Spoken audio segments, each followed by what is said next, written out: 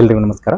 ಆತ್ಮೀಯರೇ, ಇಟಲಿಯ ಏಕೀಕರಣ ಅಂತಕ್ಕಂಥ ವಿಷಯವನ್ನು ಆರಂಭಿಸಿ ಈ ಕಳೆದ ಅವಧಿಯಲ್ಲಿ ನಾವೇನು ಮಾಡಿದ್ವಿಪ್ಪ ಅಂತಂದ್ರೆ ಇಟಲಿ ಏಕೀಕರಣ ನಡೆಯಲಿಕ್ಕೆ ಕಂಡು ಬರತಕ್ಕಂಥ ಅದರ ಒಂದು ಹಿನ್ನೆಲೆ ಆಗಿರ್ಬೋದು, ನಂತರ ಇಟಲಿ ಏಕೀಕರಣದಲ್ಲಿ ಕಂಡು ಬರತಕ್ಕಂತಹ Joseph Mazzini, Count de Kaur, ಎರಡನೇ ವಿಕ್ಟರ್ ಇಮ್ಯಾನ್ಯುಯಲ್ ಮತ್ತು ಜೋಸೆಫ್ ಗ್ಯಾರಿಬಾಲ್ಡಿ ಇವರ ಬಗೆಗಿನ ಒಂದು ಸಂಕ್ಷಿಪ್ತ ಮಾಹಿತಿ ಆಗಿರ್ಬೋದು.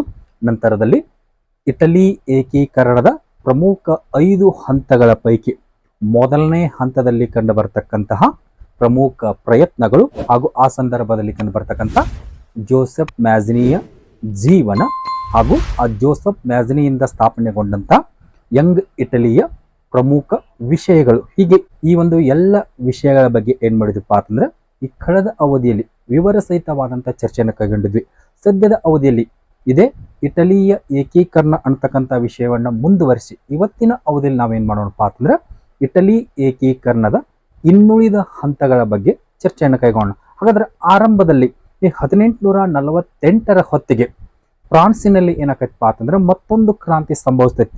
ಅದನ್ನ ನಾವು 1848ರ ಫೆಬ್ರವರಿ ಕ್ರಾಂತಿ ಅಂತ ಕರಿತೀವಿ. ಉದಾಹರಣೆಗೆ ಆ ಫೆಬ್ರವರಿ ಕ್ರಾಂತಿ ಫ್ರಾನ್ಸಿನಲ್ಲಿ ಕಂಡು ಬರ್ತಕ್ಕಂತಹ ದರ್ಪಿಷ್ಟ ವ್ಯಕ್ತಿಯಾದಂತಹ ಲೂಯಿ ಫಿಲಿಪ್ಪಿಯ ವಿರುದ್ಧ ನಡೆದ. ಹೀಗಾಗಿ ಆ ಲೂಯಿ ಫಿಲಿಪ್ಪಿಯ ವಿರುದ್ಧ ನಡೆದಂತಹ ಆ 1848ರ ಕ್ರಾಂತಿಯಿಂದಾಗಿ ಫ್ರಾನ್ಸಿನಲ್ಲಿ 3ನೇ ನೆಪೋಲಿಯನ್ ಅಧಿಕಾರಕ್ಕೆ ಬಂದಿರ್ತಾನೆ. ಹೀಗಾಗಿ 3ನೇ ನೆಪೋಲಿಯನ್ ಅಧಿಕಾರಕ್ಕೆ ಬಂದಂತ ಸಂದರ್ಭದಲ್ಲಿ 1848ರ ಕ್ರಾಂತಿಯ ಬದಲಾವಣೆಯಿಂದ ಸ್ಫೂರ್ತಿಗೊಂಡಂತಹ ಇಟಲಿಯ ನಾನಾ ಭಾಗಗಳಲ್ಲಿ, ಉದಾಹರಣೆಗೆ ಫಾರ್ಮಾ ಆಗಿರ್ಬೋದು, ಮೊಡೆನ್ ಆಗಿರ್ಬೋದು, ಟಸ್ಕನಿ ಆಗಿರ್ಬೋದು, ಸಿಸಿಲಿ ಆಗಿರ್ಬೋದು, ನೇಪಲ್ಸ್ ಆಗಿರ್ಬೋದು, ಹೀಗೆ ಈ ಕಡೆಗಳಲ್ಲಿ ಏನಕ್ಕಪ್ಪ ಅಂತಂದ್ರೆ ಅಲ್ಲಿರ್ತಕ್ಕಂತಹ ರಾಜರ ದಬ್ಬಾಳಿಕೆಯನ್ನ ವಿರೋಧಿಸಿ ಪುನಃ ದಂಗೆಗಳು ಆರಂಭಕ್ಕವು. ಅದೇ ಸಂದರ್ಭದಲ್ಲಿ ಏನಾಗತ್ತಪ್ಪ ಅಂತಂದ್ರೆ ಗಡಿಪಾರುಗೊಂಡಂತಹ ಜೋಸೆಫ್ ಮ್ಯಾಜ್ನಿ ಪುನಃ ಇಟಲಿಗೆ ಬಂದು ಆ ಇಟಲಿಯಲ್ಲಿ ತನ್ನ ಒಂದು ಯಂಗ್ ಇಟಲಿಯ ಸಂಘದ ಮುಖೇನ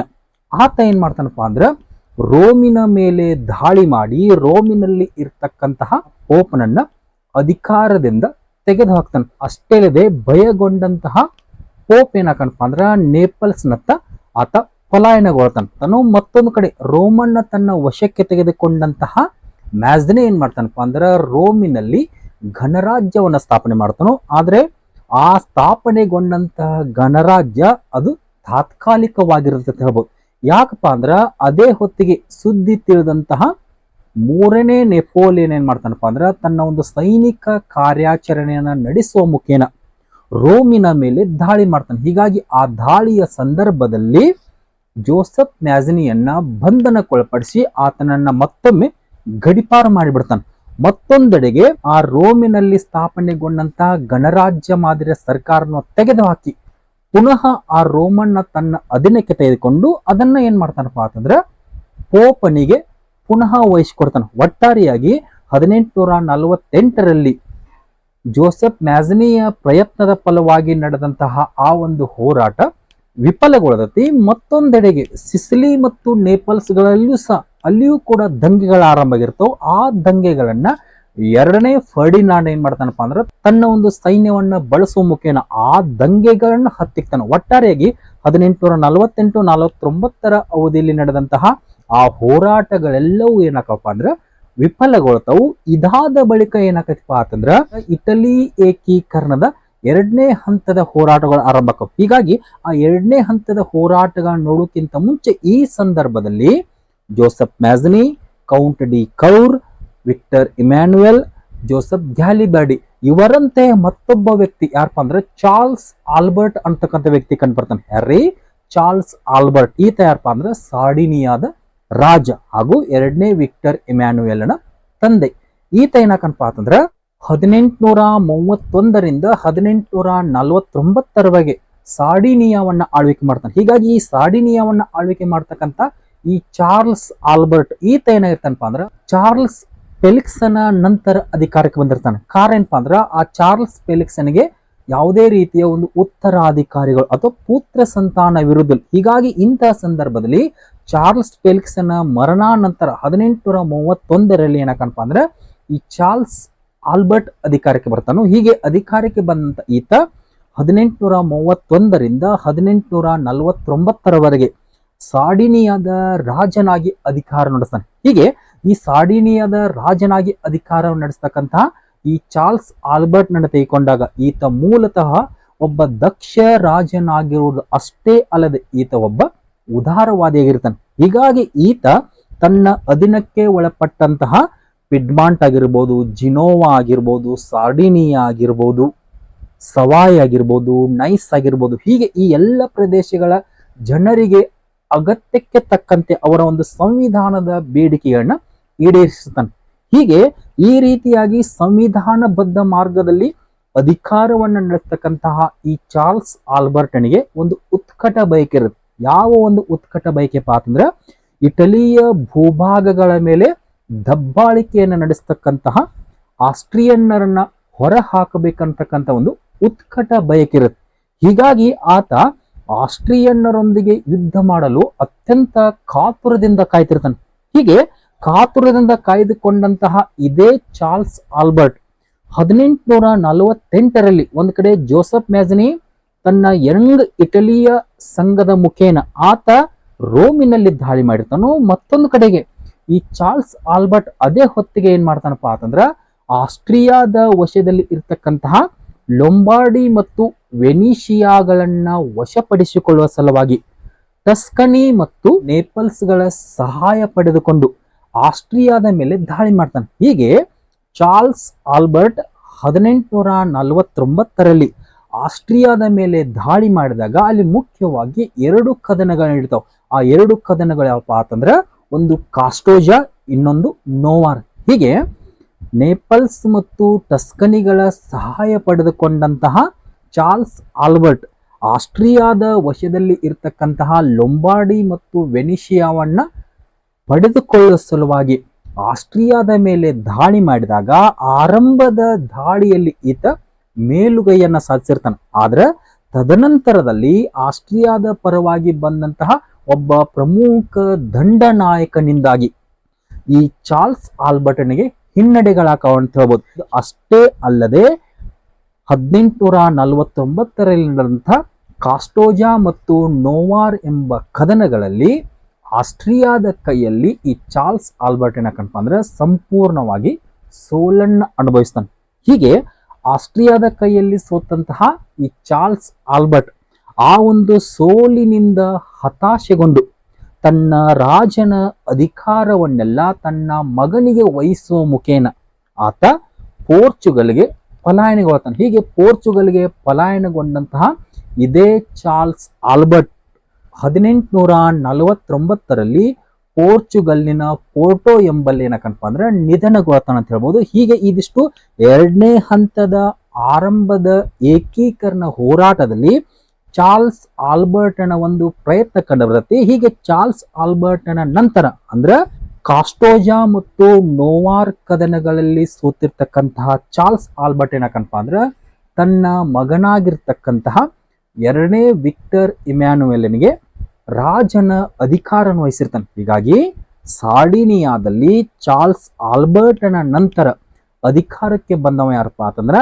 ಈ 2ನೇ ವಿಕ್ಟರ್ ಇಮ್ಯಾನುವೆಲ್ ಅಂತ ಹೇಳ್ಬೋದು. ಹೀಗಾಗಿ 2ನೇ ವಿಕ್ಟರ್ ಇಮ್ಯಾನುವೆಲ್ ಅಂತ ಬಂದಾಗ ಈತ ಇಟಲಿ ದೇಶ ಕಂಡಂತಹ ಒಬ್ಬ ಪ್ರಬುದ್ಧ ರಾಜಕಾರಣಿ ಹಾಗೂ ಅಪ್ರತಿಮ ದೇಶಭಕ್ತನಾಗಿದ್ದ ಅಂತ ಹೇಳ್ಬೋದು. ಅಷ್ಟೇ ಅಲ್ಲದೆ ಇದೇ 2ನೇ ವಿಕ್ಟರ್ ಇಮ್ಯಾನುವೆಲ್ ಏನಾಗಿದ್ದಪ್ಪ ಅಂತಂದ್ರೆ ಈತ ಒಬ್ಬ ವ್ಯವಹಾರ ಚತುರನಾಗಿದೆ. ಹೀಗಾಗಿ ಈ ವ್ಯವಹಾರ ಚತುರನಾಗಿರ್ತಕ್ಕಂಥ ಈತ ತನ್ನ ಒಂದು ಚತುರ ರಾಜನೀತಿಯನ್ನ ಯೋಜಿಸುವ ಮುಖೇನ ಆತ ಏನ್ ಮಾಡ್ತಾನಪ್ಪ ಅಂದ್ರೆ ರಾಜತಾಂತ್ರಿಕವಾಗಿ ಇಟಲಿಯ ಏಕೀಕರಣವನ್ನ ಸಾಧಿಸ್ತಾನೆ ಅಂತ ಹೇಳ್ಬೋದು. ಹೀಗಾಗಿ ಈ ಹಿನ್ನೆಲೆ ಇಟ್ಟುಕೊಂಡು 2ನೇ ವಿಕ್ಟರ್ ಇಮ್ಯಾನುವೆಲ್ ಅಂತ ಬಂದಾಗ ಈತನನ್ನ ನಾವು ಇಟಲಿ ಏಕೀಕರಣದ ಅನರ್ಘ್ಯ ರತ್ನ ಅಂತ ಕರಿತೀವಿ.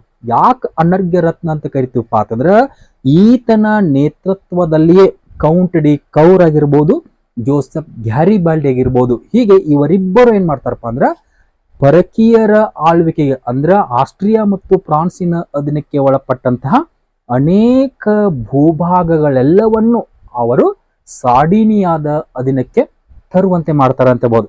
ಒಟ್ಟಾರೆಯಾಗಿ 2ನೇ ವಿಕ್ಟರ್ ಇಮ್ಯಾನುವೆಲ್ನ ಅಧಿಕಾರದ ಅವಧಿಯಲ್ಲಿ ಹರಿದು ಹಂಚಿ ಹೋಗಿರ್ತಕ್ಕಂತಹ ಇಟಲಿಯ ಭೂಭಾಗಗಳು ಒಂದುಗೂಡಿದವಂತ ಹೇಳ್ಬೋದು.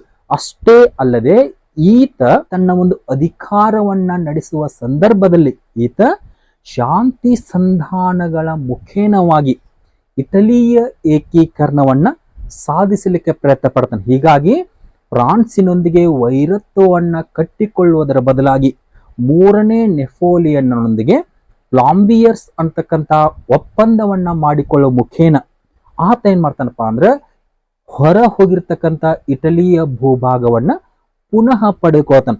ಜೊತೆಗೆ ಮೂರನೇ ನೆಪೋಲಿಯನ್ನ ದಾಯಾದಿಯಾದಂತಹ ವಿಕ್ಟರ್ ಜೆರೋಮನಿಗೆ ಏನ್ ಮಾಡ್ತಾನಪ್ಪ ಅಂದ್ರೆ ತನ್ನ ಮಗಳಾಗಿರ್ತಕ್ಕಂತಹ ಕ್ಲಾತ್ಲೈಡ್ ಎಂಬುವಳನ್ನು ಕೊಟ್ಟು ವಿವಾಹ ಮಾಡ್ತಾನೆ. ಹೀಗೆ ತನ್ನ ಒಂದು ಚತುರ ರಾಜನೀತಿಯನ್ನ ಅನುಸರಿಸುವ ಮುಖೇನ ತನ್ನ ವೈರಿಗಳ ಮೇಲೆ ನೇರ ದಾಳಿ ಮಾಡದೆ ಸಮಯಕ್ಕೆ ತಕ್ಕಂತೆ ಅವರೊಂದಿಗೆ ಹೊಂದಿಕೊಳ್ಳುವ ಮುಖೇನವಾಗಿ ಈತ ಏನಕ್ಕನಪ್ಪ ಅಂತಂದ್ರೆ ಸುಮಾರು 30 ವರ್ಷಗಳಿಗಿಂತಲೂ ಹೆಚ್ಚಾಗಿ ಸಾರ್ಡಿನಿಯಾ ಮತ್ತು ಇಟಲಿಯಲ್ಲಿ ತನ್ನ ಅಧಿಕಾರವನ್ನು ನಡೆಸ್ತಾನೆ ಅಂತ ಹೇಳ್ಬೋದು. ಉದಾಹರಣೆಗೆ ಆತ ತನ್ನ ತಂದೆಯಾದಂಥ ಚಾರ್ಲ್ಸ್ ಆಲ್ಬರ್ಟ್ ಪೋರ್ಚುಗಲ್ಗೆ ಪಲಾಯನಗೊಂಡ ನಂತರ 1849ರಿಂದ 1861ರವರೆಗೆ ಸಾರ್ಡಿನಿಯಾದ ರಾಜನಾಗಿ ಅಧಿಕಾರ ನಡೆಸ್ತಾನು. ನಂತರ 1861ರ ಹೊತ್ತಿಗೆ ವೆನಿಷಿಯಾ ಮತ್ತು ರೋಮ್ ಈ 2 ಪ್ರದೇಶಗಳು ಮಾತ್ರ ಇಟಲಿಯಿಂದ ಹೊರವಳಿರ್ತಾವ. ಉಳಿದಂತೆ ಪಾರ್ಮಾ ಆಗಿರ್ಬೋದು, ಮೊಡೆನ್ ಆಗಿರ್ಬೋದು, ಟಸ್ಕನಿ ಆಗಿರ್ಬೋದು, ಸಿಸಿಲಿ ಆಗಿರ್ಬೋದು, ನೇಪಲ್ಸ್ ಆಗಿರ್ಬೋದು, ಹೀಗೆ ಈ ಎಲ್ಲ ಭೂಭಾಗಗಳು ಪುನಃ ಇಟಲಿಗೆ ಬಂದು ಸೇರ್ಪಡೆಗೊಂಡಿರ್ತಾವೆ. ಹೀಗಾಗಿ ಈ ಸಂದರ್ಭದಲ್ಲಿ 1861ರಿಂದ 1870ರವರೆಗೆ ಇಟಲಿಯ ಚಕ್ರವರ್ತಿಯಾಗಿ ಅಧಿಕಾರ ನಡೆಸ್ತಾನು. ಪುನಃ 1870ರಲ್ಲಿ ಇಟಲಿ ಏಕೀಕರಣ ಪೂರ್ತಿಗೊಂಡರೂ ಕೂಡ ಅಖಂಡ ಇಟಲಿಯ ರಾಜನಾಗಿ ಮರು ಆಯ್ಕೆಗೊಂಡು 1878ರವರೆಗೆ ಇಟಲಿಯನ್ನ ಆಳ್ವಿಕೆ ಮಾಡ್ತಾನೆ ಅಂತ ಹೇಳ್ಬೋದು. ಹೀಗೆ ಇಷ್ಟೊಂದು ದೀರ್ಘಾವಧಿಯ ಅಧಿಕಾರವನ್ನು ನಡೆಸಲಿಕ್ಕೆ ಕಾರಣ ಏನಪ್ಪಾ ಅಂತಂದ್ರೆ ಈ 2ನೇ ವಿಕ್ಟರ್ ಇಮ್ಯಾನ್ಯುಯಲ್ ಹೊಂದಿರತಕ್ಕಂತಹ ದೃಢ ವಿಶ್ವಾಸ ಆಗಿರ್ಬೋದು, ಅವನಲ್ಲಿರ್ತಕ್ಕಂತಹ ವ್ಯವಹಾರ ಚತುರತೆ ಇರಬಹುದು, ಜೊತೆಗೆ ಬುದ್ಧಿವಂತಿಕೆ ಆಗಿರ್ಬೋದು. ಹೀಗೆ ಇವೆಲ್ಲವುಗಳಿಂದ ಈತ ತನ್ನ ಅಧಿಕಾರ ಅವಧಿಯಲ್ಲಿ ತನ್ನ ರಾಜತಾಂತ್ರಿಕ ಯಶಸ್ಸನ್ನ ಕಾಣುವುದರ ಮುಖೇನವಾಗಿ ಆತ ಇಟಲಿಯ ಏಕೀಕರಣವನ್ನ ಪೂರ್ತಿಗೊಳಿಸ್ತಾನೆ ಅಂತ ಹೇಳ್ಬೋದು. ಹೀಗೆ ಇಷ್ಟೆಲ್ಲ ಒಂದು ಪೀಠಿಕೆಯ ಹಿನ್ನೆಲೆಯಲ್ಲಿ 2ನೇ ವಿಕ್ಟರ್ ಇಮ್ಯಾನ್ಯುಯಲ್ನ ಬಗ್ಗೆ ನೋಡಿದ ನಂತರ ಇವನ ಅವಧಿಯಲ್ಲಿಯೇ ಇವನ ಪ್ರಧಾನ ಮಂತ್ರಿಯಾಗಿ ನೇಮಕಗೊಂಡಂತಹ ಕೌಂಟ್ ಡಿ ಕೌರನ ಬಗ್ಗೆ ಚರ್ಚೆಯನ್ನು ಕೈಗೊಳ್ಳೋಣ. ಹಾಗಾದ್ರೆ ಕೌಂಟ್ ಡಿ ಕೌರ್ ಅಂತ ಬಂದಾಗ ಇವನ ಪೂರ್ತಿ ಹೆಸರು ಕೌಂಟ್ ಕ್ಯಾಮಿಲ್ಲೋಡಿ ಕೌರ್. ಹೀಗಾಗಿ ಈ ಒಂದು ಹೆಸರಿನಿಂದ ಕಂಡು ಬರತಕ್ಕಂತ ಕೌಂಟ್ ಡಿ ಕೌರ್ನ ತೆಗೆದುಕೊಂಡಾಗ ಈತ 19ನೇ ಶತಮಾನ ಕಂಡಂತಹ ಇಟಲಿಯ ಒಬ್ಬ ಶ್ರೇಷ್ಠ ರಾಜತಂತ್ರಜ್ಞ ಅಂತ ಹೇಳ್ಬೋದು. ಕೇವಲ ಶ್ರೇಷ್ಠ ರಾಜತಂತ್ರಜ್ಞ ಅಷ್ಟೇ ಅಲ್ಲದೆ ಈತನು ಕೂಡ ಒಬ್ಬ ಸಾಹಸಿ ರಾಜನೀತಿ ನಿಪುಣನಾಗಿದ್ದ. ಅಷ್ಟೇ ಅಲ್ಲದೆ ಈತ ಒಬ್ಬ ಶ್ರೇಷ್ಠ ಮಹಾ ಮುತ್ಸದ್ದಿಯಾಗಿದ್ದ ಅಂತ ಹೇಳ್ಬೋದು. ಹೀಗೆ ಶ್ರೇಷ್ಠ ರಾಜತಂತ್ರಜ್ಞ, ಚತುರ ರಾಜನೀತಿ ನಿಪುಣ ಮತ್ತು ಮಹಾ ಮುತ್ಸದ್ದಿಯಾದಂತಹ ಇದೇ ಕೌಂಟ್ ಡಿ ಕೌರ್ ಅಂತ ಬಂದಾಗ ಈತನನ್ನ ನಾವು ಇಟಲಿ ಏಕೀಕರಣದ ಶಿಲ್ಪಿ ಅಥವಾ ಮೆದುಳು ಅಂತ ಕರಿತೀವಿ. ಹೀಗೆ ಇಷ್ಟೆಲ್ಲಾ ಹೆಸರುವಾಸಿಯಾಗಿರ್ತಕ್ಕಂಥ ಈ ಕೌಂಟ್ ಡಿ ಕೌರ್ ಈತ ಯುದ್ಧ ಮತ್ತು ರಾಜನೀತಿಯಲ್ಲಿ ನಂಬಿಕೆಯನ್ನ ಹೊಂದುವ ಮುಖೇನವಾಗಿ ಈತ ಇಟಲಿಯ ಏಕೀಕರಣವನ್ನ ಪೂರ್ತಿಗೊಳಿಸಲಿಕ್ಕೆ ಪ್ರಯತ್ನ ಪಡ್ತಾನೆ ಅಂತ ಹೇಳ್ಬೋದು. ಹೀಗಾಗಿ ಈ ಕೌಂಟ್ ಡಿ ಕೌರ್ನನ್ನ ಜೋಸೆಫ್ ಮ್ಯಾಜಿನಿಗೆ ಹೋಲಿಕೆ ಮಾಡಿಕೊಂಡಾಗ ಜೋಸೆಫ್ ಮ್ಯಾಜಿನಿಯ ಒಂದು ನಂಬಿಕೆ ಏನಂತ ಹೇಳ್ರಿ, ಭಾಷಣ ಮತ್ತು ಲೇಖನಿಗಳನ್ನ ಬರೆಯುವ ಮುಖೇನ ಹಾಗೂ ಗುಪ್ತ ಸಂಘಗಳನ್ನ ಸ್ಥಾಪಿಸಿ ಅವುಗಳ ಮುಖೇನವಾಗಿ ತರುಣರನ್ನ ಬಳಸಿಕೊಂಡು ಆತ ಇಟಲಿಯ ಏಕೀಕರಣವನ್ನ ಸಾಧಿಸಬೇಕೆಂಬ ಒಂದು ಬಯಕೆಯನ್ನು ಹೊಂದಿದ್ದ. ಆದ್ರ ಅದೇ ಜೋಸೆಫ್ ಮ್ಯಾಜಿನಿಗೆ ಈ ಕೌಂಟ್ ಡಿ ಕೌರ್ನನ್ನ ಹೋಲಿಕೆ ಮಾಡಿಕೊಂಡಾಗ ಈತನಿಗೆ ಗುಪ್ತ ಸಂಘಗಳನ್ನ ಸ್ಥಾಪಿಸುವುದರಲ್ಲಾಗಲಿ, ಭಾಷಣಗಳನ್ನ ಮಾಡುವುದಾಗಲಿ, ಲೇಖನಿಗಳನ್ನ ಬರೆಯುವುದರಾಗಲಿ ನಂಬಿಕೆ ಇರಲಿಲ್ಲ. ಇವನ ಪ್ರಕಾರವಾಗಿ ಇಟಲಿಯ ಏಕೀಕರಣವನ್ನ ಸಾಧಿಸಬೇಕೆಂದರೆ ಅದು ಯುದ್ಧ ಮತ್ತು ರಾಜನೀತಿಯನ್ನ ಅನುಸರಿಸುವುದು, ಅಂದರೆ ವಿದೇಶಿಗರ ಸಹಾಯ ಪಡೆದುಕೊಂಡು ಇಟಲಿಯ ಏಕೀಕರಣವನ್ನ ಸಾಧಿಸಬಹುದು ಅಂತಕ್ಕಂಥ ಒಂದು ನಂಬಿಕೆಯನ್ನು ಹೊಂದಿದೆ ಯಾರೇ ಈ ಕೌಂಟ್ ಡಿ ಕೌರ್. ಹೀಗಾಗಿ ಇಷ್ಟೆಲ್ಲ ಒಂದು ಪ್ರಾಮುಖ್ಯತೆಯ ಹಿನ್ನೆಲೆಯಲ್ಲಿ ಕಂಡು ಬರ್ತಕ್ಕಂಥ ಕೌಂಟ್ ಡಿ ಕೌರನ ಆರಂಭಿಕ ಜೀವನ ಮತ್ತು ಅವನ ಸಾಧನೆಗಳ ಬಗ್ಗೆ ಏನ್ ಮಾಡೋಣಪ್ಪ ಅಂದ್ರೆ ಸದ್ಯದ ಅವಧಿಯಲ್ಲಿ ಚರ್ಚೆಯನ್ನು ಕೈಗೊಳ್ಳೋಣ. ಹಾಗಾದ್ರೆ ಕೌಂಟ್ ಡಿ ಕೌರ್ ಅಂತ ಬಂದಾಗ ಈತ 1810ರಿಂದ 1861 ಅವಧಿಯಲ್ಲಿ ಕಂಡು ಬರ್ತಾನೆ. ಅದರಲ್ಲಿ 1852ರಿಂದ 1861 ಆತ ಎರಡನೇ ವಿಕ್ಟರ್ ಇಮ್ಯಾನ್ಯುಯಲ್ನ ಪ್ರಧಾನಮಂತ್ರಿಯಾಗಿ ಕಾರ್ಯನಿರ್ವಹಿಸ್ತಾನೆ. ಹೀಗಾಗಿ ಆ ಸಂದರ್ಭದಲ್ಲಿ ಆತ ತನ್ನ ಚತುರ ರಾಜನೀತಿಯನ್ನ ಹಾಗೂ ತನ್ನ ಒಂದು ಯುದ್ಧ ಮತ್ತು ರಾಜನೀತಿ ನಿಪುಣತೆಯನ್ನ ಅನುಸರಿಸುವ ಮುಖೇನ ಆತ ಇಟಲಿಯ ಏಕೀಕರಣಕ್ಕೆ ಪ್ರಯತ್ನ ಪಡ್ತಾನೆ ಅಂತ ಹೇಳ್ಬೋದು. ಹಾಗಾದ್ರೆ ಈ ಒಂದು ಹಿನ್ನೆಲೆ ಇಟ್ಟುಕೊಂಡು ಆರಂಭದಲ್ಲಿ ಈ ಕೌಂಟ್ ಡಿ ಕೌರನ ಆರಂಭಿಕ ಜೀವನವನ್ನು ತೆಗೆದುಕೊಂಡಾಗ ಈತ ಜೋಸೆಫ್ ಮ್ಯಾಜ್ನಿಗಿಂತ 5 ವರ್ಷಗಳ ಕಾಲ ಚಿಕ್ಕವನು ಹಾಗೂ ಜೋಸೆಫ್ ಗ್ಯಾರಿಬಾಲ್ಡಿಗಿಂತ 3 ವರ್ಷ ಚಿಕ್ಕವನು. ಒಟ್ಟಾರೆಯಾಗಿ ಈ ಕೌಂಟ್ ಡಿ ಕೌರನ ಜನನದ ಹಿನ್ನೆಲೆಗೆ ಬಂದಾಗ ಈತ ಆಗಸ್ಟ್ 10, 1810ರಲ್ಲಿ ಪಿಡ್ಮಾಂಟಿನ ರಾಜಧಾನಿಯಾದಂತಹ ಟ್ಯೂರಿನ್ನಲ್ಲಿ ಜನಿಸ್ತಾನೆ. ಹೀಗೆ ಈ ಟ್ಯೂರಿನ್ನಲ್ಲಿ ಜನಿಸಿರ್ತಕ್ಕಂಥ ಈತ ಮೂಲತಃ ಒಬ್ಬ ಕುಲೀನ ಕುಟುಂಬ ವರ್ಗಕ್ಕೆ ಸೇರ್ತಾನೆ. ಹೀಗಾಗಿ ಈ ಕುಲೀನ ಕುಟುಂಬ ವರ್ಗಕ್ಕೆ ಸೇರಿರ್ತಕ್ಕಂತಹ ಈ ಕೌರನ ತಂದೆ ತಾಯಿಗಳ ಹಿನ್ನೆಲೆಗೆ ಬಂದಾಗ ತಂದೆ ಮೈಕಲ್ ಡಿ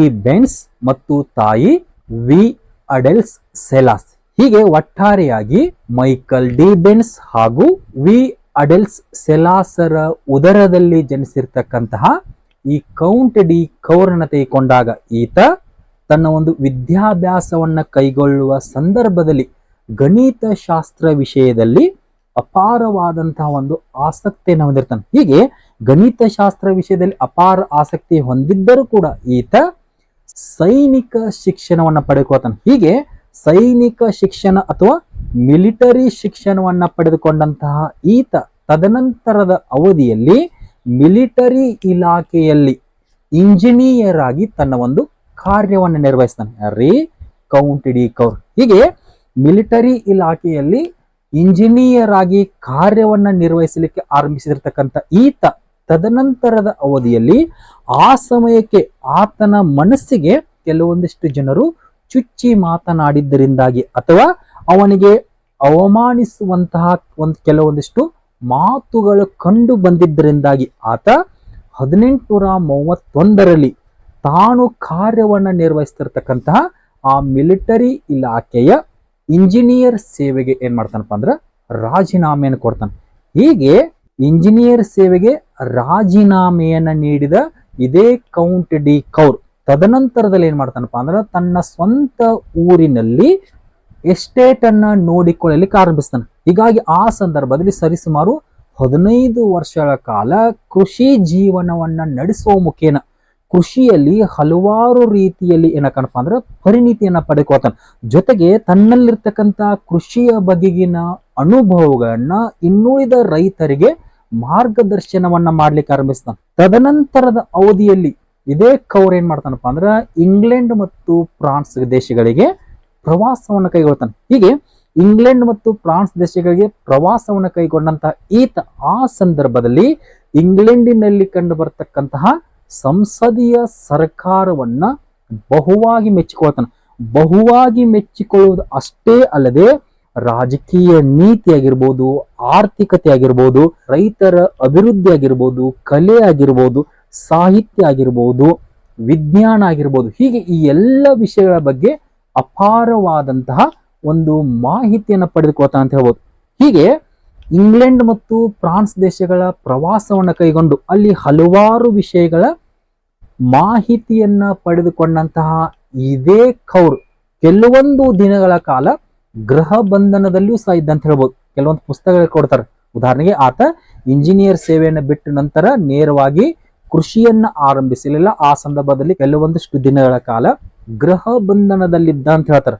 ಹೀಗಾಗಿ ಆ ಸಂದರ್ಭದಲ್ಲಿ ಆತ ಆಡಮ್ ಸ್ಮಿತ್ ಆಗಿರಬಹುದು ಮತ್ತು ಬೆಂತಾಮ್ ಆಗಿರಬಹುದು, ಹೀಗೆ ಇವರ ಒಂದು ಕೃತಿಗಳನ್ನ ಬಹುವಾಗಿ ಅಧ್ಯಯನ ಮಾಡ್ತಾನೆ ಅಂತ ಹೇಳ್ಬೋದು. ಹೀಗೆ ಈ ಒಂದು ವಿಷಯವೂ ಸಹ ಏನಕ್ಕಪ್ಪ ಅಂದ್ರೆ ಕೌರನಿಗೆ ಸಂಬಂಧಿಸಪಡ್ತದೆ ಅಂತ ಹೇಳ್ಬೋದು. ಒಟ್ಟಾರೆಯಾಗಿ ಏನೇ ಇರಲಿ, ಇಂಗ್ಲೆಂಡ್ ಮತ್ತು ಫ್ರಾನ್ಸ್ ದೇಶಗಳ ಪ್ರವಾಸವನ್ನ ಕೈಗೊಂಡು ಅಲ್ಲಿ ಹಲವಾರು ವಿಷಯಗಳ ಮಾಹಿತಿಯನ್ನ ಪಡೆದುಕೊಂಡಂತ ಇದೇ ಕೌರ್ ತಾನು ಇಂಗ್ಲೆಂಡಿನಲ್ಲಿ ಇರುವಾಗ ಒಂದು ದಿನ ಏನಕ್ಕಪ್ಪ ಅಂತಂದ್ರೆ ರಾಯಲ್ ಜಿಯೋಗ್ರಾಫಿಕ್ ಸೊಸೈಟಿ ಏನಾಗಿರುತ್ತಪ್ಪ ಅಂದ್ರೆ ಔತಣಕೂಟವನ್ನು ಏರ್ಪಡಿಸಿರ್ತೈತಿ. ಎಲ್ರಿ, ಇಂಗ್ಲೆಂಡಿನಲ್ಲಿರುವಾಗ ರಾಯಲ್ ಜಿಯೋಗ್ರಾಫಿಕಲ್ ಸೊಸೈಟಿ ಔತಣಕೂಟವನ್ನು ಏರ್ಪಡಿಸಿರ್ತೈತಿ. ಹೀಗಾಗಿ ಆ ಔತಣಕೂಟದಲ್ಲಿ ಈ ಕೌಂಟ್ ಡಿ ಕೌರ್ ಏನಪ್ಪ ಅಂದ್ರೆ ಭಾಗವಹಿಸ್ತಾನೆ. ಹೀಗೆ ಆ ಔತಣಕೂಟದಲ್ಲಿ ಭಾಗವಹಿಸಿದ ಸಂದರ್ಭದಲ್ಲಿ ಈ ಕೌರ್ ಏನ್ ಮಾಡ್ತಾನಪ್ಪ ಅಂದ್ರ ಆ ಸಮಯಕ್ಕೆ ಹಲವಾರು ವಿಜ್ಞಾನಿಗಳನ್ನ ಪರಿಚಯ ಮಾಡಿಕೊಳ್ತಾನೆ. ಉದಾಹರಣೆಗೆ ಜಾನ್ ಮರ್ರೆ ಆಗಿರ್ಬೋದು, ಮೈಕಲ್ ಫ್ಯಾರಡೆ ಆಗಿರ್ಬೋದು, ಹ್ಯಾಲಮ್ ಆಗಿರ್ಬೋದು, ಎಡ್ವರ್ಡ್ ರ್ಯಾಮೆಲ್ ಆಗಿರ್ಬೋದು, ಹೀಗೆ ಇನ್ನೂ ಅನೇಕ ವಿಜ್ಞಾನಿಗಳ ಒಂದು ಪರಿಚಯವನ್ನು ಮಾಡಿಕೊಂತ ಹೇಳ್ಬೋದು. ಹೀಗೆ ಇದಾದ ಬಳಿಕ ಏನ್ ಮಾಡ್ತಾನಪ್ಪ ಅಂದ್ರ ಇಂಗ್ಲೆಂಡ್ ಮತ್ತು ಫ್ರಾನ್ಸ್ ದೇಶಗಳ ಪ್ರವಾಸವನ್ನ ಮುಗಿಸಿಕೊಂಡು ಬಂದ ನಂತರ ತನ್ನ ದೇಶದ ಜನರಿಗೆ ರಾಜಕೀಯ ಶಿಕ್ಷಣವನ್ನ ನೀಡುವ ಸಲುವಾಗಿ ಆತ 1847ರಲ್ಲಿ ರಿಸಾರ್ಜಿಮೆಂಟೋ ಅಂತಕ್ಕಂಥ ಪತ್ರಿಕೆಯನ್ನ ಆರಂಭಿಸ್ತಾನೆ. ಇಲ್ಲಿ ಕನ್ಫ್ಯೂಸ್ ಆಗಬೇಡ್ರಿ, ರಿಸಾರ್ಜಿಮೆಂಟೋ ಚಳುವಳಿಯೂ ಆರಂಭಗಿರುತ್ತೆ. ಜೊತೆಗೆ ಆ ಚಳುವಳಿಯ ಹೆಸರಲ್ಲೇ ಈ ಕೌಂಟ್ ಡಿ ಕೌರ್ ಏನ್ ಮಾಡ್ತಾನಪ್ಪ ಅಂದ್ರೆ 1847ರಲ್ಲಿ ರಿಸಾರ್ಜಿಮೆಂಟೋ ಅಂತಕ್ಕಂಥ ಪತ್ರಿಕೆಯನ್ನು ಆರಂಭಿಸ್ತಾನೆ. ಕಾರಣ ತನ್ನ ದೇಶದ ಜನರಿಗೆ ರಾಜಕೀಯ ಶಿಕ್ಷಣವನ್ನ ನೀಡುವ ಸಲುವಾಗಿ. ಹೀಗೆ ರಿಸಾರ್ಜಿಮೆಂಟೋ ಅಂತಕ್ಕಂಥ ಪತ್ರಿಕೆಯನ್ನು ಆರಂಭಿಸಿರ್ತಕ್ಕಂಥ ಇದೇ ಕೌರ್ ಕ್ರಮಬದ್ಧವಾದ ಸುಧಾರಣೆಗಳನ್ನ ಸಮರ್ಥಿಸುವುದು ಹಾಗೂ ರಾಜಕೀಯ, ಆರ್ಥಿಕ ಮತ್ತು ಕೈಗಾರಿಕಾ ಕ್ಷೇತ್ರಗಳಲ್ಲಿ ಸುಧಾರಣೆಗಳ ಅವಶ್ಯಕತೆಯನ್ನು ಪ್ರತಿಪಾದಿಸುವುದು. ಹೀಗೆ ಈ ಎರಡು ವಿಷಯಗಳನ್ನ ಏನ್ ಮಾಡಿಕೊಂಡಿರ್ತಾನಪ್ಪ ಅಂದ್ರೆ ತನ್ನ ಒಂದು ಪತ್ರಿಕೆಯ ಮುಖ್ಯ ಉದ್ದೇಶಗಳನ್ನಾಗಿ ಮಾಡಿಕೊಂಡಿರ್ತಾನೆ. ಕೇವಲ ಉದ್ದೇಶಗಳು ಅಷ್ಟೇ ಅಲ್ಲದೆ ಇದೇ ಪತ್ರಿಕೆಯನ್ನ ನಡೆಸುವಾಗ ಆತ ಇಟಲಿಯ ಐಕ್ಯತೆ, ಇಟಲಿಯ ಪುನರುತ್ಥಾನ ಮತ್ತು ಇಟಲಿಯ ಸ್ವಾತಂತ್ರ್ಯ ಎಂಬ ಅಂಶಗಳನ್ನ ತನ್ನ ಒಂದು ಪತ್ರಿಕೆಗಳ ಮುಖ್ಯ ಗುರಿಗಳನ್ನಾಗಿ ಮಾಡಿಕೊಂಡಿರ್ತಾನೆ. ಹೀಗೆ ಒಟ್ಟಾರೆಯಾಗಿ ಪ್ರಮುಖ ಉದ್ದೇಶ ಮತ್ತು ತನ್ನ ಒಂದು ಗುರಿಗಳನ್ನ ಈಡೇರಿಸಿಕೊಳ್ಳುವ ಸಲುವಾಗಿ 1847ರಲ್ಲಿ ಏನ್ ಮಾಡ್ತಾನಪ್ಪ ಅಂದ್ರೆ ಈ ಒಂದು ರಿಸಾರ್ಜಿಮೆಂಟೋ ಅಂತಕ್ಕಂಥ ಪತ್ರಿಕೆಯನ್ನ ಆರಂಭಿಸಿ ಆ ಪತ್ರಿಕೆಯ ಮುಖೇನ ತನ್ನ ಇಟಲಿಯ ಜನತೆಗೆ ಆತ ರಾಜಕೀಯ ವಿಚಾರಗಳ ಬಗ್ಗೆ, ಸಂಸದೀಯ ಪ್ರಜಾಪ್ರಭುತ್ವದ ವಿಷಯಗಳ ಬಗ್ಗೆ, ರಿಪಬ್ಲಿಕ್ ಮಾದರಿಯ ಸರ್ಕಾರಗಳ ಬಗ್ಗೆ, ಹೀಗೆ ಈ ಎಲ್ಲ ರೀತಿಯಲ್ಲಿ ಏನ್ ಮಾಡ್ತಾನಪ್ಪ ಅಂದ್ರೆ ಅನೇಕ ಬಗೆಯ ಒಂದು ವಿಷಯಗಳನ್ನ ತಿಳಿಸಿಕೊಡ್ತಾನೆ ಅಂತ ಹೇಳ್ಬೋದು. ಹೀಗೆ ಇದಾದ ಬಳಿಕ ಏನಕ್ಕಪ್ಪ ಅಂತಂದ್ರೆ 1847ರಲ್ಲಿ ಪತ್ರಿಕೆಯನ್ನು ಆರಂಭಿಸಿದನು. ಆ ಪತ್ರಿಕೆಯನ್ನು ಆರಂಭಿಸಿದ 3 ವರ್ಷಗಳ ತರುವಾಯ ಅಂದ್ರೆ 1850ರಲ್ಲಿ ಪಾರ್ಲಿಮೆಂಟರಿ ಚುನಾವಣೆಗಳು ಆರಂಭವಾಗಿರ್ತಾವ. ಹೀಗಾಗಿ ಆ ಒಂದು ಚುನಾವಣೆಯಲ್ಲಿ ಈತ ಸ್ಪರ್ಧೆಯನ್ನು ಮಾಡ್ತಾನೆ. ಯಾವಾಗ್ರಿ 1850ರಲ್ಲಿ ಪಿಡ್ಮಾಂಟಿನಿಂದ ಆ ಪಾರ್ಲಿಮೆಂಟರಿ ಚುನಾವಣೆಗಳು ನಡೆದಾಗ ಆ ಚುನಾವಣೆಯಲ್ಲಿ ಸ್ಪರ್ಧಿಸಿ ಅದರಲ್ಲಿ ಗೆಲುವನ್ನ ಸಾಧಿಸ್ತಾನೆ. ಹೀಗೆ 1850ರಲ್ಲಿ ಪಾರ್ಲಿಮೆಂಟ್ ಅನ್ನ ಪ್ರವೇಶಿಸಿರ್ತಕ್ಕಂಥ ಇದೇ ಕೌರ್ ಆ ಸಮಯಕ್ಕೆ ಕೃಷಿ ಮತ್ತು ವಾಣಿಜ್ಯದ ಮಂತ್ರಿಯಾಗಿ ತನ್ನ ಒಂದು ಕಾರ್ಯವನ್ನು ನಿರ್ವಹಿಸ್ತಾನು. ಮತ್ತೊಂದು ಕಡೆಗೆ ಅದೇ ಸಂದರ್ಭದಲ್ಲಿ ಚಾರ್ಲ್ಸ್ ಆಲ್ಬರ್ಟ್ ತನ್ನ ಸಿಂಹಾಸನವನ್ನು ತೊರೆದು ಆ ಅಧಿಕಾರವನ್ನ ತನ್ನ ಮಗನಿಗೆ ಒಪ್ಪಿಸೋಗಿರ್ತಾನೆ. ಹೀಗಾಗಿ ಚಾರ್ಲ್ಸ್ ಆಲ್ಬರ್ಟನ ನಂತರ ಸಾರ್ಡಿನಿಯಾದಲ್ಲಿ 2ನೇ ವಿಕ್ಟರ್ ಇಮ್ಯಾನ್ಯುಯಲ್ ಏನಾಗಿರ್ತಾನ್ರಿ ರಾಜನಾಗಿ ಅಧಿಕಾರಗೊಂಡಿರ್ತಾನೆ. ಹೀಗೆ ರಾಜನಾಗಿ ಅಧಿಕಾರಗೊಂಡಂತಹ ಈ 2ನೇ ವಿಕ್ಟರ್ ಇಮ್ಯಾನ್ಯುಯಲ್ ಏನ್ ಮಾಡ್ತಾನಪ್ಪ ಅಂತಂದ್ರೆ ಕೌಂಟ್ ಡಿ ಕೌರ್ ನಲ್ಲಿರ್ತಕ್ಕಂತಹ ವ್ಯವಹಾರ ಚತುರತೆ ಮತ್ತು ಅವನ ಮಹಾ ಮುತ್ಸದ್ದಿತನವನ್ನ ಮೆಚ್ಚುವ ಮುಖೇನ ಆ ಕೌಂಟ್ ಡಿ ಕೌರ್ನನ್ನ ಏನ್ ಮಾಡ್ತಾನಪ್ಪ ಅಂದ್ರ ತನ್ನ ಪ್ರಧಾನ ಮಂತ್ರಿಯಾಗಿ ನೇಮಕ ಮಾಡಿಕೊಳ್ತಾನೆ. ಯಾರನ್ರಿ? Count D ಕೌರ್ನನ್ನ. ಹೀಗೆ 1850ರಲ್ಲಿ ಪಾರ್ಲಿಮೆಂಟರಿ ಚುನಾವಣೆಯಲ್ಲಿ ಸ್ಪರ್ಧಿಸಿ ಕೃಷಿ ಮತ್ತು ವಾಣಿಜ್ಯದ ಮಂತ್ರಿಯಾಗಿರ್ತಕ್ಕಂಥ ಇದೇ ಕೌರ್ ತದನಂತರದಲ್ಲಿ ಅಂದ್ರೆ 1852ರಲ್ಲಿ ಎರಡನೇ ವಿಕ್ಟರ್ ಇಮ್ಯಾನ್ಯುಯೆಲ್ನ ಪ್ರಧಾನಮಂತ್ರಿಯಾಗಿ ನೇಮಕವಾಗ್ತಾನೆ. ಹೀಗೆ ಪ್ರಧಾನಮಂತ್ರಿಯಾಗಿ ನೇಮಕೊಂಡಂತ ಈತ ಸಾರ್ಡಿನಿಯಾ ಮತ್ತು ಪಿಡ್ಮಾಂಟ್ ಈ ಎರಡೂ ರಾಜ್ಯಗಳನ್ನ ಮಾದರಿ ರಾಜ್ಯಗಳಾಗಿ ಮಾರ್ಪಡಿಸಬೇಕು ಎನ್ನುವ ಒಂದು ಬಯಕೆಯಲ್ಲಿ ಜೊತೆಗೆ ಇಟಲಿಯ ಏಕೀಕರಣವನ್ನ ಸಾಧಿಸುವ ಸಲುವಾಗಿ ಆತ ಹಲವಾರು ರೀತಿಯಾದಂತಹ ಒಂದು ಸುಧಾರಣೆಯನ್ನು ಕೈಗೊಳ್ತಾನೆ. ಹೀಗಾಗಿ ಕೌಂಟ್ ಡಿ ಕೌರ್ ಕೈಗೊಂಡಂತಹ ಒಂದು ಸುಧಾರಣೆಗಳನ್ನ ನಾವು ಅವನ ಆಂತರಿಕ ನೀತಿಯಲ್ಲಿ ನೋಡಿತು. ಜೊತೆಗೆ ಆತ ಕೈಗೊಂಡಂತಹ ಯುದ್ಧಗಳನ್ನ ಆತನ ಒಂದು ವಿದೇಶಾಂಗ ನೀತಿಯಲ್ಲಿ ನೋಡಿತು. ಒಟ್ಟಾರೆಯಾಗಿ ಈ ಒಂದು ಕೌಂಟ್ ಡಿ ಕೌರನ ಆರಂಭಿಕ ಜೀವನವನ್ನ ನೋಡಿದ ನಂತರ ಸದ್ಯ ನಾವು ಚರ್ಚೆ ಮಾಡತಕ್ಕಂಥ ಮತ್ತೊಂದು ವಿಷಯ ಏನಪ್ಪ ಅಂದ್ರೆ ಕೌಂಟ್ ಡಿ ಕೌರನ ಆಂತರಿಕ ನೀತಿ. ಅವನ ಆಂತರಿಕ ನೀತಿ ಅಂತ ಬಂದಾಗ ಅವು ಮುಖ್ಯವಾಗಿ ಸುಧಾರಣೆಗಳಿಗೆ ಸಂಬಂಧಿಸಿದಂತ ಹೇಳ್ಬೋದು. ಹಾಗಾದ್ರೆ ಕೌಂಟ್ ಡಿ ಕೌರನ ಸುಧಾರಣೆಗಳಂತ ಬಂದಾಗ ಅವು ಒಂದೇ ಕ್ಷೇತ್ರಕ್ಕೆ ಸಂಬಂಧಿಸೋದಲ್ಲ, ಅವು ರಾಜಕೀಯ, ಸಾಮಾಜಿಕ, ಆರ್ಥಿಕ, ವೈಜ್ಞಾನಿಕ ಮತ್ತು ಸೈನಿಕ ವಲಯಗಳಿಗೆ ಸಂಬಂಧಿಸಿದಂತೆ ಹಲವಾರು ಸುಧಾರಣೆಗಳು ಕೈಗೊಳ್ತಾನೆ. ಅದರಲ್ಲಿ ಕಂಡುಬರ್ತಕ್ಕಂಥ ಮೊದಲ ಒಂದು ಸುಧಾರಣೆ ಅಂತ ಬಂದಾಗ ಒಂದೊಂದೇ ಪಾಯಿಂಟ್ಸ್ ಮಾಡ್ಕೋತ ಹೇಳ್ಕೊತಕೊಂಡ್ರಿ, ಅವ್ನು ನೀವು ನೋಟ್ಸ್ ಮಾಡ್ಕೊಡ್ರಿ. ಮೊದಲ ಒಂದು ಸುಧಾರಣೆ ಅಂತ ಬಂದಾಗ ಇಟಲಿಗೆ ಬಲಿಷ್ಠ ರಾಜ್ಯಾಂಗ ವ್ಯವಸ್ಥೆಯ ಜಾರಿ. ಅಂದ್ರೆ ಇದರ ಮುಖೇನ ಏನ್ ಮಾಡ್ತಾನಪ್ಪ ಅಂದ್ರೆ ಆತ ರಾಜ್ಯಕ್ಕೆ ಮೊದಲ ಆದ್ಯತೆಯನ್ನು ನೀಡ್ತಾನೆ. ನೆಕ್ಸ್ಟ್ ಎರಡನೇ ಒಂದು ಸುಧಾರಣೆ ಯಾವಪ್ಪ ಅಂತಂದ್ರೆ ಕೃಷಿ ಕ್ಷೇತ್ರಕ್ಕೆ ಪ್ರೋತ್ಸಾಹ. ಇದರ ಮುಖೇನವಾಗಿ ಆಧುನಿಕ ಬೇಸಾಯ ಪದ್ಧತಿಯನ್ನ ಪ್ರೋತ್ಸಾಹಿಸುವ ಮುಖೇನ ಆತ ನೀರಾವರಿ, ಹಣಕಾಸು ಮತ್ತು ರಸಗೊಬ್ಬರಗಳಿಗೆ ಏನ್ ಮಾಡ್ತಾನಪ್ಪ ಅಂದ್ರೆ ಹೆಚ್ಚಿನ ಒಂದು ಪ್ರೋತ್ಸಾಹವನ್ನ ಅಥವಾ ಆದ್ಯತೆಯನ್ನು ಕೊಡ್ತಾನೆ ಅಂತ ಹೇಳ್ಬೋದು. ಇದು ಎರಡನೇ ಒಂದು ಸುಧಾರಣೆ. ನೆಕ್ಸ್ಟ್ ಮೂರನೇ ಒಂದು ಸುಧಾರಣೆ ಸಾರಿಗೆ ಮತ್ತು ಸಂಪರ್ಕಗಳ ಅಭಿವೃದ್ಧಿ. ಮೂರನೇದು ಯಾವ್ದ್ರಿ? ಸಾರಿಗೆ ಮತ್ತು ಸಂಪರ್ಕಗಳ ಅಭಿವೃದ್ಧಿ. ಅಂದ್ರ ಸಾರ್ಡಿನಿಯಾದ ತುಂಬೆಲ್ಲ ಏನ್ ಮಾಡ್ತಾನಪ್ಪ ಅಂದ್ರ ಹಳೆಯ ರಸ್ತೆಗಳ ದುರಸ್ತಿ ಆಗಿರ್ಬೋದು ಮತ್ತು ಹೊಸ ರಸ್ತೆಗಳ ನಿರ್ಮಾಣ ಆಗಿರ್ಬೋದು, ಹೊಸ ಕಾಲುವೆಗಳ ನಿರ್ಮಾಣ ಆಗಿರ್ಬೋದು, ಹೊಸ ಬಂದರುಗಳ ನಿರ್ಮಾಣ ಆಗಿರ್ಬೋದು, ಜೊತೆಗೆ ಹೊಸ ಹೊಸ ಹೆದ್ದಾರಿಗಳ ನಿರ್ಮಾಣ ಆಗಿರ್ಬೋದು. ಹೀಗೆ ಇವೆಲ್ಲವುಗಳನ್ನ ನಿರ್ಮಾಣ ಮಾಡುವ ಸಲುವಾಗಿ ಆತ ಸಾರಿಗೆ ಮತ್ತು ಸಂಪರ್ಕದ ಒಂದು ಅಭಿವೃದ್ಧಿಯನ್ನು ಕೈಗೊಳ್ತಾನೆ ಅಂತ ಹೇಳ್ಬೋದು. ನೆಕ್ಸ್ಟ್ ನಾಲ್ಕನೇ ಒಂದು ಸುಧಾರಣೆ ಯಾವಪ್ಪ ಅಂತಂದ್ರೆ ವಿದೇಶಗಳೊಂದಿಗೆ ವಾಣಿಜ್ಯ ಒಪ್ಪಂದಗಳ ಏರ್ಪಡಿಸುವಿಕೆ. ನಾಲ್ಕನೇದು ಯಾವ್ದ್ರಿ? ವಿದೇಶಗಳೊಂದಿಗೆ ವಾಣಿಜ್ಯ ಒಪ್ಪಂದಗಳ ಏರ್ಪಡಿಸುವಿಕೆ. ಕಾರಣ ಆತ ತನ್ನ ದೇಶದ ವ್ಯಾಪಾರ ಮತ್ತು ವಾಣಿಜ್ಯವನ್ನ ಪ್ರೋತ್ಸಾಹಿಸುವ ಸಲುವಾಗಿ ವಿದೇಶಗಳೊಂದಿಗೆ ವಾಣಿಜ್ಯದ ಒಪ್ಪಂದವನ್ನ ಮಾಡಿಕೊಳ್ತಾನೆ ಅಂತ ಹೇಳೋದು.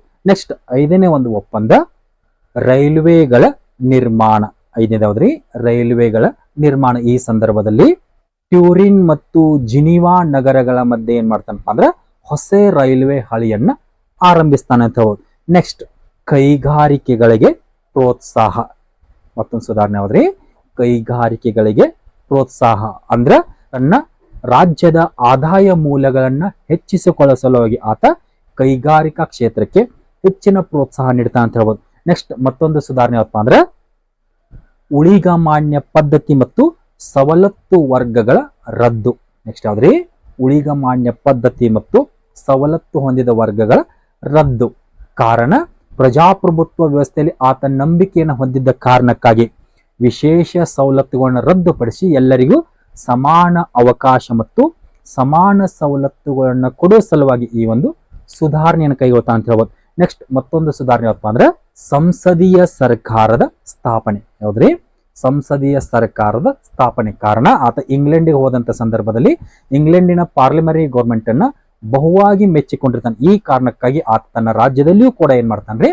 ಸಂಸದೀಯ ಸರ್ಕಾರವನ್ನ ಸ್ಥಾಪನೆ ಮಾಡ್ತಾನೆ. ನೆಕ್ಸ್ಟ್ ಮತ್ತೊಂದು ಸುಧಾರಣೆ ಹಡಗು ನಿರ್ಮಾಣ ಕಾರ್ಯದ ಆರಂಭ. ಆತ ಬಂದರುಗಳನ್ನ ಅಭಿವೃದ್ಧಿಪಡಿಸುವ ಮುಖೇನ ವಿದೇಶಿ ವ್ಯಾಪಾರವನ್ನ ಬಲಿಷ್ಠಗೊಳಿಸುವ ಸಲುವಾಗಿ ಆತ ಹಡಗು ನಿರ್ಮಾಣ ಕಾರ್ಯವನ್ನ ಆರಂಭಿಸ್ತಾನೆ ಅಂತ ಹೇಳೋದು. ನೆಕ್ಸ್ಟ್ ಮತ್ತೊಂದು ಸುಧಾರಣೆ ರಫ್ತು ಮತ್ತು ಆಮದು ವ್ಯಾಪಾರಕ್ಕೆ ಪ್ರೋತ್ಸಾಹ. ಕಾರಣ ತನ್ನ ಒಂದು ಸರಕುಗಳಾಗಿರ್ಬೋದು ಮತ್ತು ಆದಾಯದ ಮೂಲಗಳನ್ನ ಹೆಚ್ಚಿಸಿಕೊಳ್ಳಲಿಕ್ಕೆ ರಫ್ತು ಮತ್ತು ಆಮದು ವ್ಯಾಪಾರಕ್ಕೆ ಹೆಚ್ಚಿನ ಒಂದು ಆದ್ಯತೆ ಅಥವಾ ಪ್ರೋತ್ಸಾಹ ಕೊಡ್ತಾನೆ ಅಂತ ಹೇಳ್ಬೋದು. ಜೊತೆಗೆ ಅವುಗಳ ಮೇಲೆ ಇರತಕ್ಕಂತ ಸುಂಕಗಳನ್ನ ಕಡಿತಗೊಳಿಸ್ತಾನೆ ಅಂತ ಹೇಳ್ಬೋದು. ನೆಕ್ಸ್ಟ್ ಮತ್ತೊಂದು ಸುಧಾರಣೆ, ಸಹಕಾರಿ ಸಂಘಗಳ ಅಭಿವೃದ್ಧಿ. ಕಾರಣ ಏನಪ್ಪಾ ಅಂದ್ರೆ ಬ್ಯಾಂಕಿಂಗ್ ಅಭಿವೃದ್ಧಿಯನ್ನು ಕೈಗೊಂಡಂತ ಈತ ಸಹಕಾರಿ ಸಂಘಗಳನ್ನ ಅಭಿವೃದ್ಧಿ ಮಾಡ್ತಾನೆ ಅಂತ ಹೇಳ್ಬೋದು. ನೆಕ್ಸ್ಟ್ ವ್ಯವಸ್ಥಿತ ಕಂದಾಯ ನಿಗದಿ ಮತ್ತು ಕಟ್ಟುನಿಟ್ಟಿನ ತೆರಿಗೆಯ ಸಂಗ್ರಹ. ಏನ್ರಿ? ವ್ಯವಸ್ಥಿತ ಕಂದಾಯ ನಿಗದಿ ಹಾಗೂ ಕಟ್ಟುನಿಟ್ಟಿನ ಕಂದಾಯದ ಸಂಗ್ರಹ. ಕಾರಣ ಏನಪ್ಪಾ ಅಂತಂದ್ರೆ ಆ ಒಂದು ಟ್ಯಾಕ್ಸಿನ ಆದಾಯದಿಂದ ಒಂದು ಕಡೆ ಸರ್ಕಾರಕ್ಕೂ ಅನುಕೂಲವಾಗಬೇಕು, ಮತ್ತೊಂದೆಡೆಗೆ ಅದೇ ಕಂದಾಯವನ್ನ ಸಂಗ್ರಹಿಸುವಾಗ ಯಾವುದೇ ರೀತಿಯ ಒಂದು ಭ್ರಷ್ಟಾಚಾರ ನಡೆಯಬಾರದು, ಜೊತೆಗೆ ಆ ಕಂದಾಯದ ಪ್ರಮಾಣ ಜನರನ್ನ ಹಿಂಸಿಸಬಾರದು ಎನ್ನುವ ಹಿನ್ನೆಲೆಯಲ್ಲಿ ಕಂದಾಯದ ನಿಗದಿ ಮತ್ತು ಕಂದಾಯದ ಸಂಗ್ರಹಣೆಗೆ ಸಂಬಂಧಿಸಿದಂತೆ ಈ ಒಂದು ಸುಧಾರಣೆಯನ್ನು ಕೈಗೊಳ್ತಾರೆ ಅಂತ ಹೇಳ್ಬೋದು. ಹೀಗಾಗಿ ಇವನ ಒಂದು ಈ ನೀತಿಯಿಂದಾಗಿ ಸುಮಾರು 14 ಲಕ್ಷ ಫ್ರಾಂಕ್ನಷ್ಟು ಹಣ ಸಂದಾಯವಾಯಿತು ಅಂತ ಹೇಳ್ಬೋದು. ನೆಕ್ಸ್ಟ್ ಮತ್ತೊಂದು ಸುಧಾರಣೆ, ನೌಕರರು ಮತ್ತು ಕಾರ್ಮಿಕರ ರಜೆಗಳಲ್ಲಿ ಕಡಿತ. ಕಾರಣ ಏನಪ್ಪಾ ಅಂತಂದ್ರೆ ತನ್ನ ಒಂದು ರಾಜ್ಯದ ಉತ್ಪಾದನೆಯನ್ನ ಹೆಚ್ಚಿಸಿಕೊಳ್ಳುವ ಸಲುವಾಗಿ ಆತ ನೌಕರರು ಮತ್ತು ಕಾರ್ಮಿಕರು ಹೊಂದಿರತಕ್ಕಂತ ವಿಶೇಷ ರಜೆಗಳಲ್ಲಿ ಕೆಲವೊಂದಿಷ್ಟನ್ನ ಕಡಿತ ಮಾಡ್ತಾನೆ ಅಂತ ಹೇಳ್ಬೋದು. ನೆಕ್ಸ್ಟ್ ಧರ್ಮವನ್ನ ರಾಜಕೀಯದಿಂದ ಬೇರ್ಪಡಿಸುವಿಕೆ ಅಥವಾ ಚರ್ಚನ್ನ ರಾಜಕೀಯದಿಂದ ದೂರ ಇಟ್ಟಂತ ಹೇಳ್ಬೋದು. ನೆಕ್ಸ್ಟ್ ಸೈನ್ಯದ ಪುನರ್ ಸಂಘಟನೆ ಅಥವಾ ಬಲಿಷ್ಠ ಸೈನ್ಯ ನಿರ್ಮಾಣ. ಹೀಗಾಗಿ ಇವನ ಕಾಲಾವಧಿಯಲ್ಲಿ ಸರಿಸುಮಾರು 90,000 ಸೈನ್ಯ ಇತ್ತಂತ ಹೇಳ್ಬೋದು. ಹೀಗೆ ಇವಿಷ್ಟು ಏನಪ್ಪಾ ಅಂತಂದ್ರೆ ಕೌಂಟ್ ಡಿ ಕೌರ್ ತನ್ನ ಆಂತರಿಕ ನೀತಿಯನ್ನ ಅನುಸರಿಸುವ ಸಂದರ್ಭದಲ್ಲಿ ಪಿಡ್ಮಾಂಟ್ ಮತ್ತು ಸಾರ್ಡಿನಿಯಾಗಳನ್ನ ಮಾದರಿ ರಾಜ್ಯಗಳನ್ನಾಗಿಸಬೇಕಂತಕ್ಕಂಥ ಒಂದು ಹಿನ್ನೆಲೆಯಲ್ಲಿ ಆತ ಈ ಒಂದು ಪ್ರಮುಖ ಸುಧಾರಣೆಗಳನ್ನ ಕೈಗೊಳ್ತಾನೆ ಅಂತ ಹೇಳ್ಬೋದು. ನೆಕ್ಸ್ಟ್ ಈ ಒಂದು ಸುಧಾರಣೆಗಳನ್ನ ನೋಡಿದ ನಂತರ ಕೌಂಟ್ ಡಿ ಕೌರನ ಒಂದು ವಿದೇಶಾಂಗ ನೀತಿ ಅಂತ ಬಂದಾಗ ಅಂದ್ರೆ ಹೊರಗುಳಿದ ಇಟಲಿಯ ಭೂಭಾಗಗಳನ್ನ ಪುನಃ ಪಡೆದುಕೊಳ್ಳುವ ಸಲುವಾಗಿ ಆತ ನಡೆಸಿರ್ತಕ್ಕಂಥ ಒಂದು ಯುದ್ಧಾಕ್ರಮಣ ನೀತಿ ಅಂತ ಹೇಳ್ಬೋದು. ಕಾರಣ ಮೂಲತಃ ಆತನ ಒಂದು ನಂಬಿಕೆ ಯಾವ್ದ್ರಿ?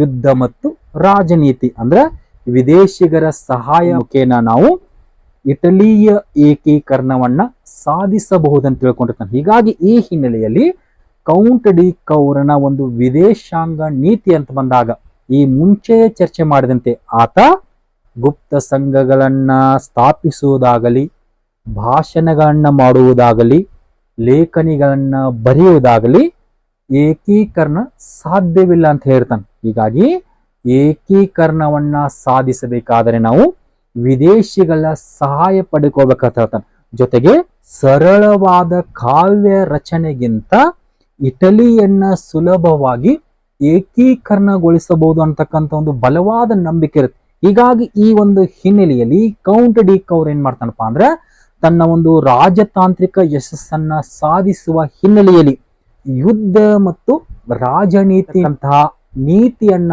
ಅನುಸರಿಸುವ ಮುಖೇನ ಆತ ಕೆಲವೊಂದಿಷ್ಟು ಯುದ್ಧಗಳನ್ನ ಕೈಗೊಳ್ತಾನೆ ಅಂತ ಹೇಳುದು. ಹಾಗಾದ್ರೆ ಕೌಂಟ್ ಡಿ ಕೌರನ ವಿದೇಶಾಂಗ ನೀತಿ ಅಂತ ಬಂದಾಗ ಅಲ್ಲಿ ಆತ ಆರಂಭದಲ್ಲಿ ಕ್ರಿಮಿಯಾ ಯುದ್ಧಗಳಲ್ಲಿ ಪಾಲ್ಗೊಳ್ತಾನೆ.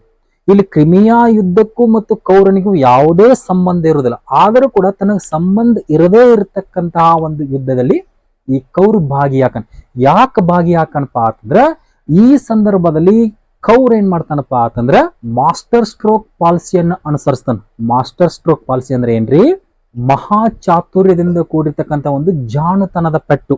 ಹೀಗಾಗಿ ಈ ರೀತಿಯ ನೀತಿಯನ್ನು ಯಾಕೆ ಅನುಸರಿಸ್ತಾನಪ್ಪ ಅಂದ್ರೆ 1854ರಿಂದ 1856 ಅವಧಿಯಲ್ಲಿ ರಷ್ಯಾ ಮತ್ತು ಟರ್ಕಿಗಳ ಮಧ್ಯೆ ಏನಾಗಿರ್ತಾವಪ್ಪ ಅಂದ್ರೆ ಯುದ್ಧಗಳ ಆರಂಭ ಇರ್ತಾವ. ಹೀಗಾಗಿ ಆ ಯುದ್ಧಗಳನ್ನ ನಾವು ಕ್ರಿಮಿಯಾ ಯುದ್ಧಗಳಂತ ಕರಿತೀವಿ. ಕ್ರಿಮಿಯಾ ಯುದ್ಧಗಳು ಯಾರ ಮಧ್ಯೆ ಕಂಡು ಬರುತ್ತವೆ ಅಂದಾಗ ರಷ್ಯಾ ಮತ್ತು ಟರ್ಕಿ ಮಧ್ಯೆ. ಇಲ್ಲಿ ಟರ್ಕಿಗೆ ಸಹಾಯ ಮಾಡುವ ಸಲುವಾಗಿ ಇಂಗ್ಲೆಂಡ್ ಮತ್ತು ಫ್ರಾನ್ಸ್ಗಳು ಏನ್ ಮಾಡ್ತಾವ್ರಿ? ತಮ್ಮ ಒಂದು ಬೆಂಬಲವನ್ನ ಸೂಚಿಸಿರ್ತಾವ. ಹೀಗಾಗಿ ಇಂಗ್ಲೆಂಡ್ ಮತ್ತು ಫ್ರಾನ್ಸ್ಗಳ ಬೆಂಬಲ ಪಡೆದುಕೊಂಡು ರಷ್ಯಾದ ವಿರುದ್ಧ ಈ ಟರ್ಕಿ ಏನ್ ಮಾಡಿರ್ತೈತ್ರಿ? ತನ್ನ ಒಂದು ಯುದ್ಧವನ್ನು ಕೈಗೊಂಡಿರ್ತ ಕುರಿತು. ಹಾಗಾದ್ರೆ ಈ ಸಂದರ್ಭದಲ್ಲಿ ಕೌರ್ ಏನ್ ಮಾಡ್ತಾನಪ್ಪ ಅಂತಂದ್ರ ಟರ್ಕಿಗೆ ಬೆಂಬಲ ಕೊಟ್ಟಂತಹ ಇಂಗ್ಲೆಂಡ್ ಮತ್ತು ಫ್ರಾನ್ಸ್ಗಳ ಸಹಾಯಕ್ಕಾಗಿ ಈತ ತನ್ನ ದೇಶದ 15,000 ಸೈನಿಕರ ಒಂದು ನೆರವನ್ನ ಕೊಡ್ತಾನೆ. ಯಾರೀ? ಕೌರ್. ಯಾರಿಗೆ? ಇಂಗ್ಲೆಂಡ್ ಮತ್ತು ಫ್ರಾನ್ಸ್ಗೆ. ಕಾರಣ ಅವೆರಡು ಟರ್ಕಿಗೆ ತಮ್ಮ ಒಂದು ಬೆಂಬಲವನ್ನು ಕೊಟ್ಟಿರ್ತಾವೆ. ಹೀಗಾಗಿ ಈ ಸಂದರ್ಭದಲ್ಲಿ ಕೌರ್ ಕೊಟ್ಟಂತಹ 15,000 ಸೈನಿಕರ ಒಂದು ನೆರವನ್ನ ಪಡೆದುಕೊಂಡು, ಜೊತೆಗೆ ಆ ಇಂಗ್ಲೆಂಡ್ ಮತ್ತು ಫ್ರಾನ್ಸ್ಗಳ ಸಹಾಯ ಪಡೆದುಕೊಂಡಂತಹ ಟರ್ಕಿ ಕ್ರಿಮಿಯಾ ಯುದ್ಧಗಳಲ್ಲಿ ರಷ್ಯಾವನ್ನ ಸೋಲಿಸಿರ್ತೈತಿ. ಹೀಗಾಗಿ ಕ್ರಿಮಿಯಾ ಯುದ್ಧದಲ್ಲಿ ರಷ್ಯಾವನ್ನ ಸೋಲಿಸಿದ ಸಂದರ್ಭದಲ್ಲಿಯೇ ಮತ್ತೊಂದು ಕಡೆ ಕೌರನ ನೀತಿಯನ್ನ ವಿರೋಧಿಸಿರ್ತಾರೆ. ಆಗ ಕೌರ್ ಏನ್ ಹೇಳ್ತಾರಪ್ಪ ಅಂದ್ರ, ಕ್ರಿಮಿಯಾದ ಕೆಸರಿನಿಂದಲೇ ನಾನು ನೂತನ ಇಟಲಿಯನ್ನ ಸ್ಥಾಪಿಸುವೆನು ಅಂತ ಹೇಳ್ತಿರ್ತಾನೆ. ಯಾಕೆ ಹೇಳ್ತಿರ್ತಾನಪ್ಪ ಅಂದ್ರ, ಈ ಸಂದರ್ಭದಲ್ಲಿ ತನ್ನ ಒಂದು ಮಹಾ ಮುತ್ಸದ್ದಿತನವನ್ನ ನಡೆಯನ್ನು ಅನುಸರಿಸ್ತಾನೆ. ಕಾರಣ, ಇಂಗ್ಲೆಂಡ್ ಮತ್ತು ಫ್ರಾನ್ಸ್ಗಳ ಬೆಂಬಲವನ್ನ ನಾನು ಪಡೆದುಕೊಂಡ್ರ ಮುಂದೆ ಆಸ್ಟ್ರಿಯಾದೊಂದಿಗೆ ಹೋರಾಟ ಮಾಡುವುದು ಸುಲಭ ಎಂದು ತಿಳಿದುಕೊಂಡು ಆತ ಟರ್ಕಿ ಮತ್ತು ರಷ್ಯಾ ತನಗೆ ಸಂಬಂಧ ಇರದೇ ಇದ್ದರೂ ಕೂಡ ಆ ಟರ್ಕಿಗೆ ಬೆಂಬಲ ಕೊಟ್ಟಂತಹ ಇಂಗ್ಲೆಂಡ್ ಮತ್ತು ಫ್ರಾನ್ಸ್ಗಳ ಸಹಾಯಕ್ಕಾಗಿ ಈತ 15,000 ಸೈನಿಕರ ನೆರವನ್ನು ಕೊಡ್ತಾನೋ. ಆ ನೆರವನ್ನ ಪಡೆದುಕೊಂಡು ಟರ್ಕಿ 1856ರಲ್ಲಿ ರಷ್ಯಾವನ್ನ ಸೋಲಿಸ್ತತಿ. ಕೊನೆಗೆ ಸೋತಂತಹ ರಷ್ಯಾದೊಂದಿಗೆ 1856ರಲ್ಲಿ ಪ್ಯಾರಿಸ್ ಎಂಬ ಒಪ್ಪಂದವನ್ನು ಮಾಡಿಕೊಳ್ತದೆ. ಹೀಗಾಗಿ ಆ ಒಪ್ಪಂದ ಏರ್ಪಡುವ ಸಂದರ್ಭದಲ್ಲಿ ಕೌಂಟ್ ಡಿ ಕೌರನು ಸಹ ಭಾಗವಹಿಸಿರ್ತಾನೆ. ಹೀಗಾಗಿ ಆ ಸಂದರ್ಭದಲ್ಲಿ ಆತ ಭಾಗವಹಿಸಲಿಕ್ಕೆ ಕಾರಣ ಏನಪ್ಪಾ ಅಂತಂದ್ರ, ಆಸ್ಟ್ರಿಯಾ ಇಟಲಿಯ ಭೂಭಾಗಗಳ ಮೇಲೆ ಮಾಡತಕ್ಕಂತಹ ಒಂದು ದಬ್ಬಾಳಿಕೆಯನ್ನ ಇಂಗ್ಲೆಂಡ್ ಮತ್ತು ಫ್ರಾನ್ಸ್ಗಳಿಗೆ ತಿಳಿಸಬೇಕಾಗಿರುತ್ತೆ. ಹೀಗಾಗಿ ಈ ಒಂದು ಹಿನ್ನೆಲೆಯಲ್ಲಿ 1856ರಲ್ಲಿ ನಡೆದಂತಹ ಪ್ಯಾರಿಸ್ ಒಪ್ಪಂದದಲ್ಲಿ ಕೌರನು ಸಹ ಭಾಗಿಯಾಗುವುದು ಅಷ್ಟೇ ಅಲ್ಲದೆ ಇಂಗ್ಲೆಂಡ್ ಮತ್ತು ಫ್ರಾನ್ಸ್ಗಳ ಬಳಿ ಈ ಒಂದು ಪ್ರಸ್ತಾಪವನ್ನು ಮಾಡ್ತಾನೆ. ಏನಂತ ಮಾಡ್ತಾನಪ್ಪ ಅಂತಂದ್ರ, ಇಟಲಿಯ ಭೂಭಾಗಗಳ ಮೇಲೆ ಆಸ್ಟ್ರಿಯಾ ನಡೆಸ್ತಕ್ಕಂತಹ ಈ ಒಂದು ದಬ್ಬಾಳಿಕೆಯನ್ನ ಅವರಿಗೆ ತಿಳಿಸಿಕೊಡ್ತಾನೆ. ಹೀಗಾಗಿ ಕೌರ್ ಈ ಸಂದರ್ಭದಲ್ಲಿ ಅನುಸರಿಸಿರ್ತಕ್ಕಂತಹ ಈ ಮಾಸ್ಟರ್ ಸ್ಟ್ರೋಕ್ ಪಾಲಿಸಿಯಿಂದಾಗಿ ಆತ ಇಂಗ್ಲೆಂಡಿನ ಒಂದು ಸಹಾನುಭೂತಿಯನ್ನ ಪಡೆದುಕೊಳ್ತಾನೆ. ಈ ಸಂದರ್ಭದಲ್ಲಿ ಇಂಗ್ಲೆಂಡಿನ ಪ್ರಧಾನ ಮಂತ್ರಿ ಆದಂತಹ ಪಾಮರ್ಸ್ಟನ್ ಏನ್ ಮಾಡ್ತಾನಪ್ಪ ಅಂದ್ರ, ಇಟಲಿಗೆ ಬೆಂಬಲವನ್ನ ನೀಡಲಿಕ್ಕೆ ಸಹಮತವನ್ನು ಸೂಚಿಸ್ತಾನೆ. ತದನಂತರದಲ್ಲಿ ಫ್ರಾನ್ಸಿನ ಚಕ್ರವರ್ತಿ ಆದಂತಹ 3ನೇ ನೆಪೋಲಿಯನ್ ಸಹ ಈ ಕೌರನಿಗೆ ಸಹಾಯ ಮಾಡಲಿಕ್ಕೆ ಒಪ್ಪಿಗೆಯನ್ನು ಸೂಚಿಸ್ತಾನೆ ಅಂತ ಹೇಳೋದು. ಹೀಗೆ ಆರಂಭದಲ್ಲಿ ನೇರವಾಗಿ ಆಸ್ಟ್ರಿಯಾವನ್ನ ಸದೆ ಬಡಿಯದೆ ಈ ಕೌಂಟ್ ಡಿ ಕೌರ್ ಏನ್ ಮಾಡ್ತಾನಪ್ಪ ಅಂತಂದ್ರ, ತನಗೆ ಸಂಬಂಧ ಇರದೇ ಇದ್ದರೂ ಕೂಡ ಆ ಒಂದು ಕ್ರಿಮಿಯಾ ಯುದ್ಧದಲ್ಲಿ ಪಾಲ್ಗೊಳ್ಳುವ ಮುಖೇನ ಅಲ್ಲಿ ಇಂಗ್ಲೆಂಡ್ ಮತ್ತು ಫ್ರಾನ್ಸ್ಗಳ ಒಂದು ಬೆಂಬಲವನ್ನು ಪಡೆದುಕೊಳ್ತಾನೆ. ಹೀಗೆ ಇಂಗ್ಲೆಂಡ್ ಮತ್ತು ಫ್ರಾನ್ಸ್ಗಳ ಬೆಂಬಲ ಪಡೆದುಕೊಂಡಂತ ಇದೇ ಕೌರ್ ತದನಂತರದ ಅವಧಿಯಲ್ಲಿ ಫ್ರಾನ್ಸಿನ ಚಕ್ರವರ್ತಿಯಾದಂತಹ 3ನೇ ನೆಪೋಲಿಯನ್ನನ್ನ ಸಂಧಿಸಲಿಕ್ಕೆ ಪ್ರಯತ್ನ ಪಡ್ತಾನೆ. ಕಾರಣ ಏನಪ್ಪಾ ಅಂದ್ರೆ, ಅವನ ಸಹಾಯ ಪಡೆದುಕೊಂಡು ನಾನು ಆಸ್ಟ್ರಿಯಾದ ಮೇಲೆ ದಾಳಿ ಮಾಡ್ಬೇಕು. ಹೀಗಾಗಿ 3ನೇ ನೆಪೋಲಿಯನನ್ನ ಸಂಧಿಸಲಿಕ್ಕೆ ಪ್ರಯತ್ನ ಪಟ್ಟಂತ ಸಂದರ್ಭದಲ್ಲಿ ಇದೇ ಸಮಯಕ್ಕೆ 3ನೇ ನೆಪೋಲಿಯನ್ ಈ ಮುಂಚೆ ತಾನು ಹೊಂದಿರತಕ್ಕಂಥ ತನ್ನ ಒಂದು ನೀತಿಯಲ್ಲಿ ಬದಲಾವಣೆಯನ್ನು ಕಂಡುಕೊಂಡಿರ್ತಾನೆ. ಯಾವ ರೀತಿಯ ನೀತಿಪ್ಪ ಅಂತಂದ್ರೆ, ಈ ಮುಂಚೆ ಆತ ಇಟಲಿಯ ಏಕೀಕರಣಕ್ಕೆ ತನ್ನ ಒಂದು ಬೆಂಬಲವನ್ನ ಸೂಚಿಸುತ್ತಿರುವುದಿಲ್ಲ. ಆದ್ರ ಇಟಲಿಯ ಏಕೀಕರಣವನ್ನ ವಿರೋಧಿಸ್ತಕ್ಕಂಥ ಇದೇ ನೆಪೋಲಿಯನ್ ಈ ಹೊತ್ತಿಗೆ ಬಂದಾಗ, ಅಂದ್ರೆ ಕ್ರಿಮಿಯಾ ಯುದ್ಧಗಳ ನಂತರದಲ್ಲಿ ನಡೆದಂತಹ ಒಂದು ಘಟನೆಯಿಂದ, ಯಾವ ರೀತಿ ಘಟನೆಪ್ಪ ಅಂತಂದ್ರೆ, ಒಮ್ಮೆ ಇಟಲಿ ಏಕೀಕರಣವನ್ನ ವಿರೋಧಿಸಿರ್ತಕ್ಕಂಥ 3ನೇ ನೆಪೋಲಿಯನ್ನ ಮೇಲೆ ಆರ್ಸಿನಿ ಎಂಬ ಒಬ್ಬ ಯುವಕ 1858ರಲ್ಲಿ ಬಾಂಬ್ ಹಾಕಿ ಅವನನ್ನ ಕೊಲ್ಲಲಿಕ್ಕೆ ಪ್ರಯತ್ನ ಪಟ್ಟಿರ್ತಾನೆ. ಈ ಸಂದರ್ಭದಲ್ಲಿ ಆ ಒಂದು ಪ್ರಾಣಾಪಾಯದಿಂದ ತಪ್ಪಿಸಿಕೊಂಡಿರ್ತಾನು. ಜೊತೆಗೆ ತನ್ನನ್ನ ಕೊಲ್ಲಲಿಕ್ಕೆ ಬಂದಂತಹ ಆರ್ಸಿನಿ ಎಂಬ ಯುವಕನನ್ನ ಬಂಧಿಸಿ ಅವನಿಗೆ ಗಲ್ಲು ಶಿಕ್ಷೆಯನ್ನು ವಿಧಿಸ್ತಾನೆ. ಹೀಗಾಗಿ ಆ ಸಂದರ್ಭದಲ್ಲಿ ಗಲ್ಲು ಶಿಕ್ಷೆಗೆ ಗುರಿಯಾದಂತಹ ಆ ಆರ್ಸಿನಿ ಎಂಬ ಯುವಕ ಇಟಲಿ ಚಿರಾಯುವಾಗಲಿ ಅಂತೇಳಿ ಘೋಷಣೆ ಕೂಗುತ್ತಾನೆ. ಜೊತೆಗೆ ಆ ಸಂದರ್ಭದಲ್ಲಿ 3ನೇ ನೆಪೋಲಿಯನ್ನ ಬಳಿ ಒಂದು ನಿವೇದನೆಯನ್ನು ಮಾಡ್ಕೋತಾನೆ. ಇಟಲಿ ಏಕೀಕರಣಕ್ಕೆ ಬೆಂಬಲಿಸಬೇಕು ಅಂತೇಳಿ ನಿವೇದನೆಯನ್ನ ಅಥವಾ ಪ್ರಾರ್ಥನೆಯನ್ನ ಮಾಡಿಕೋತಾನೆ. ಯಾರನ್ರಿ? 3ನೇ ನೆಪೋಲಿಯನನ್ನ, ಅಥವಾ ಇದನ್ನ ನೀವು ಸಹಾಯ ಅಂತಾದ್ರೂ ತಿಳ್ಕೊರಿ. ಹೀಗೆ ಈ ರೀತಿಯಾಗಿ 3ನೇ ನೆಪೋಲಿಯನ್ ಕೇಳ್ಕೊತಾನು. ಹೀಗಾಗಿ ಆ ಸಂದರ್ಭದಿಂದಲೂ ಅಂದ್ರ ತನ್ನ ಮೇಲೆ ಯಾವಾಗ ಬಾಂಬ್ ದಾಳಿ ಆಯ್ತು ಅವತ್ತಿನಿಂದಲೂ ಆತ ಇಟಲಿ ಏಕೀಕರಣವನ್ನ ವಿರೋಧಿಸಿರುವ ಬದಲಾಗಿ ಪ್ರಾಣ ಭಯದಿಂದ ಹೆದರಿ ಏನ್ ಮಾಡ್ತಾನಪ್ಪ ಅಂದ್ರೆ ಇಟಲಿ ಏಕೀಕರಣಕ್ಕೆ ತನ್ನ ಒಂದು ಸಹಮತವನ್ನ ಅಥವಾ ತನ್ನ ಒಂದು ಬೆಂಬಲವನ್ನ ಸೂಚಿಸ್ತಾನೆ ಅಂತ ಹೇಳ್ಬೋದು. ಹೀಗಾಗಿ ಈ ಸಂದರ್ಭದಲ್ಲಿ ಕ್ರಿಮಿಯಾ ಯುದ್ಧದ ನಂತರ ಅಂದ್ರ 1858 ಜುಲೈ 21ರಂದು ಕೌಂಟ್ ಡಿ ಕೌರ್ ಏನ್ ಮಾಡ್ತಾನಪ್ಪ ಅಂದ್ರ ಮೂರನೇ ನೆಪೋಲಿಯನ್ನನ್ನ ಭೇಟಿಯಾಗಿ ಅವನೊಂದಿಗೆ ಫ್ಲಾಂಬಿಯರ್ಸ್ ಎಂಬ ಒಪ್ಪಂದವನ್ನ ಮಾಡಿಕೊಳ್ತಾನೆ. ಯಾವಾಗ್ರಿ? 1858 ಜುಲೈ 21. ಯಾವ ಒಪ್ಪಂದ? ಫ್ಲಾಂಬಿಯರ್ಸ್ ಒಪ್ಪಂದ. ಯಾರ ಮಧ್ಯೆ? ಕೌಂಟ್ ಡಿ ಕೌರ್ ಮತ್ತು ಮೂರನೇ ನೆಪೋಲಿಯನ್. ಹೀಗೆ ಈ ಫ್ಲಾಂಬಿಯರ್ಸ್ ಒಪ್ಪಂದವನ್ನ ಮಾಡಿಕೊಳ್ಳೋ ಮುಖೇನ ಅವರಿಬ್ಬರು ಹಲವಾರು ಕರಾರುಗಳು ಮಾಡ್ಕೊಳ್ತಾರೆ. ಹಾಗಾದ್ರೆ ಫ್ಲಾಂಬಿಯರ್ಸ್ ಒಪ್ಪಂದದಲ್ಲಿ ಕಂಡು ಬರ್ತಕ್ಕಂಥ ಪ್ರಮುಖ ಕರಾರುಗಳು ಯಾವಪ್ಪ ಅಂತಂದ್ರೆ, ಮೊದಲ ಒಂದು ಕರಾರು, ಇಟಲಿ ಆಸ್ಟ್ರಿಯಾದ ವಿರುದ್ಧ ದಾಳಿ ಮಾಡುವ ಸಂದರ್ಭದಲ್ಲಿ ಫ್ರಾನ್ಸ್ ಇಟಲಿಗೆ ಸಹಾಯ ಮಾಡ್ಬೇಕು. ಇದು ಮೊದಲ ಕರಾರು. ಯಾವ ರೀತಿ ಕರಾರ್ರಿ? ಇಟಲಿ ಮತ್ತು ಆಸ್ಟ್ರಿಯಾಗಳ ಮೇಲೆ ಯುದ್ಧ ನಡೆದಂತ ಸಂದರ್ಭದಲ್ಲಿ ಅಥವಾ ಇಟಲಿ ಆಸ್ಟ್ರಿಯಾದ ಮೇಲೆ ದಾಳಿ ಮಾಡಿದಾಗ ಆಸ್ಟ್ರಿಯಾದ ವಿರುದ್ಧ ಹೋರಾಡಲಿಕ್ಕೆ ಫ್ರಾನ್ಸ್ ಏನ್ ಮಾಡ್ಬೇಕ್ರಿ? ಇಟಲಿಗೆ ಸಹಾಯ ಮಾಡ್ಬೇಕಂದ್ರೆ ತನ್ನ ಒಂದು ಸೈನಿಕ ನೆರವನ್ನು ನೀಡಬೇಕು.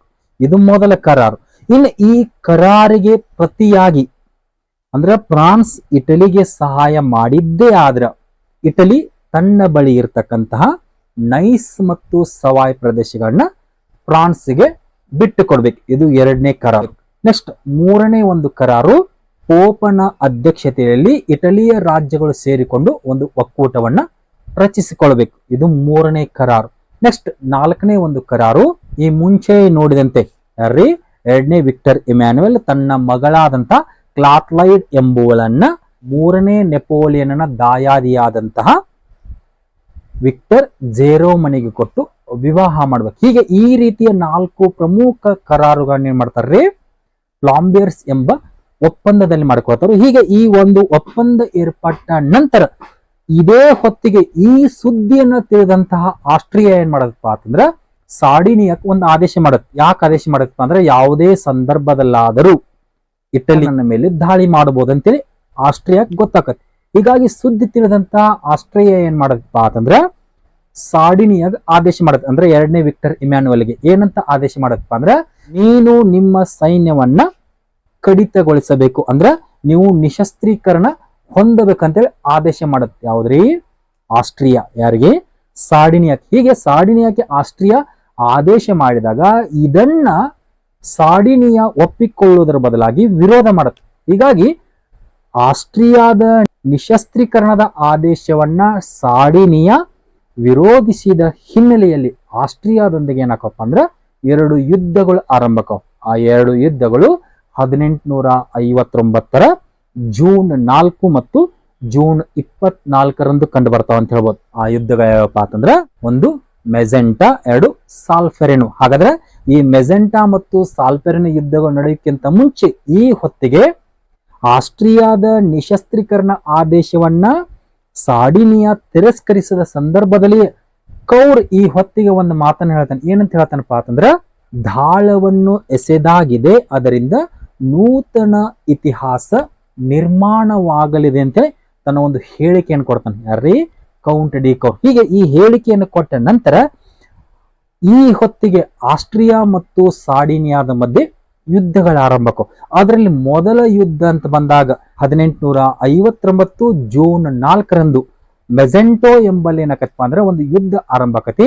ಈ ಹಿಂದಿನ ಫ್ಲಾಂಬಿಯರ್ಸ್ ಒಪ್ಪಂದದ ಕರಾರಿನಂತೆ ಫ್ರಾನ್ಸ್ ಈ ಸಂದರ್ಭದಲ್ಲಿ ಕೌಂಟ್ ಡಿ ಕೌರನಿಗೆ ಏನ್ ಮಾಡತ್ತಪ್ಪ ಅಂದ್ರೆ ತನ್ನ ಒಂದು ಸೈನಿಕ ನೆರವನ್ನು ಕೊಡುತ್ತೆ. ಹೀಗಾಗಿ ಫ್ರಾನ್ಸಿನ ಸಹಾಯ ಪಡೆದುಕೊಂಡಂತಹ ಕೌಂಟ್ ಡಿ ಕೌರ್ ಏನ್ ಮಾಡ್ತಾನಪ್ಪ ಅಂತಂದ್ರೆ ಜೂನ್ 4, 1859ರಲ್ಲಿ ನಡೆದಂತಹ ಮೆಜೆಂಟೋ ಎಂಬ ಕದನದಲ್ಲಿ ಆಸ್ಟ್ರಿಯಾವನ್ನ ಸೋಲಿಸ್ತಾನೆ. ಹೀಗೆ ಸೋತಿರ್ತಕ್ಕಂತಹ ಆಸ್ಟ್ರಿಯಾದೊಂದಿಗೆ ಪುನಃ 20 ದಿನಗಳ ನಂತರ ಅಂದ್ರೆ ಜೂನ್ 24, 1859ರಂದು ಸಾಲ್ಫೆರನೋ ಎಂಬಲ್ಲಿ ಏನಾಕೈತಪ್ಪ ಅಂದ್ರೆ ಮತ್ತೊಂದು ಕದನ ನಡೆಯುತ್ತೆ. ಹೀಗಾಗಿ ಆ ಕದನ ನಡೆಯುತ್ತಿರುವಾಗಲೇ ಒಂದು ಕಡೆ ಕೌರನ ಕೈಯಲ್ಲಿ ಆಸ್ಟ್ರಿಯಾ ಮತ್ತೊಮ್ಮೇನು ಸೋಲ್ದತಿ. ಆದ್ರೆ ಇದೇ ಹೊತ್ತಿಗೆ ಈ ಹಿಂದೆ ಫ್ಲಾಂಬಿಯರ್ಸ್ ಒಪ್ಪಂದವನ್ನ ಮಾಡಿಕೊಂಡಂತಹ ಮೂರನೇ ನೆಪೋಲಿಯನ್ ಏನ್ ಮಾಡ್ತಾನಪ್ಪ ಅಂದ್ರೆ ಈ ಸಂದರ್ಭದಲ್ಲಿ ತಟಸ್ಥವಾಗಿ ಬಿಡ್ತಾನೆ.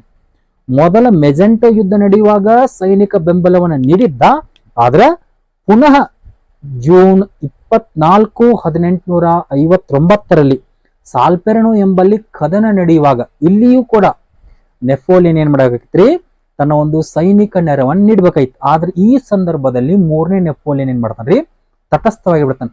ಯಾಕೆ ತಟಸ್ಥಾಕನಪ್ಪ ಅಂದ್ರ, ಒಂದ್ ಕಡೆ ಕೌಂಟ್ ಡಿ ಕೌರ್ ಮತ್ತು ಆಸ್ಟ್ರಿಯಾದ ಸೈನ್ಯದ ಮಧ್ಯೆ ಸಾಲ್ಫೆರನೋ ಎಂಬಲ್ಲಿ ಕದನ ನಡೆಯತಿ. ಮತ್ತೊಂದು ಕಡೆ ಆತ ಸಾರ್ಡಿನಿಯಾವನ್ನ ಬೆಂಬಲಿಸೋದರ ಬದಲಾಗಿ ಆತ ಆಸ್ಟ್ರಿಯಾವನ್ನ ಬೆಂಬಲಿಸಿ ಆಸ್ಟ್ರಿಯಾದ ರಾಜನಾದಂಥ ಫ್ರಾನ್ಸಿಸ್ ಜೋಸೆಫ್ನೊಂದಿಗೆ ಏನ್ ಮಾಡ್ತಾನಪ್ಪ ಅಂದ್ರ, ಗುಪ್ತವಾಗಿ ವಿಲ್ಲಾ ಫ್ರಾಂಕ್ ಎಂಬ ಒಪ್ಪಂದವನ್ನು ಮಾಡ್ಕೊಳ್ತಾನೆ. ಆ ವಿಲ್ಲಾ ಫ್ರಾಂಕ್ ಒಪ್ಪಂದದ ಬಗ್ಗೆ ನಂತರದಲ್ಲಿ ನೋಡೋಣ. ಹೀಗೆ ಒಂದು ಕಡೆ ಕೌರ್ ಆಸ್ಟ್ರಿಯಾದೊಂದಿಗೆ ಸಾಲ್ಫೆರನೋ ಎಂಬಲ್ಲಿ ಒಂದು ಯುದ್ಧವನ್ನು ನಡೆಸಿರ್ತಾನು. ಮತ್ತೊಂದು ಕಡೆ ತಟಸ್ಥನಾಗಿರ್ತಕ್ಕಂಥ 3ನೇ ನೆಪೋಲಿಯನ್ ಆಸ್ಟ್ರಿಯಾದೊಂದಿಗೆ ಒಂದು ಒಪ್ಪಂದಕ್ಕಾಗಿ ಸಂಧಿಸಿರ್ತಾನೆ. ಹೀಗೆ ಒಪ್ಪಂದಕ್ಕಾಗಿ ಸಂಧಿಸಿದ್ರು ಕೂಡ ಈ ಸಂದರ್ಭದಲ್ಲಿ ಅಂದ್ರೆ ಜೂನ್ 24, 1859 ನಡೆದಂತಹ ಈ ಸಾಲ್ಫೆರನೋ ಕದನದಲ್ಲಿ ಆಸ್ಟ್ರಿಯಾವನ್ನ ಸಂಪೂರ್ಣವಾಗಿ ಸೋಲಿಸ್ತಾನೆ. ಅಷ್ಟೇ ಅಲ್ಲದೆ ಈ ಒಂದು ಕದನ ಎಷ್ಟು ಭೀಕರವಾಗಿರುತ್ತ ಅಂತಂದ್ರ, ಮೆಜೆಂಟಾ ಕದನಕ್ಕೆ ಹೋಲಿಕೆ ಮಾಡಿಕೊಂಡಾಗ ಈ ಸಾಲ್ಫೆರನೋ ಕದನ ಸುಮಾರು 11 ಗಂಟೆಗಳ ಕಾಲ ನಡೆಯುತ್ತೆ. ಹೀಗಾಗಿ ಆ 11 ಗಂಟೆಗಳ ಕಾಲ ನಡೆದಂತಹ ಒಂದು ಯುದ್ಧದಲ್ಲಿ ಮಿತ್ರ ಪಕ್ಷಗಳ ಪರವಾಗಿ 17,000 ಸೈನಿಕರು ಸಾವನ್ನಪ್ತರು. ಜೊತೆಗೆ ಆಸ್ಟ್ರಿಯಾದ ಪರವಾಗಿ ಸುಮಾರು 22,000 ಸೈನಿಕರು ತಮ್ಮ ಒಂದು ಪ್ರಾಣವನ್ನ ಕಳೆದುಕೊಳ್ತಾರೆ. ಹೀಗೆ ಇಷ್ಟೊಂದು ಪ್ರಾಣ ಹಾನಿಯ ಮುಖೇನವಾಗಿ ನಡೆದಂತಹ ಈ ಒಂದು ಸಾಲ್ಫೆರನೋ ಕದನದಲ್ಲಿ ಕೊನೆಗೂ ಕೌರನ ಕೈಯಲ್ಲಿ ಆಸ್ಟ್ರಿಯಾ ಸೋಲನ್ನ ಅನುಭವಿಸ್ತತಿ. ಜೊತೆಗೆ ಒಟ್ಟಾರೆ ಈ ಸಾಲ್ಫೆರನೋ ಕದನದಲ್ಲಿ ಎರಡೂ ಪಕ್ಷಗಳ ಪರವಾಗಿ ಅಂದ್ರ ಕೌರನ ಸೈನ್ಯ ಆಗಿರ್ಬೋದು, ಆಸ್ಟ್ರಿಯಾದ ಸೈನ್ಯ ಆಗಿರ್ಬೋದು, ಒಟ್ಟಾರೆಯಾಗಿ ಎರಡೂ ಪಕ್ಷಗಳಿಗೆ ಸಂಬಂಧಿಸಿದಂತೆ ಸುಮಾರು 2,60,000 ಸೈನಿಕರು ಭಾಗವಹಿಸಿರ್ತಾರೆ. ಜೊತೆಗೆ 80,000 ಪಿರಂಗಿ ಪಡೆಗಳಿದ್ದಂತೆ ಒಟ್ಟಾರೆಯಾಗಿ ಬಲಿಷ್ಠ ಸೇನಾಪಡೆಯನ್ನು ಹೊಂದಿರತಕ್ಕಂಥ ಕೌರ್ ಮೆಜೆಂಟೋ ಮತ್ತು ಸಾಲ್ಫೆರನೋ ಕದನಗಳಲ್ಲಿ ಏನ್ ಮಾಡ್ತಾನಪ್ಪ ಅಂದ್ರ, ಆಸ್ಟ್ರಿಯಾವನ್ನ ಸಂಪೂರ್ಣವಾಗಿ ಸಂಪೂರ್ಣವಾಗಿ ಸೋಲಿಸಿ ಪುನಃ ಯುದ್ಧವನ್ನ ಮುಂದುವರಿಸಿ ಆಸ್ಟ್ರಿಯಾದ ಹಿಡಿತದಲ್ಲಿರ್ತಕ್ಕಂತಹ ಎಲ್ಲ ಪ್ರದೇಶಗಳನ್ನ ವಶಪಡಿಸಿಕೊಳ್ಬೇಕಂತ ಪ್ರಯತ್ನ ಪಡ್ತಿರ್ತಾನೋ. ಆದ್ರೆ ಅದೇ ಹೊತ್ತಿಗೆ 3ನೇ ನೆಪೋಲಿಯನ್ ಗುಪ್ತವಾಗಿ 1ನೇ ಫ್ರಾನ್ಸಿಸ್ ಜೋಸೆಫ್ನನ್ನ ಸಂಧಿಸಿ ಅವನೊಂದಿಗೆ ಏನ್ ಮಾಡಿಕೊಂಡಿರ್ತಾನ್ರಿ, ವಿಲ್ಲಾ ಫ್ರಾಂಕ್ ಎಂಬ ಒಪ್ಪಂದವನ್ನು ಮಾಡಿಕೊಂಡಿರ್ತಾನೆ. ಹಾಗಾದ್ರೆ ಆ ವಿಲ್ಲಾ ಫ್ರಾಂಕ್ ಎಂಬ ಒಪ್ಪಂದವನ್ನ ನೋಡೋದಾದ್ರ ಅದು 1859 11ನೇ ತಾರೀಕು ನಡೆಯುತ್ತೆ. ಯಾವ ಒಪ್ಪಂದ ರೀ? ವಿಲ್ಲಾ ಫ್ರಾಂಕ್ ಒಪ್ಪಂದ. ಯಾರ್ಯಾರ ಮಧ್ಯೆ? ಫ್ರಾನ್ಸ್ ಮತ್ತು ಆಸ್ಟ್ರಿಯಾದ ಮಧ್ಯೆ. ಇಲ್ಲಿ ಫ್ರಾನ್ಸಿನ ಪರವಾಗಿ 3ನೇ ನೆಪೋಲಿಯನ್, ಆಸ್ಟ್ರಿಯಾದ ಪರವಾಗಿ 1ನೇ ಫ್ರಾನ್ಸಿಸ್ ಜೋಸೆಫ್. ಇವರಿಬ್ಬರು ಏನ್ ಮಾಡ್ತಾರೆ, ಗುಪ್ತವಾಗಿ ವಿಲ್ಲಾ ಫ್ರಾಂಕ್ ಎಂಬ ಒಪ್ಪಂದವನ್ನು ಮಾಡಿಕೊಳ್ತಾರೆ. ಯಾವಾಗ್ರಿ? ಜುಲೈ 11, 1859. ಹಾಗಾದ್ರೆ ಈ ಒಂದು ಒಪ್ಪಂದವನ್ನ 3ನೇ ನೆಪೋಲಿಯನ್ ಫ್ರಾನ್ಸಿಸ್ ಜೋಸೆಫ್ನೊಂದಿಗೆ ಮಾಡಿಕೊಳ್ಳಲಿಕ್ಕೆ ಕಾರಣ ಏನಪ್ಪಾ ಅಂತಂದ್ರ, ಒಂದು ವೇಳೆ ನಾನು ನನ್ನ ಬೆಂಬಲವನ್ನ ಸಾರ್ಡಿನಿಯಾಕ್ಕೆ ಹೀಗೆ ಮುಂದುವರಿಸಿದ್ದೆ ಆದ್ರೆ, ಸಾರ್ಡಿನಿಯಾ ಅಂದ್ರೆ ಇಟಲಿ, ಇಲ್ಲಿ ಇಟಲಿ ನನ್ನ ಬಳಿಯೇ ಬೆಳೆದು ಒಂದು ಬಲಿಷ್ಠ ರಾಷ್ಟ್ರವಾಗಬಹುದು. ಜೊತೆಗೆ ನಾನು ಕ್ಯಾಥೋಲಿಕ್ಕರ ವಿರೋಧವನ್ನ ಕಟ್ಟಿಕೊಳ್ಳಬಹುದು. ಅಷ್ಟೇ ಅಲ್ಲದೆ ಪ್ರಷ್ಯಾ ಮತ್ತು ರಷ್ಯಾಗ ಎರಡೂ ಕೂಡಿಕೊಂಡು ನನ್ನ ಮೇಲೆ ದಾಳಿ ಮಾಡಿದರೆ ನನಗೆ ಉಳಿಗಾಲವೇ ಇಲ್ಲವೆಂದು ತಿಳಿದುಕೊಂಡು ಈ ರೀತಿಯ ಒಂದು ಮುಂದಾಲೋಚನೆಯಿಂದಾಗಿ 3ನೇ ನೆಪೋಲಿಯನ್ ಮಾಡ್ತಾನಪ್ಪ ಅಂದ್ರ, ಸಾರ್ಡಿನಿಯಾದ ಅಥವಾ ಕೌರನ ಏಳಿಗೆಯನ್ನ ಸಹಿಸದೆ ಗುಪ್ತವಾಗಿ ಏನ್ ಮಾಡ್ತಾನ್ರಿ, ಈ ಆಸ್ಟ್ರಿಯಾದೊಂದಿಗೆ ವಿಲ್ಲಾ ಫ್ರಾಂಕ್ ಎಂಬ ಒಪ್ಪಂದ ಮಾಡಿಕೊಳ್ತಾನೆ. ಹಾಗಾದ್ರೆ ವಿಲ್ಲಾ ಫ್ರಾಂಕ್ ಒಪ್ಪಂದದ ಕರಾರುಗಳನ್ನು ನೋಡೋದಾದ್ರ ಮೊದಲ ಒಂದು ಕರಾರು, ಆಸ್ಟ್ರಿಯಾ ತನ್ನ ಬಳಿ ಇರತಕ್ಕಂತಹ ಲೊಂಬಾರ್ಡಿಯನ್ನ ಫ್ರಾನ್ಸ್ಗೆ ಬಿಟ್ಟು ಕೊಡಬೇಕು. ಅದನ್ನು ಫ್ರಾನ್ಸ್ ಪುನಃ 2ನೇ ವಿಕ್ಟರ್ ಇಮ್ಯಾನ್ಯುಯಲ್ಗೆ ಬಿಟ್ಟು ಕೊಡ್ಬೇಕು. ಅಂದ್ರೆ ಕೆಲವೊಂದು ಪುಸ್ತಕದಲ್ಲಿ ಡೈರೆಕ್ಟ್ ಕೊಟ್ಟಿರ್ತಾರೆ, ಲೊಂಬಾರ್ಡಿಯನ್ನ ಸಾರ್ಡಿನಿಯಾಗೆ ಬಿಟ್ಟು ಕೊಡ್ಬೇಕಂತ ಕೊಟ್ಟಿರ್ತಾರೆ. ಎರಡೂ ಒಂದೇ ಅಪ್ಪ ಅಂತಂದ್ರೆ ಮೊದಲ ಕರಾರು ಅಂತ ಬಂದಾಗ ಆಸ್ಟ್ರಿಯಾ ತನ್ನ ಬಳಿ ಇರ್ತಕ್ಕಂಥ ಲೊಂಬಾರ್ಡಿಯನ್ನ ಫ್ರಾನ್ಸ್ಗೆ ಬಿಟ್ಟು ಕೊಡ್ಬೇಕು. ಇನ್ನು ಫ್ರಾನ್ಸ್ ಅಂದ್ರೆ 3ನೇ ನೆಪೋಲಿಯನ್ ಆ ಪ್ರದೇಶವನ್ನ 2ನೇ ವಿಕ್ಟರ್ ಇಮ್ಯಾನ್ಯುಯಲ್ಗೆ ಬಿಟ್ಟು ಕೊಡ್ಬೇಕು. ಇದು ಮೊದಲ ಕರಾರು. ನೆಕ್ಸ್ಟ್ 2ನೇ ಕರಾರು, ವೆನಿಷಿಯಾವನ್ನ ಆಸ್ಟ್ರಿಯಾ ತನ್ನಲ್ಲೇ ಉಳಿಸಿಕೊಳ್ಳೋದು. ಈ ಮುಂಚೆ 2 ಪ್ರದೇಶವನ್ನು ವಶಪಡಿಸಿಕೊಂಡಿತ್ತು, ಅದರಲ್ಲಿ ಲೊಂಬಾರ್ಡಿಯನ್ನು ಬಿಟ್ಟು ಕೊಡ್ತು. ಇನ್ನು ವೆನಿಷಿಯಾನ ಆಸ್ಟ್ರಿಯಾ ತನ್ನ ಬಳಿಯೇ ಇಟ್ಟುಕೊಳ್ಳೋದು. ನೆಕ್ಸ್ಟ್ 3ನೇ ಕರಾರು, ಪಾರ್ಮಾ, ಮೊಡೆನ್ನಾ, ಟಸ್ಕನಿ ಈ ಪ್ರದೇಶಗಳನ್ನ ಪುನಃ ಆಯಾ ರಾಜರಿಗೆ ಬಿಟ್ಟು ಕೊಡ್ಬೇಕು. ನೆಕ್ಸ್ಟ್ 4ನೇ ಒಂದು ಕರಾರು, ಈ ಮುಂಚೆ ಮಾಡಿಕೊಂಡಂತೆ ಪೋಪನ ಅಧ್ಯಕ್ಷತೆಯಲ್ಲಿ ಇಟಲಿ ರಾಜ್ಯಗಳ ಒಂದು ಒಕ್ಕೂಟವನ್ನು ರಚಿಕೊಳ್ಳಬೇಕು. ಹೀಗೆ ಈ ರೀತಿಯಲ್ಲಿ 4 ಕರಾರುಗಳನ್ನ ಮಾಡಿಕೊಳ್ಳುವ ಮುಖ ಏನ್ ಮಾಡ್ತಾರ್ರಿ, ವಿಲ್ಲಾ ಫ್ರಾಂಕ್ ಎಂಬ ಒಪ್ಪಂದವನ್ನು ಮಾಡಿಕೊಳ್ತಾರು. ಮತ್ತೊಂದ್ ಕಡೆ ಈ ವಿಲ್ಲಾ ಫ್ರಾಂಕ್ ಒಪ್ಪಂದದ ಕರಾರುಗಳನ್ನ ಜೂರಿಚ್ ಎಂಬ ಒಪ್ಪಂದದ ಮುಖೇನವಾಗಿ ಏನ್ ಮಾಡ್ತಾರಪ್ಪ ಅಂದ್ರೆ ಮಾನ್ಯ ಮಾಡ್ತಾರೋ, ಆದ್ರೆ ಅವು ಯಾವತ್ತೂ ಜಾರಿಗೆ ಬರುದಿಲ್ಲ. ಜೊತೆಗೆ ಇದಾದ ಬಳಿಕ ಏನಾಗತ್ತಪ್ಪ ಅಂತಂದ್ರ ಯುದ್ಧ ನಡೆಯುವ ಸಂದರ್ಭದಲ್ಲಿ 3ನೇ ನೆಪೋಲಿಯನ್ ಆತ ಮಾಡಿರ್ತಕ್ಕಂತಹ ಒಂದು ಮೋಸದಿಂದ ಅಥವಾ ದ್ರೋಹದಿಂದಾಗಿ ಕೌರ್ ಕೆಂಡಾಮಂಡಲನಾಗಿರ್ತಾನೆ. ಹೀಗಾಗಿ ಈ ಸಂದರ್ಭ ಏನಾಗತ್ತಪ್ಪ ಅಂದ್ರ ತಮ್ಮ ಮಿತ್ರ ಹಾಗೂ ತಮ್ಮ ರಾಷ್ಟ್ರದ ವಿಮೋಚಕ ಎಂದು ತಿಳಿದುಕೊಂಡಂತ 3ನೇ ನೆಪೋಲಿಯನ್ ಯುದ್ಧ ನಡೆಯುವ ಸಂದರ್ಭದಲ್ಲಿ ತಮಗೆ ಗೊತ್ತಿಲ್ಲದಂತೆ ಯಾವಾಗ ಆಸ್ಟ್ರಿಯಾದೊಂದಿಗೆ ಆ ಒಂದು ಗುಪ್ತ ಒಂದು ಒಪ್ಪಂದವನ್ನು ಮಾಡಿಕೊಳ್ತಾನೋ, ಆ ಸಂದರ್ಭದಲ್ಲಿ ಸಾರ್ಡಿನಿಯಾ ಆಗಿರ್ಬೋದು ಅಥವಾ ಕೌರ್ ಆಗಿರ್ಬೋದು 3ನೇ ನೆಪೋಲಿಯನನ್ನ ಮಿತ್ರ ದ್ರೋಹಿ ಅಂತೇಳಿ ದೋಷಿಸ್ತಾನೆ. ಅಷ್ಟೇ ಅಲ್ಲದೆ ಇದೇ ಸಂದರ್ಭದಲ್ಲಿ ಕೌರ್ ಏನ್ ಮಾಡ್ತಾನಪ್ಪ ಅಂತಂದ್ರೆ 2ನೇ ವಿಕ್ಟರ್ ಇಮ್ಯಾನ್ಯುಯಲ್ ಬಳಿ ಒಂದು ವಿನಂತಿಯನ್ನು ಮಾಡ್ಕೋತಾನೆ. ನೀನು ಯಾವುದೇ ಕಾರಣಕ್ಕೂ ಯುದ್ಧವನ್ನ ನಿಲ್ಲಿಸಲಿಕ್ಕೆ ಒಪ್ಪಿಗೆಯನ್ನು ಸೂಚಿಸಬೇಡ, ನೀನು ಯುದ್ಧವನ್ನ ಮುಂದುವರಿಸಿ ಅಂತೇಳಿ ಒಂದು ಸಲಹೆ ಅಥವಾ ಒಂದು ವಿನಂತಿಯಿಂದ ಕೇಳ್ಕೋತಾನೋ. ಆದ್ರೆ 2ನೇ ವಿಕ್ಟರ್ ಇಮ್ಯಾನ್ಯುಯಲ್ ಮೂಲತಃ ಏನಾಗಿರ್ತಾನೆ ನೋಡ್ರಿ, ಆತ ಯುದ್ಧದಲ್ಲಿ ನಂಬಿಕೆ ಇಟ್ಟಿರೋದಿಲ್ಲ, ಶಾಂತಿ ಸಂಧಾನಗಳ ಮೂಲಕ ಸಮಸ್ಯೆಗಳನ್ನ ಬಗೆಹರಿಸಬೇಕಂತೇಳಿ ತನ್ನ ಒಂದು ನಂಬಿಕೆಯನ್ನು ಹೊಂದಿರ್ತಾನೆ. ಹೀಗಾಗಿ ಈ ಕಾರಣದಿಂದಾಗಿ ಕೌರನ ಮಾತನ್ನ ಸ್ವೀಕರಿಸದೆ 2ನೇ ವಿಕ್ಟರ್ ಇಮ್ಯಾನ್ಯುಯಲ್ ಏನ್ ಮಾಡ್ತಾನಪ್ಪ ಅಂದ್ರೆ ಯುದ್ಧವನ್ನ ಮುಂದುವರಿಸದಂತೆ ಆಜ್ಞೆ ಮಾಡ್ತಾನೆ. ಹೀಗಾಗಿ ಈ ಸಂದರ್ಭದಲ್ಲಿ 2ನೇ ವಿಕ್ಟರ್ ಇಮ್ಯಾನ್ಯುಯಲ್ನ ಈ ಒಂದು ಆಜ್ಞೆಯಿಂದ ಮನನೊಂದು ಕೌರ್ ಏನ್ ಮಾಡ್ತಾನಪ್ಪ ಅಂದ್ರೆ ತನ್ನ ಪ್ರಧಾನ ಮಂತ್ರಿಯ ಸ್ಥಾನಕ್ಕೆ ರಾಜೀನಾಮೆಯನ್ನು ಕೊಡ್ತಾನೋ. ಅದರ ತದನಂತರದಲ್ಲಿ ಮತ್ತೆ ಅವನ ಮೇಲೆ ಒತ್ತಡವನ್ನು ತಂದಿದ್ದರಿಂದಾಗಿ ಪುನಃ ಪ್ರಧಾನ ಮಂತ್ರಿಯಾಗಿ ನೇಮಕಗೊಂಡು 1861 ಜೂನ್ 6ರವರೆಗೂ ಏನಾಕತ್ತ ಅಂದ್ರೆ ಪ್ರಧಾನ ಮಂತ್ರಿಯಾಗಿ ಮುಂದುವರಿತಾನು. ಜೊತೆಗೆ ಅದೇ ಜೂನ್ 6ರಂದು ಆತ ತನ್ನ 55ನೇ ವಯಸ್ಸಿನಲ್ಲಿ ಮರಣವನ್ನಪ್ತಾನ ಅಂತ ಹೇಳ್ಬೋದು. ಜೊತೆಗೆ ಈ ಸಂದರ್ಭದಲ್ಲಿ ಕೌಂಟ್ ಡಿ ಕೌರ್ ಈ ಮುಂಚೆ ಫ್ರಾನ್ಸ್ಗೆ ಮಾತು ಕೊಟ್ಟಂತೆ ನೈಸ್ ಮತ್ತು ಸವಾಯ್ ಪ್ರದೇಶಗಳನ್ನ ಬಿಟ್ಟು ಕೊಡ್ತಾನು. ಜೊತೆಗೆ ಆ ಸಂದರ್ಭದಲ್ಲಿ ಕೌರನ ಆ ನೀತಿಯನ್ನ ಜೋಸೆಫ್ ಗ್ಯಾರಿಬಾಲ್ಡಿ ಏನ್ ಮಾಡ್ತಾನಪ್ಪ ಅಂದ್ರೆ ವಿರೋಧಿಸ್ತಾನ ಅಂತ ಹೇಳ್ಬೋದು. ನೈಸ್ ಅನ್ನ ಬಿಟ್ಟು ಕೊಟ್ಟಾಗ ಆತ ಗಳಗಳನ್ನೇ ಆತಾನ ಅಂತ ಹೇಳ್ಬೋದು. ಯಾರ್ರೀ? Joseph Garibaldi. ಕಾರಣ ಮೂಲತಃ ಜೋಸೆಫ್ ಗ್ಯಾರಿಬಾಲ್ಡಿಯ ಜನ್ಮಸ್ಥಳ ಯಾವ್ದ್ರಿ? ನೈಸ್. ಹೀಗಾಗಿ ಕೌರನ ಆ ನೀತಿಯನ್ನ ಈ ಒಂದು ಜೋಸೆಫ್ ಗ್ಯಾರಿಬಾಲ್ಡಿ ಆ ಸಮಯದಲ್ಲಿ ವಿರೋಧ ಮಾಡ್ತಾನೆ ಅಂತ ಹೇಳ್ಬೋದು. ಜೊತೆಗೆ ಹೀಗೆ ಇಷ್ಟೆಲ್ಲ ಒಂದು ಹೋರಾಟಗಳ ಪ್ರತೀಕವಾಗಿ ಆಸ್ಟ್ರಿಯಾದ ವಶದಲ್ಲಿ ಇರತಕ್ಕಂಥ ಲೊಂಬಾರ್ಡಿ ಇಟಲಿಯನ್ನ ಸೇರ್ಪಡೆಗೊಳ್ಳತೈತಿ. ತದನಂತರದಲ್ಲಿ ಮಧ್ಯ ಇಟಲಿಯ ಅನೇಕ ಪ್ರದೇಶಗಳಾಗಿರ್ಬೋದು, ಸಿಸಿಲಿ ಮತ್ತು ನೇಪಲ್ಸ್ ಆಗಿರ್ಬೋದು, ಅವೆಲ್ಲವುಗಳು ಸಹ ಏನಕ್ಕಪ್ಪ ಅಂದ್ರೆ 1861 ಹೊತ್ತಿಗೆ ಅವು ಸಾರ್ಡಿನಿಯಾವನ್ನ ಸೇರ್ಪಡೆಗೊಳ್ತಾವ ಅಂತ ಹೇಳ್ಬೋದು. ಜೊತೆಗೆ ತಾನು ಸಾಯುವ ಸಮಯದಲ್ಲಿದ್ದಾಗ ಕೌಂಟ್ ಡಿ ಕೌರ್ ಏನ್ ಮಾಡ್ತಾನಪ್ಪ ಅಂದ್ರೆ ಕೆಲವೊಂದಷ್ಟು ಮಾತುಗಳನ್ನ ಆಡ್ತಾನೆ. ಉದಾಹರಣೆಗೆ, ಇಟಲಿಯನ್ನ ಮಾಡಲಾಗಿದೆ, ಎಲ್ಲವೂ ಸುರಕ್ಷಿತವಾಗಿದೆ ಅಂತಕ್ಕಂಥ ಒಂದು ಮಾತನ್ನಾಡ್ತಾನೆ ಅಂತ ಹೇಳ್ಬೋದು. ಯಾರ್ರೀ?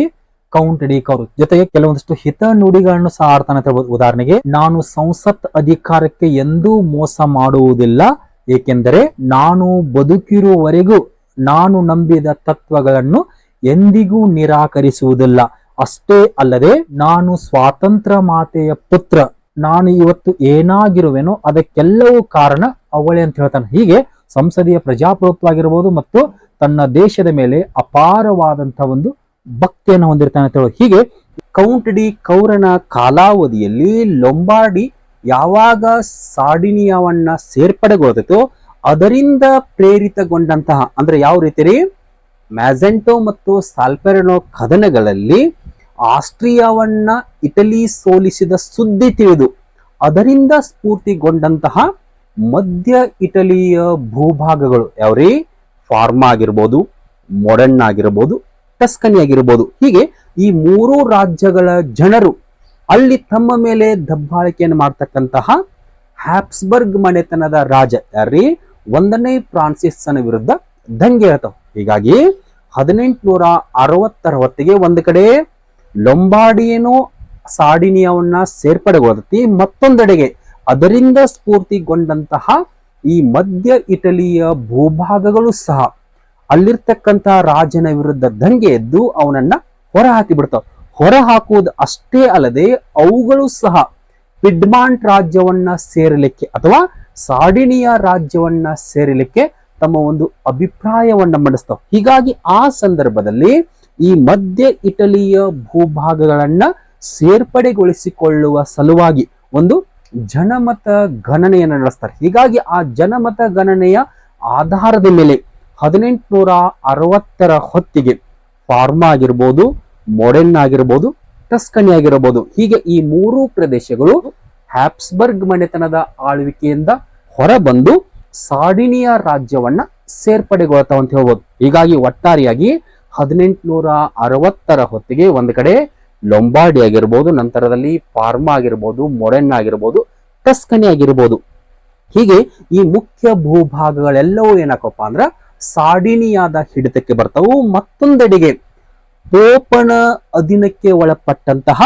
ಪೋಪಲ್ ರಾಜ್ಯಗಳು ಯಾವ್ರಿ, ರೋಮಾಗ್ನ ಆಗಿರ್ಬೋದು, ಬೋಲಾಗ್ನ ಆಗಿರ್ಬೋದು, ಉಂಬ್ರಿಯಾ ಆಗಿರ್ಬೋದು, ಮಾರ್ಚಸ್ ಆಗಿರ್ಬೋದು, ಹೀಗೆ ಈ ರಾಜ್ಯಗಳು ಸಹ ಏನಕ್ಕಪ್ಪ ಅಂತಂದ್ರ ಪೋಪನ ಹಿಡಿತದಿಂದ ಹೊರಬಂದು ಅವುಗಳು ಸಹ ಏನಕ್ಕಪ್ಪ ಅಂದ್ರ ಸಾರ್ಡಿನಿಯಾವನ್ನು ಸೇರ್ಕೋತಾವ.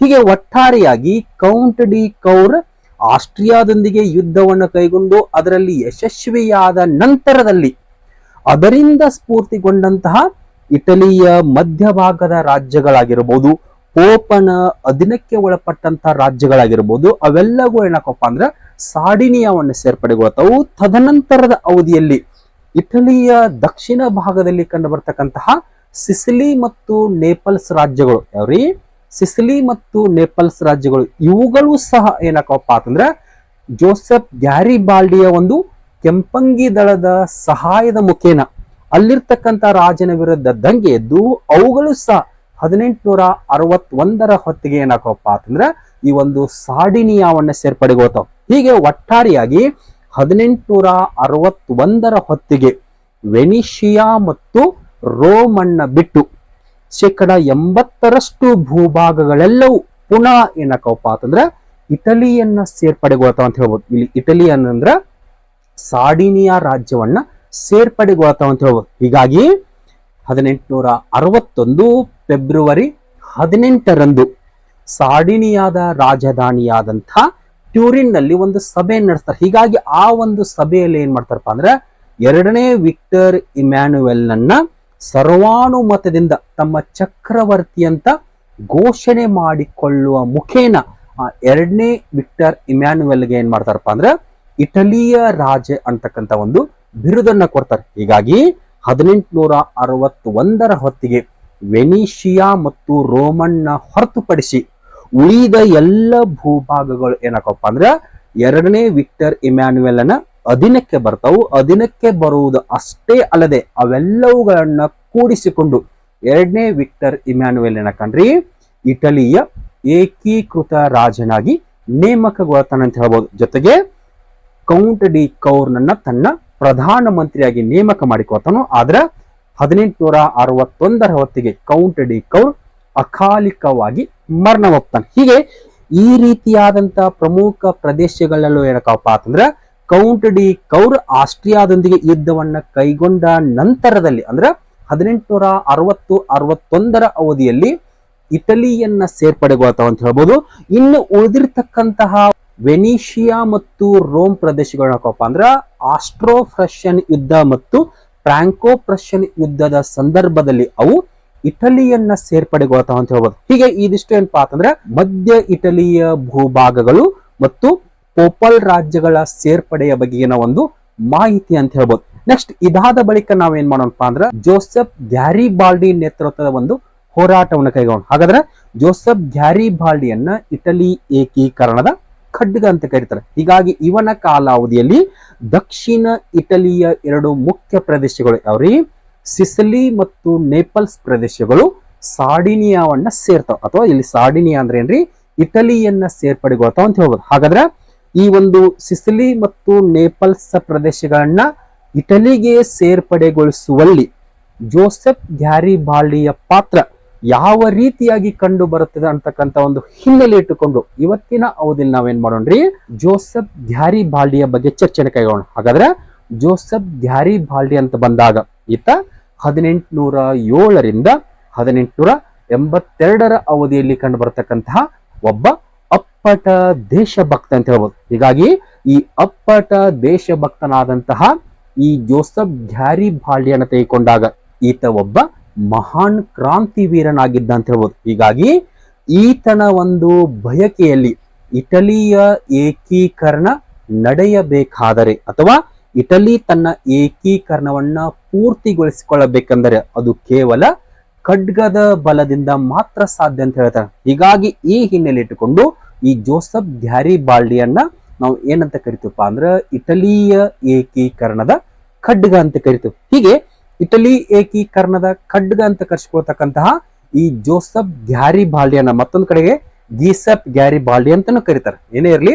ಜೋಸೆಫ್ ಗ್ಯಾರಿಬಾಲ್ಡಿ ಅಂತ ಬಂದಾಗ ಈತ ಜೋಸೆಫ್ ಮ್ಯಾಜಿನಿಗಿಂತ 2 ವರ್ಷ ಚಿಕ್ಕವನು ಹಾಗೂ ಕೌಂಟ್ ಡಿ ಕೌರನಿಗಿಂತ 3 ವರ್ಷ ದೊಡ್ಡವನಂತ ಹೇಳ್ಬೋದು. ಹೀಗಾಗಿ ಈ ಹಿನ್ನೆಲೆಯಲ್ಲಿ ಕಂಡು ಬರ್ತಕ್ಕಂಥ ಜೋಸೆಫ್ ಗ್ಯಾರಿಬಾಲ್ಡಿಯ ಆರಂಭಿಕ ಜೀವನವನ್ನು ನೋಡೋದಾದ್ರೆ ಈತ 1807 ಜುಲೈ 4ರಂದು ನೈಸ್ ಎಂಬಲ್ಲಿ ಜನಿಸ್ತಾನೆ. ಹೀಗೆ ಈ ನೈಸ್ ಎಂಬಲ್ಲಿ ಜನಿಸಿರ್ತಕ್ಕಂತಹ ಈ ಜೋಸೆಫ್ ಗ್ಯಾರಿಬಾಲ್ಡಿಯ ತಂದೆ ತಾಯಿಗಳ ಹಿನ್ನೆಲೆಗೆ ಬಂದಾಗ ತಂದೆ ಜಿಯೋವಾನಿ ಡೊಮಿನಿಕೋ ಗ್ಯಾರಿಬಾಲ್ಡಿ ಹಾಗೂ ಈತನ ತಾಯಿ ಯಾರಪ್ಪ ಅಂತಂದ್ರ ಮಾರಿಯಾ ರೋಸಾ. ಹೀಗೆ ಒಟ್ಟಾರೆಯಾಗಿ ಜಿಯೋವಾನಿ ಡೊಮಿನಿಕೋ ಮತ್ತು ಮಾರಿಯಾ ರೋಸಾ ಇವರಿಬ್ಬರ ಉದರದಲ್ಲಿ ಜನಿಸಿರ್ತಕ್ಕಂತಹ ಗ್ಯಾರಿಬಾಲ್ಡಿಯ ತಂದೆ ತಾಯಿಗಳನ್ನ ತೆಗೆದುಕೊಂಡಾಗ ಆ ತಂದೆ ತಾಯಿಗಳಿಗೆ ತನ್ನ ಮಗನಾಗಿರ್ತಕ್ಕಂತಹ ಗ್ಯಾರಿಬಾಲ್ಡಿಯನ್ನ ಒಬ್ಬ ಶ್ರೇಷ್ಠ ಪಾದ್ರಿಯನ್ನಾಗಿ ಮಾಡಬೇಕಂತಕ್ಕಂಥ ಒಂದು ಮಹದಾಸೆ ಇರುತ್ತೆ. ಆದರೆ ಮತ್ತೊಂದೆಡೆಗೆ ಆ ಗ್ಯಾರಿಬಾಲ್ಡಿಗೆ ಯಾವುದರಲ್ಲಿ ಒಂದು ಬಯಕೆ ಇರುತ್ತಪ್ಪ ಅಂದ್ರೆ ಆತನಿಗೆ ಸಮುದ್ರಯಾನ ಅಥವಾ ನೌಕಾಯಾನವನ್ನ ಮಾಡಬೇಕಂತಕ್ಕಂಥ ಒಂದು ಮಹದಾಸೆ ಇರುತ್ತೆ. ಹೀಗಾಗಿ ಈ ಸಂದರ್ಭದಲ್ಲಿ ಈ ಜೋಸೆಫ್ ಗ್ಯಾರಿಬಾಲ್ಡಿ ತನ್ನ ತಂದೆ ತಾಯಿಗಳ ಆಸೆಯಂತೆ ಪಾದ್ರಿಯಾಗುವುದರ ಬದಲಾಗಿ ಈತ ತನ್ನ ಜೀವನದ ಆರಂಭಿಕ ಹಲವಾರು ವರ್ಷಗಳನ್ನ ಏನ್ ಮಾಡ್ತಾನಪ್ಪ ಅಂದ್ರೆ ತನ್ನ ಇಚ್ಛೆಯಾದಂತಹ ಸಮುದ್ರಯಾನ ಅಥವಾ ನೌಕಾಯಾನವನ್ನ ಮಾಡುವುದರಲ್ಲಿ ಕಳಿತಾನಂತ ಹೇಳ್ಬೋದು. ಹೀಗೆ ನೌಕಾಯಾನ ಮಾಡುವುದರಲ್ಲಿ ತನ್ನ ಜೀವನವನ್ನ ಕಳೆದಂತಹ ಇದೇ ಜೋಸೆಫ್ ಗ್ಯಾರಿಬಾಲ್ಡಿ ತದನಂತರದ ಅವಧಿಯಲ್ಲಿ ಅಂದ್ರೆ ತನ್ನ 24ನೇ ವಯಸ್ಸಿನಲ್ಲಿ ಜೋಸೆಫ್ ಮ್ಯಾಜಿನಿಯಿಂದ ಸ್ಥಾಪನೆಗೊಂಡಂತಹ ಯಂಗ್ ಇಟಲಿಯನ್ನ ಸೇರ್ಪಡೆಗೊಳ್ತಾನೆ. ಯಾವಾಗ್ರಿ 1831ರಲ್ಲಿ ಜೋಸೆಫ್ ಮ್ಯಾಜಿನಿಯಿಂದ ಸ್ಥಾಪನೆಗೊಂಡಂತಹ ಯಂಗ್ ಇಟಲಿಯನ್ನ ಸೇರ್ಪಡೆಗೊಳ್ತಾನೆ. ಹೀಗೆ ತನ್ನ 24ನೇ ವಯಸ್ಸಿನಲ್ಲಿ ಯಂಗ್ ಇಟಲಿಯನ್ನ ಸೇರ್ಪಡೆಗೊಂಡಂತಹ ಈ ಜೋಸೆಫ್ ಗ್ಯಾರಿಬಾಲ್ಡಿ ಏನ್ ಮಾಡ್ತಾನಪ್ಪ ಅಂದ್ರೆ ಇಟಲಿಯ ಭೂಭಾಗಗಳ ಮೇಲೆ ಆಸ್ಟ್ರಿಯಾ ಮಾಡ್ತಕ್ಕಂತಹ ಒಂದು ದಬ್ಬಾಳಿಕೆಯನ್ನ ಖಂಡಿಸಲಿಕ್ಕೆ ಆರಂಭಿಸುವುದು ಅಷ್ಟೇ ಅಲ್ಲದೆ ತನ್ನ ರಾಷ್ಟ್ರದ ವಿಮೋಚನೆಗಾಗಿ ಈತನು ಕೂಡ ಹಲವಾರು ಕ್ರಾಂತಿಕಾರಿ ಚಟುವಟಿಕೆಗಳಲ್ಲಿ ಭಾಗವಹಿಸಲಿಕ್ಕೆ ಆರಂಭಿಸ್ತಾನೆ. ಹೀಗಾಗಿ ಆ ಸಂದರ್ಭದಲ್ಲಿ ಅಂದ್ರೆ 1834ರ ಹೊತ್ತಿಗೆ ಪಿಡ್ಮಾಂಟ್ ರಾಜ್ಯಗಳಲ್ಲಿ ಅಥವಾ ಸವಾಯ್ ರಾಜ್ಯಗಳಲ್ಲಿ ಏನಾಕಪ್ಪ ಅಂದ್ರೆ ದಂಗೆಗಳ ಆರಂಭಕ್ಕವು. ಹೀಗಾಗಿ ಆ ದಂಗೆಗಳ ಆರಂಭದ ಬಗ್ಗೆ ತಿಳಿದುಕೊಂಡಂತಹ ಜೋಸೆಫ್ ಗ್ಯಾರಿಬಾಲ್ಡಿ ಏನ್ ಮಾಡ್ತಾನಪ್ಪ ಅಂದ್ರೆ 1834ರಲ್ಲಿ ಆ ಒಂದು ಪಿಡ್ಮಾಂಟ್ ದಂಗೆಗಳಲ್ಲಿ ಭಾಗವಹಿಸಿ ಆಸ್ಟ್ರಿಯಾವನ್ನ ಎದುರು ಹಾಕಿಕೋತಾನೆ. ಹೀಗೆ ಪಿಡ್ಮಾಂಟ್ ರಾಜ್ಯಗಳಲ್ಲಿ ಕಂಡು ಬರತಕ್ಕಂತಹ ದಂಗೆಯಿಂದ ಎಚ್ಚೆತ್ತುಕೊಂಡಂತಹ ಆಸ್ಟ್ರಿಯಾ ಏನ್ ಮಾಡದಪ್ಪ ಅಂದ್ರೆ ಒಂದ್ ಕಡೆ ಪಿಡ್ಮಾಂಟ್ಗಳಲ್ಲಿನ ದಂಗೆಯನ್ನು ಹತ್ತಿಕ್ಕತಿ, ಮತ್ತೊಂದು ಕಡೆ ಆ ದಂಗೆಯಲ್ಲಿ ಪಾಲ್ಗೊಂಡಂತಹ ಈ ಜೋಸೆಫ್ ಗ್ಯಾರಿಬಾಲ್ಡಿಗೆ ಏನ್ ಮಾಡದಪ್ಪ ಅಂದ್ರೆ ಮರಣ ದಂಡನೆ ಶಿಕ್ಷೆಯನ್ನು ವಿಧಿಸ್ತದೆ. ಹೀಗೆ ಆಸ್ಟ್ರಿಯಾದಿಂದ ಮರಣ ದಂಡನೆ ಶಿಕ್ಷೆಗೆ ಒಳಪಟ್ಟಂತಹ ಈ ಜೋಸೆಫ್ ಗ್ಯಾರಿಬಾಲ್ಡಿ ಏನ್ ಮಾಡ್ತಾನಪ್ಪ ಅಂದ್ರೆ ತನ್ನ ಜೀವವನ್ನ ಉಳಿಸಿಕೊಳ್ಳುವ ಸಲುವಾಗಿ ಆತ ಅಲ್ಲಿಂದ ತಲೆ ಮರೆಸಿಕೊಂಡು ದಕ್ಷಿಣ ಅಮೆರಿಕಾಗೆ ಏನಾಕಂತ ಅಂದ್ರೆ ಪಲಾಯನಗೊಳ್ತಾನೆ ಅಂತ ಹೇಳ್ಬೋದು. ಯಾವಾಗ್ರಿ 1834ರಲ್ಲಿ ಪಿಡ್ಮಾಂಟ್ ದಂಗೆಗಳಲ್ಲಿ ಜೋಸೆಫ್ ಗ್ಯಾರಿಬಾಲ್ಡಿ ಭಾಗವಹಿಸಿದಾಗ ಅದನ್ನರಿತಂತಹ ಆಸ್ಟ್ರಿಯಾ ಒಂದ್ ಕಡೆ ಪಿಡ್ಮಾಂಟ್ ದಂಗೆಗಳನ್ನು ಹತ್ತಿಕ್ಕಿರ್ತತಿ, ಮತ್ತೊಂದು ಕಡೆ ಆ ದಂಗೆಗಳಲ್ಲಿ ಭಾಗವಹಿಸಿದ ಅನೇಕರಿಗೆ ಮರಣದಂಡನೆ ಶಿಕ್ಷೆಯನ್ನು ವಿಧಿಸಿರ್ತತಿ. ಅದರ ಪೈಕಿ ಜೋಸೆಫ್ ಗ್ಯಾರಿಬಾಲ್ಡಿಗೂ ಏನಾಗಿರ್ತತಿ ಹೇಳ್ರಿ, ಆಸ್ಟ್ರಿಯಾ ಸರ್ಕಾರ ಮರಣದಂಡನೆ ಶಿಕ್ಷೆಯನ್ನು ವಿಧಿಸಿರ್ತದೆ. ಹೀಗಾಗಿ ಆ ಮರಣದಂಡನೆ ಶಿಕ್ಷೆಗೆ ಒಳಪಟ್ಟಂತಹ ಈ ಜೋಸೆಫ್ ಗ್ಯಾರಿಬಾಲ್ಡಿ ತನ್ನ ಜೀವವನ್ನ ಉಳಿಸಿಕೊಳ್ಳುವ ಸಲುವಾಗಿ ಅಲ್ಲಿಂದ ತಲೆ ತಪ್ಪಿಸಿಕೊಂಡು ದಕ್ಷಿಣ ಅಮೆರಿಕಕ್ಕೆ ಓಡಿ ಹೋಗ್ತಾನೆ ಅಂತ ಹೇಳ್ಬೋದು. ಹೀಗೆ ಜೀವ ಭಯದಿಂದ ದಕ್ಷಿಣ ಅಮೆರಿಕಕ್ಕೆ ಬಂದಂತಹ ಜೋಸೆಫ್ ಗ್ಯಾರಿಬಾಲ್ಡಿ ಸುಮಾರು 14 ವರ್ಷಗಳ ಕಾಲ ದಕ್ಷಿಣ ಅಮೆರಿಕಾದಲ್ಲಿ ಏನಾಕಪ್ಪ ಅಂದ್ರೆ ನೆಲೆಸ್ತಾನೆ ಅಂತ ಹೇಳ್ಬೋದು. ಹೀಗಾಗಿ ಆ ಸಂದರ್ಭದಲ್ಲಿ ಅನಿಟಾ ಎಂಬ ಯುವತಿಯನ್ನ ಪ್ರೀತಿಸಿ ವಿವಾಹವಾಗ್ತಾನೆ. ಜೊತೆಗೆ ಸುಮಾರು 14 ವರ್ಷಗಳ ಕಾಲ ದಕ್ಷಿಣ ಅಮೆರಿಕಾದಲ್ಲಿಯೇ ಇರುವಾಗ ಆ ಸಮಯಕ್ಕೆ ಆತ ಏನ್ ಮಾಡ್ತಾನಪ್ಪ ಅಂತಂದ್ರೆ ಕೂಟ ಯುದ್ಧದ ಒಂದು ತರಬೇತಿಯನ್ನ ಪಡೆದುಕೊಳ್ತಾನೆ. ಉದಾಹರಣೆಗೆ ಕುದುರೆಯ ಸವಾರಿ ಮಾಡುವ ಬಗ್ಗೆ ಆಗಿರ್ಬೋದು ಮತ್ತು ಗೆರಿಲ್ಲಾ ತಂತ್ರಗಳ ಬಗ್ಗೆ ಆಗಿರ್ಬೋದು. ಹೀಗೆ ಈ ರೀತಿಯ ಒಂದು ಸೈನಿಕ ತರಬೇತಿಯನ್ನ ಪಡೆದುಕೊಳ್ತಾನು. ಹೀಗೆ ಈ ರೀತಿಯ ತರಬೇತಿಯನ್ನ ಪಡೆದುಕೊಂಡ ನಂತರ ಅಂದ್ರೆ ಸುಮಾರು 14 ವರ್ಷಗಳ ತರುವಾಯ 1848ರ ಹೊತ್ತಿಗೆ ಏನಕ್ಕನಪ್ಪ ಅಂದ್ರೆ ಪುನಃ ಇಟಲಿಗೆ ಬರ್ತಾನೆ. ಯಾವಾಗ್ರಿ 1834ರಲ್ಲಿ ಇಟಲಿಯಿಂದ ಪಲಾಯನಗೊಂಡು ಒಂದು ಕಡೆ ದಕ್ಷಿಣ ಅಮೆರಿಕಕ್ಕೆ ಬಂದು ನೆಲೆಸಿರ್ತಾನು. ಪುನಃ 14 ವರ್ಷಗಳ ತರುವಾಯ ಅಂದ್ರೆ 1848ರ ಹೊತ್ತಿಗೆ ಏನ ಮಾಡ್ತಾನಪ್ಪ ಅಂದ್ರೆ ದಕ್ಷಿಣ ಅಮೆರಿಕಾದಿಂದ ಪುನಃ ಇಟಲಿಗೆ ವಾಪಸ್ ಹಾಕನ್. ಹೀಗೆ ಪುನಃ ಇಟಲಿಗೆ ವಾಪಸ್ ಆದಂತ ಸಂದರ್ಭದಲ್ಲಿ ಆ ಸಮಯಕ್ಕೆ ಯುರೋಪಿನ ರಾಷ್ಟ್ರಗಳಲ್ಲಿ ಹಲವಾರು ಬದಲಾವಣೆಗಳಿರ್ತಾವೆ. ಉದಾಹರಣೆಗೆ ಒಂದು ಕಡೆ ಫ್ರಾನ್ಸಿನಲ್ಲಿ ಫೆಬ್ರವರಿ ಕ್ರಾಂತಿ ಜರುಗಿರ್ತದೆ. ಹೀಗಾಗಿ 1848ರಲ್ಲಿ ಫೆಬ್ರವರಿ ಕ್ರಾಂತಿ ಜರುಗುವ ಮುಖೇನವಾಗಿ ಆ ಒಂದು ಕ್ರಾಂತಿ ಯುರೋಪಿನ ಅನೇಕ ರಾಷ್ಟ್ರಗಳಲ್ಲಿ ರಾಷ್ಟ್ರೀಯತೆಯ ಭಾವನೆಯ ಒಂದು ಸ್ಫೂರ್ತಿಯನ್ನು ಮೂಡಿಸಿರ್ತದೆ ಅಂತ ಹೇಳ್ಬೋದು. ಹೀಗಾಗಿ ಈ ಸಂದರ್ಭದಲ್ಲಿ 1848ರ ಹೊತ್ತಿಗೆ ಇಟಲಿಗೆ ವಾಪಸ್ ಆದಂತಹ ಇದೇ ಜೋಸೆಫ್ ಗ್ಯಾರಿಬಾಲ್ಡಿ ಏನ್ ಮಾಡ್ತಾನಪ್ಪ ಅಂದ್ರೆ ಮ್ಯಾಜಿನಿ ನೇತೃತ್ವದ ಹೋರಾಟದಲ್ಲಿ ಪಾಲ್ಗೊಳ್ತಾನ. ಅಂದ್ರೆ 1848ರಲ್ಲಿ ಜೋಸೆಫ್ ಮ್ಯಾಜಿನಿ ಏನ್ ಮಾಡ್ತಾನಪ್ಪ ಅಂದ್ರೆ ರೋಮಿನ ಮೇಲೆ ದಾಳಿ ಮಾಡಿ ಅಲ್ಲಿರ್ತಕ್ಕಂಥ ಪೋಪ್ನನ್ನ ತೆಗೆದು ಹಾಕಿ ರೋಮಿನಲ್ಲಿ ಗಣರಾಜ್ಯವನ್ನ ಸ್ಥಾಪಿಸಿರ್ತಾನೆ. ಹೀಗಾಗಿ ಜೋಸೆಫ್ ಮ್ಯಾಜಿನಿ ರೋಮಿನಲ್ಲಿ ಗಣರಾಜ್ಯವನ್ನ ಸ್ಥಾಪಿಸುವಾಗ ಅವನಿಗೆ ಸಹಾಯವನ್ನ ಯಾರು ಮಾಡಿರ್ತಾರ್ರಿ? ಇದೇ ಜೋಸೆಫ್ ಗ್ಯಾರಿಬಾಲ್ಡಿ ಅಂತ ಹೇಳ್ಬೋದು. ಹೀಗಾಗಿ 1848ರಲ್ಲಿ ಇಟಲಿಗೆ ವಾಪಸ್ ಬಂದಂತಹ ಜೋಸೆಫ್ ಗ್ಯಾರಿಬಾಲ್ಡಿ ಮ್ಯಾಜಿನಿ ನೇತೃತ್ವದ ಹೋರಾಟದಲ್ಲಿ ಪಾಲ್ಗೊಳ್ಳುವ ಮುಖೇನ ರೋಮಿನಲ್ಲಿ ಗಣರಾಜ್ಯ ಸ್ಥಾಪನೆಗೆ ಕಾರಣೀಕರ್ತನಾಗಿರ್ತಾನೋ. ಆದರೆ ಅದು ತಾತ್ಕಾಲಿಕವಾಗಿರುತ್ತೆ. ಕಾರಣ ತದನಂತರದ ಅವಧಿಯಲ್ಲಿ 3ನೇ ನೆಪೋಲಿಯನ್ ಏನ್ ಮಾಡ್ತಾನ್ರಿ ರೋಮಿನ ಮೇಲೆ ದಾಳಿ ಮಾಡಿ ಅಲ್ಲಿರ್ತಕ್ಕಂಥ ಗಣರಾಜ್ಯವನ್ನ ತೆಗೆದು ಹಾಕಿ ಪುನಃ ರೋಮನ್ನ ಪೋಪನಿಗೆ ದೊರಕಿಸಿಕೊಟ್ಟಿರ್ತಾನೆ.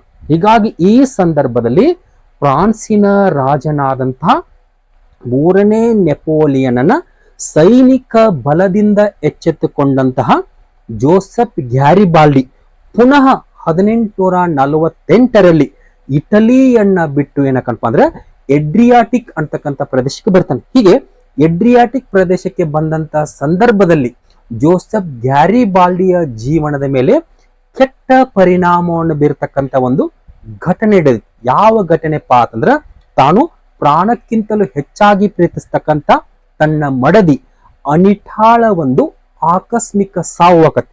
ಹೀಗೆ 1848ರ ದಂಗೆಯಿಂದ ತಪ್ಪಿಸಿಕೊಂಡು ಎಡ್ರಿಯಾಟಿಕ್ ಪ್ರದೇಶಕ್ಕೆ ಬಂದಂತಹ ಈ ಒಂದು ಜೋಸೆಫ್ ಗ್ಯಾರಿಬಾಲ್ಡಿ ಎಡ್ರಿಯಾಟಿಕ್ ಪ್ರದೇಶದಲ್ಲಿ ಇರುವಾಗಲೇ ತನ್ನ ನೆಚ್ಚಿನ ಮಡದಿಯಾದಂತಹ ಅನಿಟಾಳನ್ನ ಕಳೆದುಕೊಳ್ತಾನೆ. ಹೀಗಾಗಿ ಅನಿಟಾಳ ಸಾವು ಜೋಸೆಫ್ ಗ್ಯಾರಿಬಾಲ್ಡಿಯ ಮನಸ್ಸಿನ ಮೇಲೆ ಬಹಳಷ್ಟು ಪರಿಣಾಮ ಬೀರುತ್ತದೆ ಅಂತ ಹೇಳ್ಬೋದು. ಯಾಕೆ ಪರಿಣಾಮ ಬೀರುತ್ತಪ್ಪ ಅಂದ್ರೆ ಅನಿಟಾ ಎಂಬುವಳು ಕೇವಲ ಗ್ಯಾರಿಬಾಲ್ಡಿಯ ಮಡದಿಯಾಗುವುದು ಅಷ್ಟೇ ಅಲ್ಲದೆ ಅವನ ಎಲ್ಲ ಕಾರ್ಯಗಳಲ್ಲಿ ಅವಳು ಬೆನ್ನೆಲುಬು ಆಗಿದ್ದಳು ಅಂತ ಹೇಳ್ಬೋದು. ಹೀಗಾಗಿ ಅನಿಟಾಳ ಆಕಸ್ಮಿಕ ಸಾವು ಜೋಸೆಫ್ ಗ್ಯಾರಿಬಾಲ್ಡಿಯ ಜೀವನದ ಮೇಲೆ ಕೆಟ್ಟ ಪರಿಣಾಮವನ್ನು ಬೀರುತ್ತದೆ.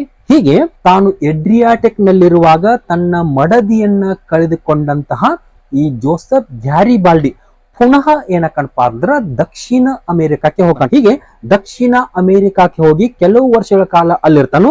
ನಂತರ 1853ರ ಹೊತ್ತಿಗೆ ಏನಕ್ಕಪ್ಪ ಅಂದ್ರೆ ಇಟಲಿಗೆ ವಾಪಸ್ ಹಾಕನ್ ಯಾರ್ರಿ ಜೋಸೆಫ್ ಗ್ಯಾರಿಬಾಲ್ಡಿ. ಹೀಗೆ 1853ರ ಹೊತ್ತಿಗೆ ಇಟಲಿಗೆ ವಾಪಸ್ ಆದಂತಹ ಇದೇ ಗ್ಯಾರಿಬಾಲ್ಡಿ ತನ್ನ ಆರಂಭಿಕ ವರ್ಷಗಳಲ್ಲಿ ಮೇಣದ ಬತ್ತಿಯನ್ನ ತಯಾರು ಮಾಡುವ ಒಂದು ಕಾರ್ಯದಲ್ಲಿ ನಿರತನಾಕನ್. ಯಾರ್ರಿ? Joseph Garibaldi. ದಕ್ಷಿಣ ಅಮೆರಿಕಾದಿಂದ ಇಟಲಿಗೆ ವಾಪಸ್ ಆದಂತಹ ಗ್ಯಾರಿಬಾಲ್ಡಿ ಏನ್ ಮಾಡ್ತಾನಪ್ಪ ಅಂದ್ರ ಮೇಣದ ಬತ್ತಿಗಳನ್ನ ತಯಾರು ಮಾಡುವ ಒಂದು ಕಾರ್ಯದಲ್ಲಿ ನಿರತನಾಕನು. ತದನಂತರದಲ್ಲಿ ತನ್ನ ಹುಟ್ಟೂರಾದಂತಹ ಕ್ಯಾಪ್ರೇರ್ ದ್ವೀಪಕ್ಕೆ ತೆರಳಿ ಸುಮಾರು 5 ವರ್ಷಗಳ ಕಾಲ ಏನ್ ಮಾಡ್ತಾನಪ್ಪ ಅಂದ್ರೆ ಕೃಷಿ ಜೀವನವನ್ನ ನಡೆಸ್ತಾನೆ ಅಂತ ಹೇಳ್ಬೋದು. ಅಂದ್ರೆ ಯಾವ ರೀತಿ ರೀ? 1853ರಲ್ಲಿ ಇಟಲಿಗೆ ವಾಪಸ್ ಆದಂತಹ ಗ್ಯಾರಿಬಾಲ್ಡಿ ಆರಂಭಿಕ ದಿನಗಳಲ್ಲಿ ಮೇಣದ ಬತ್ತಿಯನ್ನ ತಯಾರಿಸುವ ಕಾರ್ಯದಲ್ಲಿ ನಿರತನಾಕನು. ತದನಂತರದಲ್ಲಿ ತನ್ನ ಹುಟ್ಟೂರಾದಂತಹ ಕ್ಯಾಪ್ರೇರ್ ದ್ವೀಪಕ್ಕೆ ತೆರಳುವ ಮುಖೇನ 1854ರಿಂದ 1859ರವರೆಗೆ ಸುಮಾರು 5 ವರ್ಷಗಳ ಕಾಲ ಏನ್ ಮಾಡ್ತಾನ್ರಿ? ತನ್ನ ಒಂದು ಕೃಷಿ ಜೀವನವನ್ನು ನಡೆಸ್ತಾ ಅಂತ ಹೇಳ್ಬೋದು. ಹೀಗೆ 1859ರವರೆಗೆ ಕೃಷಿ ಜೀವನವನ್ನ ನಡೆಸಿರ್ತಕ್ಕಂಥ ಇದೇ ಗ್ಯಾರಿಬಾಲ್ಡಿ 1859ರಲ್ಲಿ ಆಸ್ಟ್ರಿಯಾದ ವಿರುದ್ಧ ನಡೆದಂತಹ ಮಹಾದಂಗೆಗಳ ಪರಿಣಾಮದಿಂದ ಇಟಲಿಯನ್ನ ಪರಕೀಯರಿಂದ ವಿಮೋಚನೆಗೊಳಿಸಬೇಕಂತಕ್ಕಂಥ ಒಂದು ಹಿನ್ನೆಲೆಯಲ್ಲಿ ಆ ಸಂದರ್ಭದಲ್ಲಿ ಪುನಃ ಆತ ಏನ್ ಮಾಡ್ತಾನಪ್ಪ ಅಂತಂದ್ರೆ ಕ್ರಾಂತಿಕಾರಿ ಚಟುವಟಿಕೆಗಳನ್ನ ನಡೆಸಲಿಕ್ಕೆ ಆರಂಭಿಸ್ತಾನೆ. ಹೀಗಾಗಿ ಆ ಸಮಯಕ್ಕೆ ಇಟಲಿಯ ಏಕೀಕರಣ ಸಾಧಿಸಬೇಕಾದರೆ ಅದು ಖಡ್ಗ ಬಲದಿಂದ ಮಾತ್ರ ಸಾಧ್ಯವೆಂದು ತಿಳಿದುಕೊಂಡು ಸಾವಿರಾರು ಸಂಖ್ಯೆಯಲ್ಲಿ ಸ್ವಯಂ ಸೇವಕರನ್ನ ಸಂಘಟಿಸಿಕೊಂಡು ಆ ಸಂಘಟಕರಿಗೆ ಏನ್ ಮಾಡ್ತಾನಪ್ಪ ಅಂತಂದ್ರ ಸೈನಿಕ ತರಬೇತಿಯನ್ನ ಕೊಡುವ ಮುಖೇನ ಅವರನ್ನ ಜೊತೆ ಮಾಡಿಕೊಂಡು ಏನ್ ಮಾಡ್ತಾನಪ್ಪ ಅಂದ್ರೆ ತನ್ನ ಒಂದು ಹೋರಾಟವನ್ನು ಕೈಗೊಳ್ತಾನೆ ಅಂತ ಹೇಳ್ಬೋದು. ಹೀಗಾಗಿ ಈ ಸಂದರ್ಭದಲ್ಲಿ 1859ರ ಹೊತ್ತಿಗೆ ಗ್ಯಾರಿಬಾಲ್ಡಿಯಿಂದ ನಿರ್ಮಿತಗೊಂಡಂತಹ ಆ ಒಂದು ಸ್ವಯಂ ಸೇವಕರ ಹೋರಾಟದ ಗುಂಪನ್ನ ಏನಂತ ಕರೀತಾರಪ್ಪ ಅಂದ್ರೆ ಕೆಂಪಂಗಿ ದಳ ಅಂತ ಕರೀತಾರೆ. ಕೆಂಪಂಗಿ ದಳ ಅಂತ ಯಾಕೆ ಕರೀತಾರಪ್ಪ ಅಂದ್ರ ಆ ಒಂದು ಸ್ವಯಂ ಸೇವಕರು ಕೆಂಪು ಬಟ್ಟೆಯನ್ನ ಧರಿಸುತ್ತಿದ್ದ ಕಾರಣಕ್ಕಾಗಿ ಅವರಿಗೆ ಕೆಂಪಂಗಿ ದಳ ಅಥವಾ ರೆಡ್ ಶರ್ಟ್ ಆರ್ಮಿ ಅಂತ ಕರೀತಾರೆ. ಹೀಗೆ ಕೆಂಪಂಗಿ ದಳವನ್ನ ರಚನೆ ಮಾಡಿಕೊಂಡಂತಹ ಇದೇ ಗ್ಯಾರಿಬಾಲ್ಡಿಯ ಆ ಒಂದು ಸಂಘದಲ್ಲಿ ಸಾವಿರಾರು ಸಂಖ್ಯೆಯಲ್ಲಿ ಏನಾಗಿದ್ರಪ್ಪ ಅಂದ್ರ ಸ್ವಯಂ ಸೇವಕ ಸಂಘದವರು ಇದ್ರಂತ ಹೇಳ್ಬೋದು. ಉದಾಹರಣೆಗೆ 1150ಕ್ಕೂ ಹೆಚ್ಚಿನ ಒಂದು ಯುವಕರು ಏನಾಗಿದ್ರಪ್ಪ ಅಂದ್ರ ಆ ಒಂದು ಕೆಂಪಂಗಿ ದಳದಲ್ಲಿ ಇದ್ರಂತ ಹೇಳ್ಬೋದು. ಹೀಗಾಗಿ ಈ ಕಾರಣದಿಂದಾಗಿ ಆ ಕೆಂಪಂಗಿ ದಳವನ್ನ 1000 ದಳದ ಸೈನ್ಯವೆಂತಲೂ ಕರೀತಾರೆ. ಒಟ್ಟಾರೆಯಾಗಿ ಏನೇ ಇರಲಿ, ಇಟಲಿಯ ಏಕೀಕರಣವನ್ನ ಸಾಧಿಸಬೇಕಾದರೆ ಅದು ಕೇವಲ ಖಡ್ಗ ಬಲದಿಂದ ಮಾತ್ರ ಸಾಧ್ಯವೆಂದು ತಿಳಿದುಕೊಂಡಂತಹ ಜೋಸೆಫ್ ಗ್ಯಾರಿಬಾಲ್ಡಿ ಏನ್ ಮಾಡ್ತಾನಪ್ಪ ಅಂದ್ರ ತಾನೇ ತಯಾರಿಸಿದಂತಹ ಆ ಒಂದು ಕೆಂಪಂಗಿ ದಳದ ಸ್ವಯಂ ಸೇವಕರನ್ನ ಕರೆದುಕೊಂಡು ಆತ ಏನ್ ಮಾಡ್ತಾನಪ್ಪ ಅಂದ್ರ ಪರಕೀಯರ ವಿರುದ್ಧ ತನ್ನ ರಾಷ್ಟ್ರದ ವಿಮೋಚನೆಗೆ ಹೋರಾಟವನ್ನು ಕೈಗೊಳ್ತಾನೆ ಅಂತ ಹೇಳ್ಬೋದು. ಹೀಗೆ ಕೆಂಪಂಗಿ ದಳದ ಸೈನ್ಯವನ್ನ ತಯಾರಿಸಿಕೊಂಡಂತಹ ಜೋಸೆಫ್ ಗ್ಯಾರಿಬಾಲ್ಡಿ ಈತ ತನ್ನ ಕಾಲಾವಧಿಯಲ್ಲಿ ದಕ್ಷಿಣ ಇಟಲಿಯ 2 ಪ್ರದೇಶಗಳನ್ನ ಯಾವ್ರಿ ಸಿಸಿಲಿ ಮತ್ತು ನೇಪಲ್ಸ್ ಎಂಬ ಪ್ರದೇಶಗಳನ್ನ ಗೆದ್ದು ಅವುಗಳನ್ನ 2ನೇ ವಿಕ್ಟರ್ ಇಮ್ಯಾನ್ಯುಯಲ್ಗೆ ಒಪ್ಪಿಸ್ತಾನೆ ಅಂತ ಹೇಳ್ಬೋದು. ಹಾಗಾದ್ರೆ ಆ ಸಿಸಿಲಿ ಮತ್ತು ನೇಪಲ್ಸ್ ಪ್ರದೇಶಗಳು ಯಾವ ರೀತಿಯಲ್ಲಿ ಇಟಲಿಯನ್ನ ಸೇರ್ಪಡೆಗೊಂಡವು ಎನ್ನುವ ಹಿನ್ನೆಲೆಯನ್ನು ನೋಡಿದಾದ್ರ ಒಂದ್ ಕಡೆ ಕೆಂಪಂಗಿ ದಳವನ್ನ ತಯಾರಿಸಿಕೊಂಡಂತಹ ಗ್ಯಾರಿಬಾಲ್ಡಿ ಒಂದ್ ಕಡೆ ಪರಕೀಯರ ವಿಮೋಚನೆಗಾಗಿ ಯುದ್ಧಕ್ಕೆ ಹಾತೊರೆತಿದ್ರ, ಮತ್ತೊಂದು ಕಡೆ 1860ರ ಆಗಸ್ಟ್ ತಿಂಗಳಿನಲ್ಲಿ ಸಿಸಿಲಿ ಮತ್ತು ನೇಪಲ್ಸ್ ನಲ್ಲಿ ಇರ್ತಕ್ಕಂಥ ಜನರು ಅಲ್ಲಿರ್ತಕ್ಕಂಥ ರಾಜನ ವಿರುದ್ಧ ದಂಗೆ ಎದ್ದಿರ್ತಾರೆ. ಹೀಗಾಗಿ ಈ ಸಂದರ್ಭದಲ್ಲಿ ಈ ಸಿಸಿಲಿ ಮತ್ತು ನೇಪಲ್ಸ್ನ ಜನತೆ ಗ್ಯಾರಿಬಾಲ್ಡಿಯ ಒಂದು ಸಹಾಯವನ್ನ ಯಾಚನೆ ಮಾಡಿರ್ತಾರೆ. ಹೀಗಾಗಿ ತನ್ನ ಸಹಾಯವನ್ನ ಯಾಚನೆ ಮಾಡಿದಾಗ ಅವರಿಗೆ ಸಹಾಯ ಮಾಡುವ ಸಲುವಾಗಿ ಜೋಸೆಫ್ ಗ್ಯಾರಿಬಾಲ್ಡಿ ಏನ್ ಮಾಡ್ತಾನಪ್ಪ ಅಂದ್ರ ತನ್ನ ಕೆಂಪಂಗಿ ದಳದ ಸೈನ್ಯವನ್ನ ಕರೆದುಕೊಂಡು 1860ರ ಮೇ 5ರಂದು ಜಿನೀವಾದಿಂದ ಆತ ಏನ್ ಮಾಡ್ತಾನಪ್ಪ ಅಂದ್ರ 2 ಹಡಗುಗಳ ಮುಖೇನ ಮರ್ಸಾಲಾ ಪ್ರದೇಶವನ್ನ ತಲುಪ್ತಾನೆ. ಹೀಗೆ ಮರ್ಸಾಲಾ ಪ್ರದೇಶವನ್ನ ತಲುಪಿರ್ತಕ್ಕಂಥ ಗ್ಯಾರಿಬಾಲ್ಡಿ ಸಿಸಿಲಿ ಪ್ರದೇಶವನ್ನ ಗೆದ್ದುಕೊಳ್ಳುವ ಸಲುವಾಗಿ ಸಿಸಿಲಿಯ ಮೇಲೆ ದಾಳಿ ಮಾಡ್ತಾನೆ. ಹೀಗಾಗಿ ಗ್ಯಾರಿಬಾಲ್ಡಿ ನೇತೃತ್ವದ ಕೆಂಪಂಗಿ ದಳದ ಸೈನ್ಯಕ್ಕೂ ಮತ್ತು ಸಿಸಿಲಿಯ ರಾಜನ ಸೈನ್ಯದ ಮಧ್ಯೆ 1860 ಆಗಸ್ಟ್ ತಿಂಗಳಿನಲ್ಲಿ ಯುದ್ಧಗಳ ಆರಂಭಕ್ಕೂ. ಹೀಗೆ ಆ ಯುದ್ಧಗಳ ಆರಂಭವಾದಂತ ಸಂದರ್ಭದಲ್ಲಿ ಪ್ರಬಲ ಧೈರ್ಯವನ್ನೊಡ್ಡಿರ್ತಕ್ಕಂತಹ ಈ ಕೆಂಪಂಗಿ ದಳದ ಸೈನಿಕರು ಏನ್ ಮಾಡ್ತಾರಪ್ಪ ಅಂತಂದ್ರ ಸಿಸಿಲಿಯ ರಾಜನ ಸೈನ್ಯವನ್ನ ಸೋಲಿಸಿ, ಅಂದ್ರ ಸಿಸಿಲಿಯನ್ನ ತನ್ನ ಅಧೀನದಲ್ಲಿ ಇಟ್ಟುಕೊಂಡಂತಹ 1ನೇ ಫ್ರಾನ್ಸಿಸ್ ಜೋಸೆಫ್ನನ್ನ ಸೋಲಿಸಿ ಸಿಸಿಲಿಯನ್ನ ವಶಪಡಿಸಿಕೊತಾನೆ. ಹೀಗೆ 1ನೇ ಫ್ರಾನ್ಸಿಸ್ ಜೋಸೆಫ್ನಿಂದ ಸಿಸಿಲಿಯನ್ನ ವಶಪಡಿಸಿಕೊಂಡಂತಹ ಈ ಜೋಸೆಫ್ ಗ್ಯಾರಿಬಾಲ್ಡಿ ತಾತ್ಕಾಲಿಕವಾಗಿ ಅಂದ್ರ 1860 ಆಗಸ್ಟ್ 5ರಂದು 2ನೇ ವಿಕ್ಟರ್ ಇಮ್ಯಾನ್ಯುಯಲ್ನ ಹೆಸರಿನಲ್ಲಿ ಸಿಸಿಲಿಯಲ್ಲಿ ತನ್ನನ್ನ ಸರ್ವಾಧಿಕಾರಿಯಾಗಿ ಘೋಷಣೆ ಮಾಡಿಕೊಳ್ತಾನೆ. ಇದು ತಾತ್ಕಾಲಿಕ ಮಾತ್ರ, ಕೆಲವು ತಿಂಗಳುಗಳ ಕಾಲ. ಹೀಗಾಗಿ 1ನೇ ಫ್ರಾನ್ಸಿಸ್ ಜೋಸೆಫ್ನಿಂದ ಸಿಸಿಲಿಯನ್ನ ವಶಪಡಿಸಿಕೊಂಡಂತ ಗ್ಯಾರಿಬಾಲ್ಡಿ ಅದನ್ನ ತಾತ್ಕಾಲಿಕವಾಗಿ ತನ್ನ ಒಂದು ಅಧೀನದಲ್ಲಿ ಇಟ್ಟುಕೋತಾನು. ಇದಾದ ಬಳಿಕ ಏನಕಪ್ಪ ಅಂದ್ರ ಪುನಃ 1860 ಆಗಸ್ಟ್ 19ರಂದು ನೇಪಲ್ಸ್ ಪ್ರದೇಶದ ಮೇಲೆ ದಾಳಿ ಮಾಡ್ತಾನ. ಆಲ್ರೆಡಿ ಸಿಸಿಲಿಯನ್ನ ಗೆದ್ದುಕೊಂಡನು, ಇನ್ನು ಉಳಿದಿರ್ತಕ್ಕಂಥ ಒಂದು ಭೂಭಾಗ ನೇಪಲ್ ಪ್ರದೇಶವನ್ನ ಗೆದ್ದುಕೊಳ್ಳಲಿಕ್ಕೆ ಪುನಃ ದಾಳಿ ಮಾಡ್ತಾನು. ಹೀಗಾಗಿ ಆ ದಾಳಿಯ ಸಂದರ್ಭದಲ್ಲಿ 1ನೇ ಫ್ರಾನ್ಸಿಸ್ನ ಸೈನ್ಯ ಏನಾಕತ್ತಪ್ಪ ಅಂತಂದ್ರ ಈ ಗ್ಯಾರಿಬಾಲ್ಡಿಯ ಸೈನ್ಯವನ್ನ ಎದುರಿಸಲಾಗದೆ ಗ್ಯಾರಿಬಾಲ್ಡಿಗೆ ಸೋತು ಶರಣಾಗತ್ತೆ. ಹೀಗಾಗಿ 1860 ಆಗಸ್ಟ್ 19ರಂದು ಈ ಗ್ಯಾರಿಬಾಲ್ಡಿ ಏನ್ ಮಾಡ್ತಾನಪ್ಪ ಅಂತಂದ್ರ ನೇಪಲ್ಸ್ ಪ್ರದೇಶವನ್ನು ವಶಪಡಿಸಿಕೊಳ್ತಾನು. ಮತ್ತೊಂದೆಡೆಗೆ ಆ ನೇಪಲ್ಸ್ ಮತ್ತು ಸಿಸಿಲಿಗಳನ್ನ ಆಳ್ವಿಕೆ ಮಾಡ್ತಕ್ಕಂತ 1ನೇ ಫ್ರಾನ್ಸಿಸ್ ಆತ ಏನಕ್ಕನಪ್ಪ ಅಂತಂದ್ರ ಗಯಾಟೆ ಎಂಬ ಪ್ರದೇಶಕ್ಕೆ ತಲೆ ತಪ್ಪಿಸಿಕೊಂಡು ಓಡಿ ಹೋಗಿಬಿಡ್ತಾನೆ. ಯಾವ ಪ್ರದೇಶಕ್ಕೆ ರೀ? ಗಯಾಟೆ ಎಂಬ ಪ್ರದೇಶಕ್ಕೆ. ಈಗ ಗಯಾಟೆ ಎಂಬ ಪ್ರದೇಶಕ್ಕೆ ಓಡಿ ಹೋದ್ರು ಸಹ ಗ್ಯಾರಿಬಾಲ್ಡಿಯ ಸೈನ್ಯ ಅವನನ್ನ ಬೆನ್ನಟ್ಟಿ ಹೋಗಿ ಏನ್ ಮಾಡ್ತದಪ್ಪ ಅಂದ್ರ ಪುನಃ ಅವನನ್ನ ಬಂಧಿಸ್ತಾರೆ ಅಂತ ಹೇಳ್ಬೋದು. ಹೀಗೆ ಜೋಸೆಫ್ ಗ್ಯಾರಿಬಾಲ್ಡಿಯ ಪ್ರಯತ್ನದ ಫಲದಿಂದಾಗಿ 1860 ಆಗಸ್ಟ್ ತಿಂಗಳಿನಲ್ಲಿ 5 ತಿಂಗಳಿನಲ್ಲಿ ಸುಮಾರು 5,10,00,000 ಜನಸಂಖ್ಯೆ ಇರತಕ್ಕಂತಹ 2 ಮುಖ್ಯ ಪ್ರದೇಶಗಳು ಏನಕ್ಕಪ್ಪ ಅಂತಂದ್ರ ಇಟಲಿಯ ಅಧೀನಕ್ಕೆ ಬರ್ತಾವ ಅಂತ ಹೇಳ್ಬೋದು. ಒಟ್ಟಾರೆಯಾಗಿ ಜೋಸೆಫ್ ಗ್ಯಾರಿಬಾಲ್ಡಿಯ ಪ್ರಯತ್ನದ ಫಲದಿಂದಾಗಿ ಇಟಲಿಯ ದಕ್ಷಿಣ ಭಾಗದಲ್ಲಿ ಇರತಕ್ಕಂತಹ ಸಿಸಿಲಿ ಮತ್ತು ನೇಪಲ್ಸ್ ಪ್ರದೇಶಗಳೇನಕ್ಕಪ್ಪ ಅಂದ್ರೆ ಗ್ಯಾರಿಬಾಲ್ಡಿಯ ವಶಕ್ಕೆ ಬರ್ತಾವ.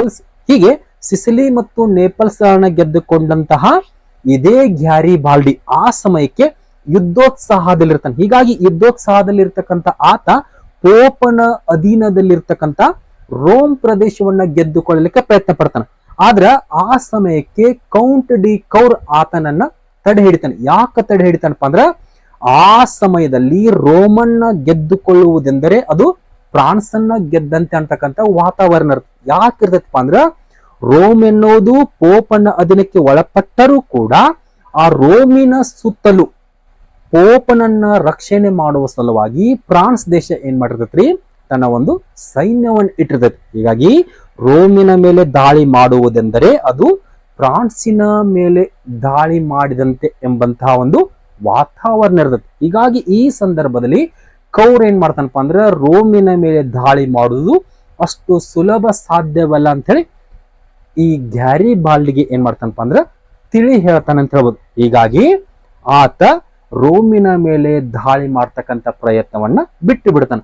ತದನಂತರದ ಅವಧಿಯಲ್ಲಿ ತನ್ನ ಬಳಿ ಇರ್ತಕ್ಕಂತಹ ಸಿಸಿಲಿ ಮತ್ತು ನೇಪಲ್ಸ್ ಪ್ರದೇಶಗಳನ್ನ ಈ ಗ್ಯಾರಿಬಾಲ್ಡಿ ಏನ್ ಮಾಡ್ತಾನಪ್ಪ ಅಂದ್ರೆ 2ನೇ ವಿಕ್ಟರ್ ಇಮ್ಯಾನ್ಯುಯಲ್ಗೆ ಒಪ್ಪಿಸಿ ಬಿಡ್ತಾನೆ. ಹೀಗಾಗಿ ಆ ಸಮಯಕ್ಕೆ ಯಾವುದೇ ಒಂದು ಪ್ರತಿಫಲಗಳಿಗೆ ಆಸೆ ಪಡದೆ ನಿಸ್ವಾರ್ಥದಿಂದ ಸಿಸಿಲಿ ಮತ್ತು ನೇಪಲ್ಸ್ ಪ್ರದೇಶಗಳನ್ನ ಈ ಜೋಸೆಫ್ ಗ್ಯಾರಿಬಾಲ್ಡಿ ಏನ್ ಮಾಡ್ತಾನಪ್ಪ ಅಂದ್ರೆ 2ನೇ ವಿಕ್ಟರ್ ಇಮ್ಯಾನ್ಯುಯಲ್ಗೆ ಒಪ್ಪಿಸಿ ಬಿಡ್ತಾನು. ಜೊತೆಗೆ ಅವನ ಒಂದು ನಿಸ್ವಾರ್ಥತೆಯನ್ನ ಕಂಡಂತಹ 2ನೇ ವಿಕ್ಟರ್ ಇಮ್ಯಾನ್ಯುಯಲ್ ಜೋಸೆಫ್ ಗ್ಯಾರಿಬಾಲ್ಡಿಗೆ ಸ್ವಲ್ಪ ಪ್ರಮಾಣದಲ್ಲಿ ದ್ರವ್ಯ ಹಾಗೂ ತನ್ನ ಕೃಷಿಗೆ ಅನುಕೂಲವಾಗುವಂತ ಕೆಲವೊಂದಿಷ್ಟು ಬೀಜಗಳನ್ನು ಕೊಟ್ಟು ಕಳಿಸ್ತಾನೆ. ಹೀಗೆ 2ನೇ ವಿಕ್ಟರ್ ಇಮ್ಯಾನ್ಯುಯಲ್ ನಿಂದ ಸ್ವಲ್ಪ ಪ್ರಮಾಣದ ದ್ರವ್ಯ ಮತ್ತು ಕೃಷಿ ಬೀಜಗಳನ್ನ ತೆಗೆದುಕೊಂಡು ಬಂದಂತಹ ಗ್ಯಾರಿಬಾಲ್ಡಿ ತನ್ನ ಹುಟ್ಟೂರಾದಂತಹ ಕ್ಯಾಪ್ರೇರ್ ದ್ವೀಪದಲ್ಲಿ ಕೃಷಿ ಜೀವನ ಮಾಡುತ್ತಾ ತನ್ನ ಒಂದು ಜೀವನವನ್ನು ಕಳೀತಾನೆ ಅಂತ ಹೇಳ್ಬೋದು. ಕೊನೆಗೆ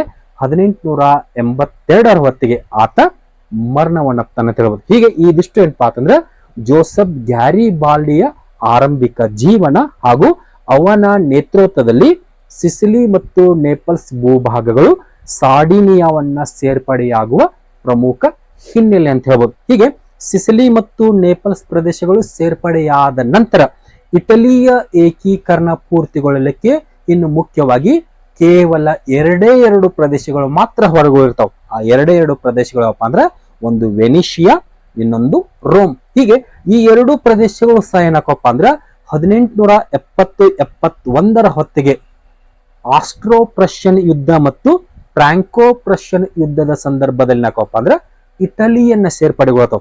ಹಾಗಾದ್ರೆ ಆರಂಭದಲ್ಲಿ ಈ ಸಿಸಿಲಿ ಮತ್ತು ನೇಪಲ್ಸ್ ಪ್ರದೇಶಗಳ ಸೇರ್ಪಡೆಯ ನಂತರ ವೆನಿಷಿಯಾ ಪ್ರದೇಶದ ಸೇರ್ಪಡೆಯ ಬಗ್ಗೆ ನೋಡೋದಾದ್ರ ಈ ಸಂದರ್ಭದಲ್ಲಿ ವೆನಿಷಿಯಾ ಯಾರ ಅಧೀನದಲ್ಲಿರ್ತದೆ ಹೇಳ್ರಿ? ಆಸ್ಟ್ರಿಯಾದ ಅಧೀನದಲ್ಲಿರ್ತದೆ. ಹೀಗಾಗಿ ಆಸ್ಟ್ರಿಯಾದ ಅಧೀನದಲ್ಲಿ ಮುಖ್ಯವಾಗಿ ಎರಡು ಪ್ರದೇಶ ಇರ್ತಾವ, ಒಂದು ಲೊಂಬಾರ್ಡಿ, ಇನ್ನೊಂದು ವೆನಿಷಿಯಾ. ಈಗ ಆಲ್ರೆಡಿ ಲೊಂಬಾರ್ಡಿ ಪ್ರದೇಶ ಏನಾಗೈತ್ರಿ ಸಾರ್ಡಿನಿಯಾವನ್ನ ಸೇರ್ಕೊಂಡದ್ದು, ಇನ್ನು ಉಳಿದಿದ್ದು ವೆನಿಷಿಯಾ ಪ್ರದೇಶ ಮಾತ್ರ. ಹೀಗಾಗಿ ಈ ವೆನಿಷಿಯಾ ಪ್ರದೇಶ ಯಾವ ರೀತಿಯಾಗಿ ಇಟಲಿಗೆ ಸೇರ್ಪಡೆಗೊಳ್ಳದಪ್ಪ ಅಂತಂದ್ರ 1866 ಹೊತ್ತಿಗೆ ವೆನಿಷಿಯಾ ಸೇರ್ಪಡಾಕತಿ, 1870-71 ಹೊತ್ತಿಗೆ ರೋಮ್ ಸೇರ್ಪಡಾಕತಿ. ಹಾಗಾದ್ರೆ ಅದು ಯಾವ ರೀತಿ ಅಂತ ನೋಡೋದಾದ್ರ ಆರಂಭದಲ್ಲಿ ವೆನಿಷಿಯಾ ಪ್ರದೇಶ ಅಂತ ಬಂದಾಗ ಈ ವೆನಿಷಿಯಾ ಪ್ರದೇಶ ಇದು ಆಸ್ಟ್ರಿಯಾದ ಹಿಡಿತದಲ್ಲಿರುತ್ತೆ. ಹೀಗಾಗಿ ಈ ಆಸ್ಟ್ರಿಯಾದ ಹಿಡಿತದಲ್ಲಿರ್ತಕ್ಕಂಥ ವೆನಿಷಿಯಾ ಯಾವ ರೀತಿಯಾಗಿ ಇಟಲಿಯನ್ನ ಸೇರ್ಪಡೆಗೊಳಿತಪ್ಪ ಅಂತಂದ್ರ 1866 ಹೊತ್ತಿಗೆ ಜರ್ಮನಿಯ ಏಕೀಕರಣದ ಸಂದರ್ಭದಲ್ಲಿ ಪ್ರಷ್ಯಾ ಮತ್ತು ಆಸ್ಟ್ರಿಯಾಗಳ ಮಧ್ಯೆ ಯುದ್ಧಗಳ ಆರಂಭ ಆಗಿರ್ತಾವ. ಯಾರ ಮಧ್ಯೆ ರೀ? ಪ್ರಷ್ಯಾ ಮತ್ತು ಆಸ್ಟ್ರಿಯಾಗಳ ಮಧ್ಯೆ. ಇಲ್ಲಿ ಪ್ರಷ್ಯಾ ಅಂದ್ರೆ ಯಾರು ಬರ್ತಾರ್ರಿ? ಅಟೋವನ್ ಬಿಸ್ಮಾರ್ಕ್ ಬರ್ತಾನೆ. ಹೀಗಾಗಿ ಒಂದ್ ಕಡೆ ಬಿಸ್ಮಾರ್ಕನ ನೇತೃತ್ವದಲ್ಲಿ ಜರ್ಮನಿಯ ಏಕೀಕರಣ ನಡೆದತಿ, ಮತ್ತೊಂದ್ ಕಡೆ ಎರಡನೇ ವಿಕ್ಟರ್ ಇಮ್ಯಾನ್ಯುಯಲ್ ನೇತೃತ್ವದಲ್ಲಿ ಇಟಲಿಯ ಏಕೀಕರಣ ಇರುತ್ತೆ. ಹೀಗಾಗಿ ಈ ಸಂದರ್ಭದಲ್ಲಿ ಸಿಸಿಲಿ ಮತ್ತು ನೇಪಲ್ಸ್ ಗಳ ಸೇರ್ಪಡೆಯ ನಂತರ 1866 ಹೊತ್ತಿಗೆ ಪ್ರಷ್ಯಾ ಮತ್ತು ಆಸ್ಟ್ರಿಯಾಗಳ ಮಧ್ಯೆ ಯುದ್ಧಗಳ ಆರಂಭ ಆಗಿರ್ತಾವ. ಹೀಗಾಗಿ ಆ ಯುದ್ಧಗಳನ್ನ ನಾವು ಆಸ್ಟ್ರೋ ಪ್ರಷಿಯನ್ ಯುದ್ಧಗಳಂತ ಕರಿತೇವೆ. ಹಾಗಾದ್ರೆ ಆ ಆಸ್ಟ್ರೋ ಪ್ರಷಿಯನ್ ಯುದ್ಧದ ಸಂದರ್ಭದಲ್ಲಿ ರಾಜತಾಂತ್ರಿಕ ನಿಪುಣನಾದಂತಹ ಬಿಸ್ಮಾರ್ಕ್ ಆತ ಏನ್ ಮಾಡಿರ್ತಾನಪ್ಪ ಅಂತಂದ್ರೆ ಎರಡನೇ ವಿಕ್ಟರ್ ಇಮ್ಯಾನ್ಯುಯಲ್ ನೊಂದಿಗೆ ಒಂದು ಒಪ್ಪಂದವನ್ನು ಮಾಡಿಕೊಂಡಿರ್ತಾನೆ. ಯಾವ ರೀತಿಪ್ಪ ಅಂತಂದ್ರೆ ಆಸ್ಟ್ರಿಯಾದೊಂದಿಗೆ ಯುದ್ಧವನ್ನ ನಡೆಸುವಾಗ ಇಟಲಿ ಏನ್ ಮಾಡಬೇಕಪ್ಪ ಅಂದ್ರೆ ತನಗೆ ಸಹಾಯ ಮಾಡ್ಬೇಕು. ತನಗೆ ಸಹಾಯ ಮಾಡಿದ್ದೇ ಆದ್ರೆ ನಾನು ಆಸ್ಟ್ರಿಯಾವನ್ನ ಸೋಲಿಸಿದ ನಂತರ ಅದರಿಂದ ವಶಪಡಿಸಿಕೊಂಡಂತಹ ವೆನಿಷಿಯಾ ಪ್ರದೇಶವನ್ನ ನಿನಗೆ ಬಿಟ್ಟು ಕೊಡುವೆನಂತೇಳಿ ಒಂದು ಒಪ್ಪಂದವನ್ನ ಮಾಡಿಕೊಂಡಿರ್ತಾನೆ. ಯಾರೊಂದಿಗೆ ರೀ? ಎರಡನೇ ವಿಕ್ಟರ್ ಇಮ್ಯಾನ್ಯುಯಲ್ ನೊಂದಿಗೆ. ಯಾರ್ರೀ? ಅಟೋವನ್ ಬಿಸ್ಮಾರ್ಕ್. ಇಲ್ಲಿ ಪ್ರಷ್ಯಾದ ವ್ಯಕ್ತಿ ಅಂದ್ರೆ ಜರ್ಮನಿಯ ವ್ಯಕ್ತಿ ಅಂತ ತಿಳ್ಕೊಬೇಕ್ರಿ. ಹೀಗಾಗಿ ಜರ್ಮನಿಯ ಏಕೀಕರಣವನ್ನ ಸಾಧಿಸುವಾಗ ಅಟೋವಾನ್ ಬಿಸ್ಮಾರ್ಕ್ 1866 ಆಸ್ಟ್ರಿಯಾದೊಂದಿಗೆ ಯುದ್ಧವನ್ನ ಮಾಡಲಿಕ್ಕೆ ಇಟಲಿಯ ಸಹಾಯವನ್ನ ಯಾಚಿಸಿರ್ತಾನೆ. ಅಂದ್ರೆ ಎರಡನೇ ವಿಕ್ಟರ್ ಇಮ್ಯಾನ್ಯುಯಲ್ ನೊಂದಿಗೆ ಒಂದು ಒಪ್ಪಂದವನ್ನ ಮಾಡಿಕೊಂಡು ಅವನ ಸಹಾಯವನ್ನ ಪಡೆದುಕೊಂಡಿರ್ತಾನೆ. ಹೀಗೆ ಎರಡನೇ ವಿಕ್ಟರ್ ಇಮ್ಯಾನ್ಯುಯಲ್ ನ ಸಹಾಯವನ್ನ ಪಡೆದುಕೊಂಡಂತಹ ಈ ಬಿಸ್ಮಾರ್ಕ್ 1866 ಜೂನ್ 16 ಸಡೋವಾ ಎಂಬಲ್ಲಿ ಆಸ್ಟ್ರಿಯಾ ನೇತೃತ್ವದ ಸೈನ್ಯವನ್ನ ಸೋಲಿಸ್ತಾನೆ. ಯಾವ ಕದನದಲ್ರಿ? ಸಡೋವಾ ಕದನ, ಅಥವಾ ಇದನ್ನ 7 ವಾರಗಳ ಕದನ ಅಂತ ಕರೀತಾರೆ. ಇದು ಯಾವಾಗ ನಡೆಯುತ್ತೀರಿ? 1866 ಜೂನ್ 16 ಇದು ಪ್ರಷ್ಯಾ ಮತ್ತು ಆಸ್ಟ್ರಿಯಾಗಳ ಮಧ್ಯೆ ನಡೆದಿದೆ. ಸೋತಿರ್ತಕ್ಕಂತಹ ಆಸ್ಟ್ರಿಯಾದೊಂದಿಗೆ ಫ್ರೇಗ್ ಎಂಬ ಒಪ್ಪಂದವನ್ನು ಮಾಡಿಕೊಳ್ತಾನೆ. ಹೀಗಾಗಿ ಆ ಫ್ರೇಗ್ ಒಪ್ಪಂದದ ಪ್ರಕಾರವಾಗಿ ಆಸ್ಟ್ರಿಯಾ ತನ್ನ ಬಳಿ ಇರತಕ್ಕಂತಹ ಅನೇಕ ಪ್ರದೇಶಗಳೆಲ್ಲವನ್ನು ಪ್ರಷ್ಯಾಗೆ ಬಿಟ್ಟು ಕೊಟ್ಟಿರುತ್ತೆ. ಹೀಗಾಗಿ ಈ ಸಂದರ್ಭದಲ್ಲಿ ತಾನು ಆಸ್ಟ್ರೋ ಪ್ರಷಿಯನ್ ಯುದ್ಧವನ್ನ ಮಾಡೋಕ್ಕಿಂತ ಮುಂಚೆ ಅಟೋವಾನ್ ಬಿಸ್ಮಾರ್ಕ್ ಎರಡನೇ ವಿಕ್ಟರ್ ಇಮ್ಯಾನ್ಯುಯಲ್ ನೊಂದಿಗೆ ಯಾವ ರೀತಿಯ ಒಂದು ಒಪ್ಪಂದವನ್ನು ಮಾಡಿಕೊಂಡಿರ್ತಾನೋ ಆ ಒಪ್ಪಂದದ ಪ್ರಕಾರವಾಗಿ ಆಸ್ಟ್ರಿಯಾವನ್ನ ಸೋಲಿಸಿದ ನಂತರ ಇಟಲಿಯ ಮುಖ್ಯ ಪ್ರದೇಶವಾದಂತಹ ವೆನಿಷಿಯಾವನ್ನ ಏನ್ ಮಾಡ್ತಾನಪ್ಪ ಅಂದ್ರೆ ಎರಡನೇ ವಿಕ್ಟರ್ ಇಮ್ಯಾನ್ಯುಯಲ್ಗೆ ಬಿಟ್ಟು ಕೊಡ್ತಾನೆ. ಹೀಗಾಗಿ 1866 ಸಡೋವಾ ಕದನ ಅಥವಾ ಆಸ್ಟ್ರೋ ಪ್ರಷಿಯನ್ ಯುದ್ಧಗಳಿಂದಾಗಿ ಆಸ್ಟ್ರಿಯಾದ ಅಧೀನದಲ್ಲಿರ್ತಕ್ಕಂತಹ ವೆನಿಷಿಯಾ ಪ್ರದೇಶ ಏನಕ್ಕಪ್ಪ ಅಂದ್ರೆ ಈ ಸಾರ್ಡಿನಿಯಾವನ್ನ ಅಥವಾ ಇಟಲಿಯನ್ನ ಅಥವಾ ಎರಡನೇ ವಿಕ್ಟರ್ ಇಮ್ಯಾನ್ಯುವೆಲ್ಗೆ ಏನಾಗತ್ತಪ್ಪ ಅಂದ್ರೆ ಸೇರ್ಪಡೆಗೊಳ್ಳತೈತೆ ಅಂತ ಹೇಳ್ಬೋದು. ಹೀಗೆ 1866 ಹೊತ್ತಿಗೆ ವೆನಿಷಿಯಾ ಸೇರ್ಪಡೆಗೊಳ್ಳತೈತಿ. ಇನ್ನು ಉಳಿದಿದ್ದು ಒಂದೇ ಒಂದು ಪ್ರದೇಶ ಯಾವ್ದ್ರಿ? ರೋಮ್ ಪ್ರದೇಶ. ಆ ರೋಮ್ ಪ್ರದೇಶವು ಸಹ ಯಾವಾಗ ಸೇರ್ಪಡೆ ಆಗತ್ತಪ್ಪ ಅಂದ್ರೆ 1870-71ರಲ್ಲಿ ನಡೆದಂತಹ ಫ್ರಾಂಕೋ ಪ್ರಷಿಯನ್ ಯುದ್ಧದ ಸಂದರ್ಭದಲ್ಲಿ. ಫ್ರಾಂಕೋ ಪ್ರಷಿಯನ್ ಯುದ್ಧ ಅಂದ್ರೆ ಪ್ರಷ್ಯಾ ಮತ್ತು ಫ್ರಾನ್ಸ್ಗಳ ಮಧ್ಯೆ ಕಂಡು ಬರ್ತಕ್ಕಂಥ ಯುದ್ಧ. ಇಲ್ಲಿ ಪ್ರಷ್ಯಾದ ಪರವಾಗಿ ಅಟೋವಾನ್ ಬಿಸ್ಮಾರ್ಕ್ ಇರ್ತಾನು, ಇಲ್ಲಿ ಫ್ರಾನ್ಸಿನ ಪರವಾಗಿ 3ನೇ ನೆಪೋಲಿಯನ್ ಇರ್ತಾನೆ. ಹೀಗಾಗಿ 3ನೇ ನೆಪೋಲಿಯನ್ ಮತ್ತು ಬಿಸ್ಮಾರ್ಕ್ನ ಮಧ್ಯೆ 1870-71 ಹೊತ್ತಿಗೆ ಏನಾಗತ್ತಪ್ಪ ಅಂದ್ರೆ ಯುದ್ಧಗಳು ಆರಂಭಕ. ಹೀಗಾಗಿ ಆ ಯುದ್ಧಗಳನ್ನ ನಾವು ಫ್ರಾಂಕೋ ಪ್ರಷಿಯನ್ ಯುದ್ಧಗಳಂತ ಕರಿತೀವಿ. ಹೀಗಾಗಿ ಆ ಫ್ರಾಂಕೋ ಪ್ರಷಿಯನ್ ಯುದ್ಧದ ಸಂದರ್ಭದಲ್ಲಿ 3ನೇ ನೆಪೋಲಿಯನ್ ಏನ್ ಮಾಡ್ತಾನಪ್ಪ ಅಂದ್ರೆ ಪ್ರಷ್ಯಾವನ್ನ ಸೋಲಿಸುವ ಸಲುವಾಗಿ ರೋಮಿನಲ್ಲಿ ಇಟ್ಟಂತಹ ತನ್ನ ಸೈನ್ಯವನ್ನ ವಾಪಸ್ ಕರೆದುಕೊಳ್ತಾನೆ. ಇದೇ ಸಮಯಕ್ಕಾಗಿ ಕಾದು ಕುಳಿತಂತಹ ಎರಡನೇ ವಿಕ್ಟರ್ ಇಮ್ಯಾನ್ಯುವೆಲ್ ಈ ಸಂದರ್ಭದಲ್ಲಿ ಏನ್ ಮಾಡ್ತಾನಪ್ಪ ಅಂದ್ರೆ ಒಂದ್ ಕಡೆ ಪ್ರಷ್ಯಾ ಮತ್ತು ಫ್ರಾನ್ಸ್ಗಳು ಯುದ್ಧದಲ್ಲಿ ನಿರತನಾಗಿರ್ತಾವು, ಮತ್ತೊಂದೆಡೆಗೆ ರೋಮಿನಲ್ಲಿರ್ತಕ್ಕಂಥ ಸೈನ್ಯದ ವಾಪಸ್ಸಾತಿಯನ್ನ ಗಮನಿಸಿರ್ತಕ್ಕಂತಹ ಎರಡನೇ ವಿಕ್ಟರ್ ಇಮ್ಯಾನ್ಯುವೆಲ್ ಏನ್ ಮಾಡ್ತಾನಪ್ಪ ಅಂದ್ರೆ ರೋಮಿನ ಮೇಲೆ ದಾಳಿ ಮಾಡಿ ಅಲ್ಲಿರ್ತಕ್ಕಂಥ ಪೋಪ್ನನ್ನ ತೆಗೆದುಹಾಕಿ ರೋಮನ್ನ ತನ್ನ ಅಧೀನಕ್ಕೆ ತೆಗೆದುಕೊಳ್ತಾನೋ. ಮತ್ತೊಂದೆಡೆಗೆ ರೋಮಿನಿಂದ ಹೊರ ಬಂದಂತಹ ಪೋಪ್ ವ್ಯಾಟಿಕನ್ ನಗರಕ್ಕೆ ಹೋಗಿ ಅಲ್ಲಿ ಆಶ್ರಯವನ್ನ ಪಡೆದುಕೊಳ್ತಾನೆ ಅಂತ ಹೇಳ್ಬೋದು. ಒಟ್ಟಾರೆಯಾಗಿ 1870-71 ಅವಧಿಯಲ್ಲಿ ನಡೆದಂತಹ ಫ್ರಾಂಕೋ ಪ್ರಷಿಯನ್ ಯುದ್ಧದಿಂದಾಗಿ ಪೋಪನ ಅಧೀನದಲ್ಲಿರ್ತಕ್ಕಂತಹ ರೋಮ್ ಪ್ರದೇಶವು ಸೈನಕತ್ಪ ಅಂತಂದ್ರೆ ಇಟಲಿಯನ್ನ ಸೇರ್ಪಡೆಗೊಳ್ಳುತ್ತೆ ಹೇಳ್ಬೋದು. ಹೀಗಾಗಿ ರೋಮ್ ಇಟಲಿಯನ್ನ ಸೇರ್ಪಡೆಗೊಳ್ಳುವುದರೊಂದಿಗೆ 1815ರಲ್ಲಿ ಆರಂಭಗೊಂಡಂತಹ ಇಟಲಿಯ ಏಕೀಕರಣ ಎಂಬ ಚಳವಳಿ ಮುಕ್ತಾಯಗೊಳ್ಳುತ್ತದೆ ಅಂತ ಹೇಳ್ಬೋದು. ಒಟ್ಟಾರೆಯಾಗಿ ಇಟಲಿಯ ಏಕೀಕರಣವೆಂದರೆ ಅದು ಮ್ಯಾಜ್ನಿಯ ರಾಷ್ಟ್ರ ಪ್ರೇಮ, ಕೌಂಟ್ ಡಿ ಕೌರನ ಚತುರ ರಾಜನೀತಿ ಹಾಗೂ ಜೋಸೆಫ್ ಗ್ಯಾರಿಬಾಲ್ಡಿಯ ಖಡ್ಗ ನೀತಿ ಜೊತೆಗೆ ಎರಡನೇ ವಿಕ್ಟರ್ ಇಮ್ಯಾನ್ಯುವೆಲ್ನ ಸಮಯ ಪ್ರಜ್ಞೆಯಿಂದ ಕಂಡು ಬರ್ತಕ್ಕಂತಹ ಒಂದು ಮುಖ್ಯ ಚಳುವಳಿ ಅಂತ ಹೇಳ್ಬೋದು. ಹೀಗೆ ಇದರೊಂದಿಗೆ ಏನಾಗತ್ತಪ್ಪ ಅಂದ್ರೆ ನಾವು ಚರ್ಚೆ ಮಾಡ್ತಕ್ಕಂತಹ ಇಟಲಿಯ ಏಕೀಕರಣ ಅಂತಕ್ಕಂಥ ಒಂದು ವಿಷಯ ಮುಕ್ತಾಯಗೊಳ್ಳುತ್ತೆ ಅಂತ ಹೇಳ್ಬೋದು. ಮತ್ತೆ ಮುಂದಿನ ಕ್ಲಾಸ್ನಲ್ಲಿ ಇಟಲಿಯ ಏಕೀಕರಣದ ಸಮಕಾಲೀನ ಘಟನೆ ಯಾವ್ದ್ರಿ?